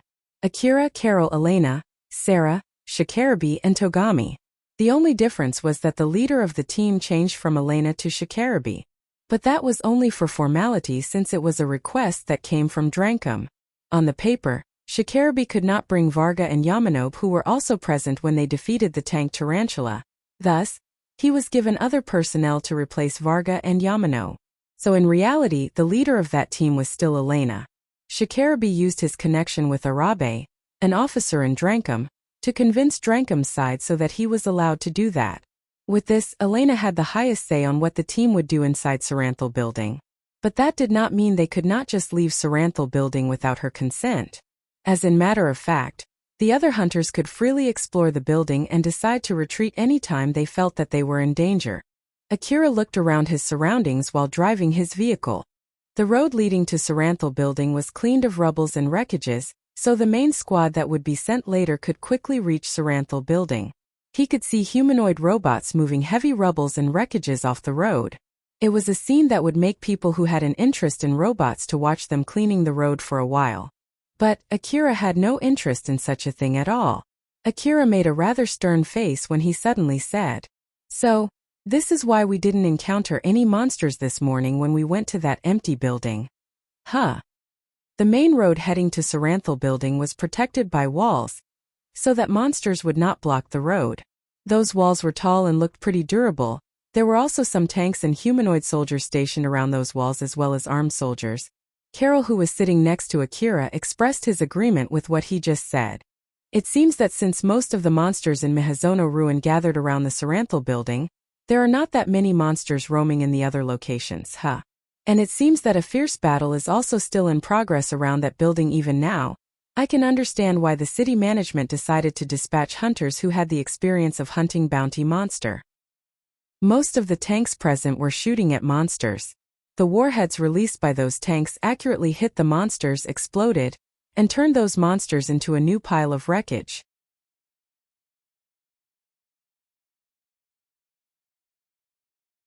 While the humanoid weapons were pushing the medium-sized monsters back using their huge weapons that they were carrying, countless bullets rained down on those monsters and shredded them to pieces. As for the armed soldiers, they were using the wall to shield themselves from the monsters while shooting back at those monsters, focusing more on the small monsters that were hiding behind the wreckages and rubbles. Akira looked at the ongoing battle around him and frowned. He then mumbled, Are we really going to be okay? Akira skipped most of the details in his question there, but Carol immediately answered that question while looking relaxed. I think that it'll be alright. Looking at the current situation, I'm sure that the defense line will still hold while we're scouting the inside of Saranthal building, and I'm sure that this road won't be filled with monsters on our way back from that building. Although the squad dispatched by the city management was hard-pressed to secure the road to the Saranthal building, once the supply route is also secured, they should be able to hold out just fine for the time being. The equipment used by the squad securing the road to Saranthal building were mostly transported from the Hunter office parking lot through the road leading to Saranthal building that they just secured. As long as this route was secured, the Hunter office should be able to sustain its upper hand for the time being. Not to mention they're also planning to send the main squad later, so I'm sure they'll keep this road secured. So as long as nothing really bad happens, I'm sure they'll be able to secure this road while we scout the Saranthal building. As Akira looked at the squad guarding the main road, he thought that they indeed looked exceptionally powerful. He then mumbled, "Isn't it faster if they just send in these people rather than waiting for a squad of hunters?" Carol smiled bitterly as she looked at Akira, who found such a thing to be weird. Well, I'm sure that one of the reasons is because they can't bring along their tanks and humanoid weapons inside that building. But more than that, I'm sure that it's a matter of cost. Cost? Yeah. The real problem would be the cost. It's basically cheaper to just hire us hunters. It's only my guess, but I think that squad is a part of the city defense squad. So I'm sure some of them are from the inner wall. Those people from the inner wall should have gone through a certain level of education before they went through extra training and were sent to the outside of the inner wall. Basically, they already spent a lot of money from the day they were born. So if the city management sends them to somewhere as dangerous as Saranthal building and gets them killed, it would inflict a huge economic loss for the city. Not to mention if they have families, then the city management needs to pay for the annuity. And if they have insurance, the city should pay for that too. I can't even imagine how much money the city would lose if the city opts to send those people. Seeing how Carol said that while lightly smiling, Akira sighed and said, "So basically that's because it's way cheaper to send us, huh? And the rewards that they have to pay for us, which is a pretty big sum of money from our point of view, is relatively small compared to the amount of money that the city management might lose if they send the city defense squad." Yep, basically that's the gist of it. If I have to add anything, that might be also the reason why they don't pay that much attention to Saranthal building until now. There are many ghost stories in Mihazono ruin that are related to Saranthal building. Then there are many hunters who lost their lives in this ruin, which I bet is also because of Saranthal building. This ruin might turn safer if they just destroy that building, but they don't do that since it means that they'll lose all the old world relics inside that building. It's understandable that they have no plans to kill the goose that might give them golden egg, and even if that goose becomes a monster that kills everyone around it, as long as it keeps producing golden eggs, it's highly unlikely that they would kill it. Akira was making a conflicted face as he sighed. Well, it's true that hunters only risk their lives going to Wasteland if only they know that it's worth it. Akira understood that reasoning and even agreed with a part of it.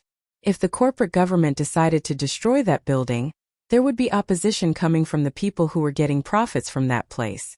But even so, there was also a part of it that Akira could not help but to feel bothered with, and that showed in his face.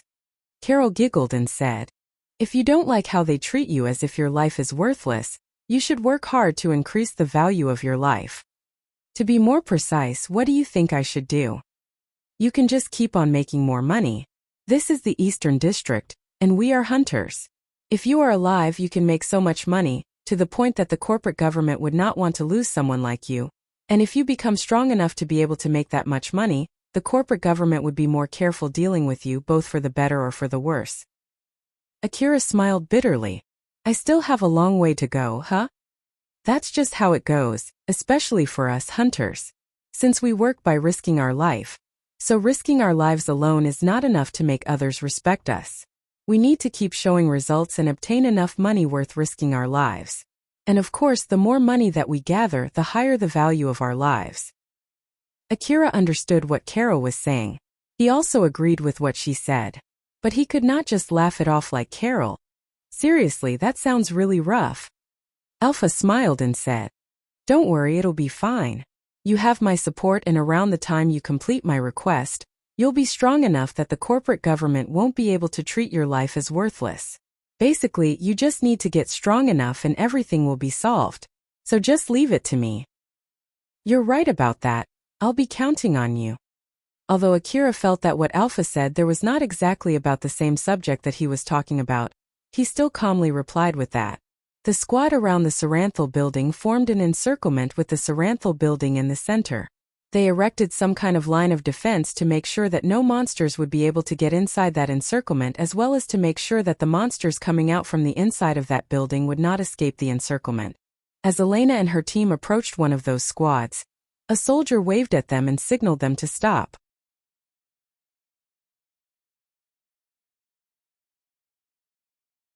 And when they did, that soldier approached the frontmost vehicle. The frontmost vehicle was Shikarabe's. This time Shikarabe did not come with his APC, instead, he was driving another wasteland vehicle just like Akira and Sarah. A huge Dranka mark was painted on the side of Shikarabe's vehicle. Shikarabe then said to that soldier, "We're the reconnaissance team sent to Saranthal building.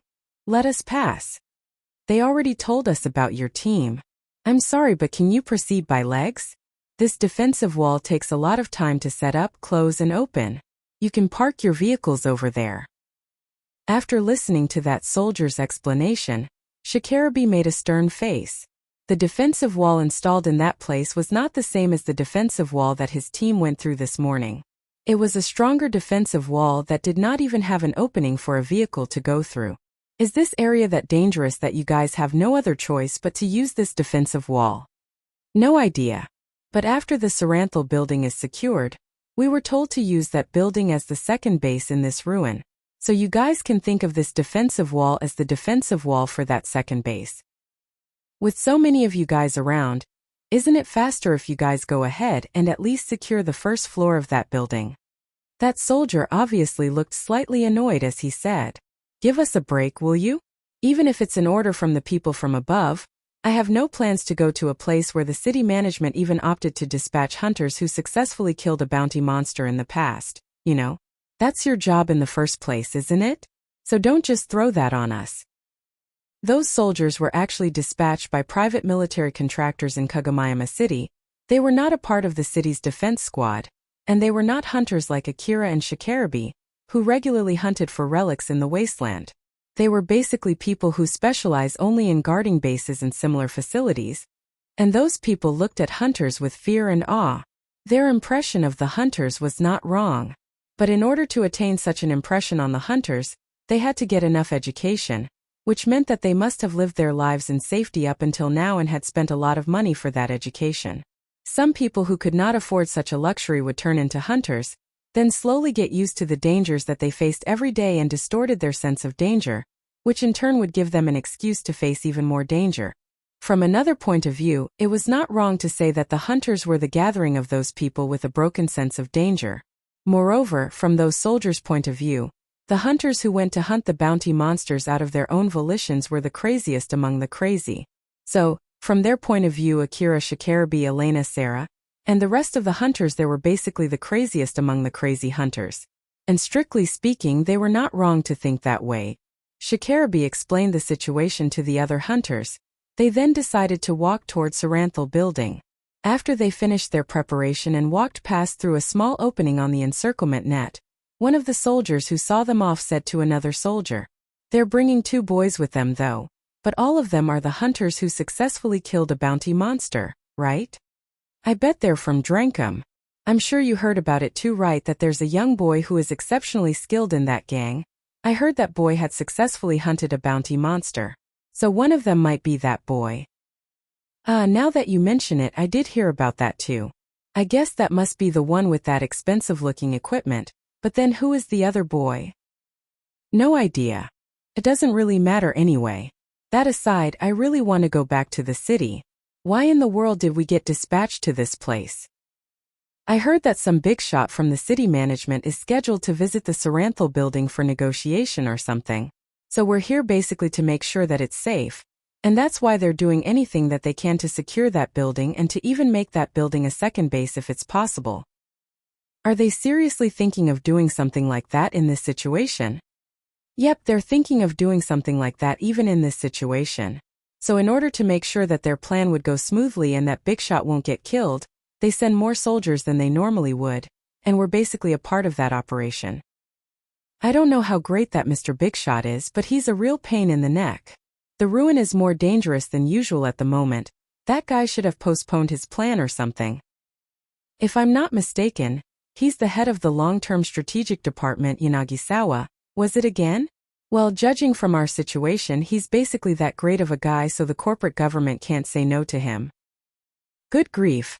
I really hope those people in the upper echelons can understand our suffering in the field. They then continued complaining about the guy who was the main reason why they were dispatched there while kept on the watch. After passing through the encirclement net, Elena's team carefully approached the Saranthal building. There were wreckages of dead monsters and corpses of the dead hunters scattered around the area that they had walked through. Once they reached the building's entrance and confirmed that no monsters were spawning out from the entrance, they finally stepped their feet inside of the Saranthal building. The first floor of the Saranthal building was basically a big atrium hall with some receptionist desks. Akira looked around the hall and tilted his head. The inside of the hall was unnaturally clean. Although there were some bullet holes in the ceilings and walls as well as some rubble scattered inside the hall, there were neither dead monsters nor dead hunters. While they were exploring the inside of the building, Alpha suddenly said to Akira, "Akira, I'm sorry but I need to leave you for a bit." "Eh? Don't worry, I'll be back right away. I don't detect any monsters around either, so there's nothing to worry about." After she said that, Alpha's image immediately vanished from Akira's views. "Alpha!" There was no response when Akira called for her. Akira could also feel that his augmented suit suddenly felt heavier, and the reading coming from his information-gathering device also slightly worsened. Those two proved that he had lost Alpha's support. Akira could feel nervousness creeping up inside him. "Calm down. She said that there are no monsters around and she'll be back soon."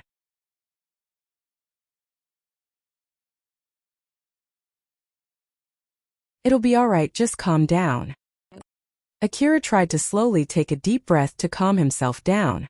The current Akira had the ability to analyze his current situation in order to calm down his nerves.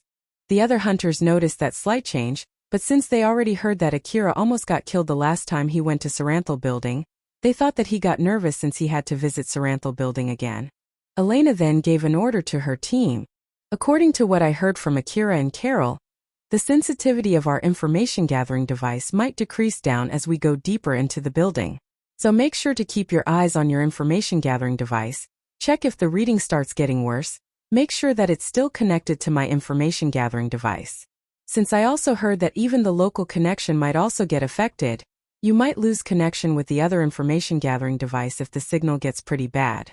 And lastly, check that you can still see the map of Saranthal building and the location of the other hunters in your information-gathering device."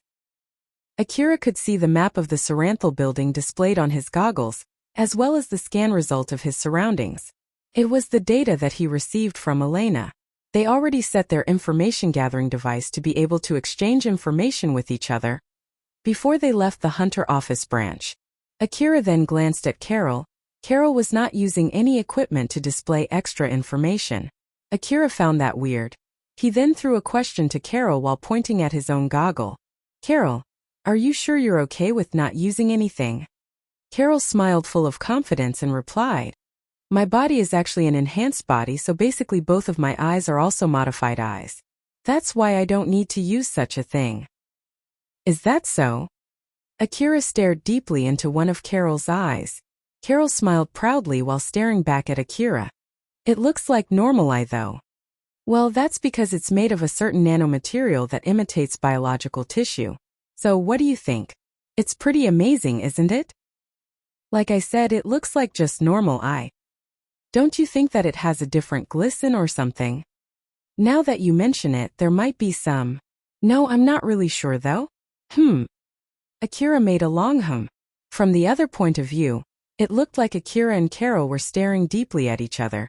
"Akira, are you done with the checks?" Right, sorry. I'm not done yet."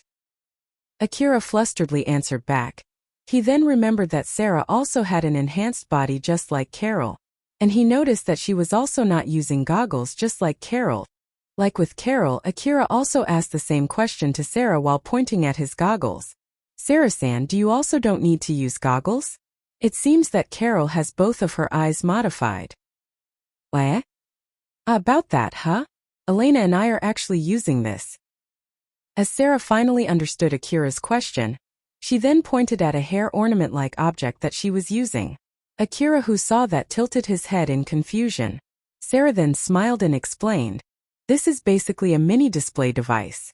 It's projecting stereoscopic hologram images just a few millimeters in front of my eyes." Akira looked even more confused than before. Is it really okay to put that in Sarah-san's hair? It looks really unstable though. Won't it cause the image to move a lot and hard to see? It's fine. The image itself doesn't sway at all, so it's very easy to read the information projected in that image. And when it's blocking my view, I can just simply move it outside my view too. It's really convenient since I can control it with my sight. What kind of technology do they use to make such a thing? No idea. To be honest, I don't know anything at all about the technology, but the manual says that it's based on some kind of old-world technology, so I'm sure the researchers are doing their best to answer that exact same question. I see. Akira's expression changed from confusion to confirmation. To be more precise, he actually gave up pursuing that question any further. The old-world technology, that one sentence had the power to solve such a question in one go. There were also other people who asked the same question as Akira, and that was totally understandable. Even after the exceptionally talented people of the Eastern District were brought up to spend their time studying such a thing, they still did not have enough knowledge to fully understand the mechanism behind it. That was what it meant to be an old-world technology. The moment Akira heard the word hologram, it reminded him about the holographic girl that he saw the last time he came there. He once again scanned the whole hall, but he still did not spot that hologram. She's not here. Sarah tilted her head and asked Akira, "What's wrong?" "It's just that I remembered something when you mentioned the word hologram." Carol immediately realized what Akira was talking about and scanned the area too. "You're right, she's not here." Elena finally realized that Akira was looking for the AI that managed that building. From the information that she gathered, a certain hologram would welcome anyone who entered that building. But she did not see anything like that at the moment. Saranthal, the AI managing this building, huh? I was actually thinking that we might be able to gather some information from her about the current situation of the ruin. But it seems that we can't do that, huh? Kira, don't just stand there looking for that AI. Are you done with your checks yet? Jay, just a little bit more. Akira flusteredly returned his gaze back to this information terminal. Since Alpha was no longer around, he had no other choice but to do the adjustment manually. After testing a few settings, he understood well that it only worsened the reading, so he gave up and returned the setting back. Shikarabi was still adjusting his information-gathering device when he suddenly asked Elena a question. "By the way, how did you get this map of the interior of Saranthal building? This isn't the data from Drankum, right? Did you get it yourself before coming here?" Carol immediately interjected and answered Shikarabi's question. "That map is actually from me." Shikarabi looked a bit surprised. "Are you sure you're okay with that? If it's originally from you, it means that it's from one of that information protected with a named license so that you can't share it freely, right? Don't tell me that you're planning to take everyone's share of reward for yourself using this." Carol replied with an expression saying that she was offended by that remark.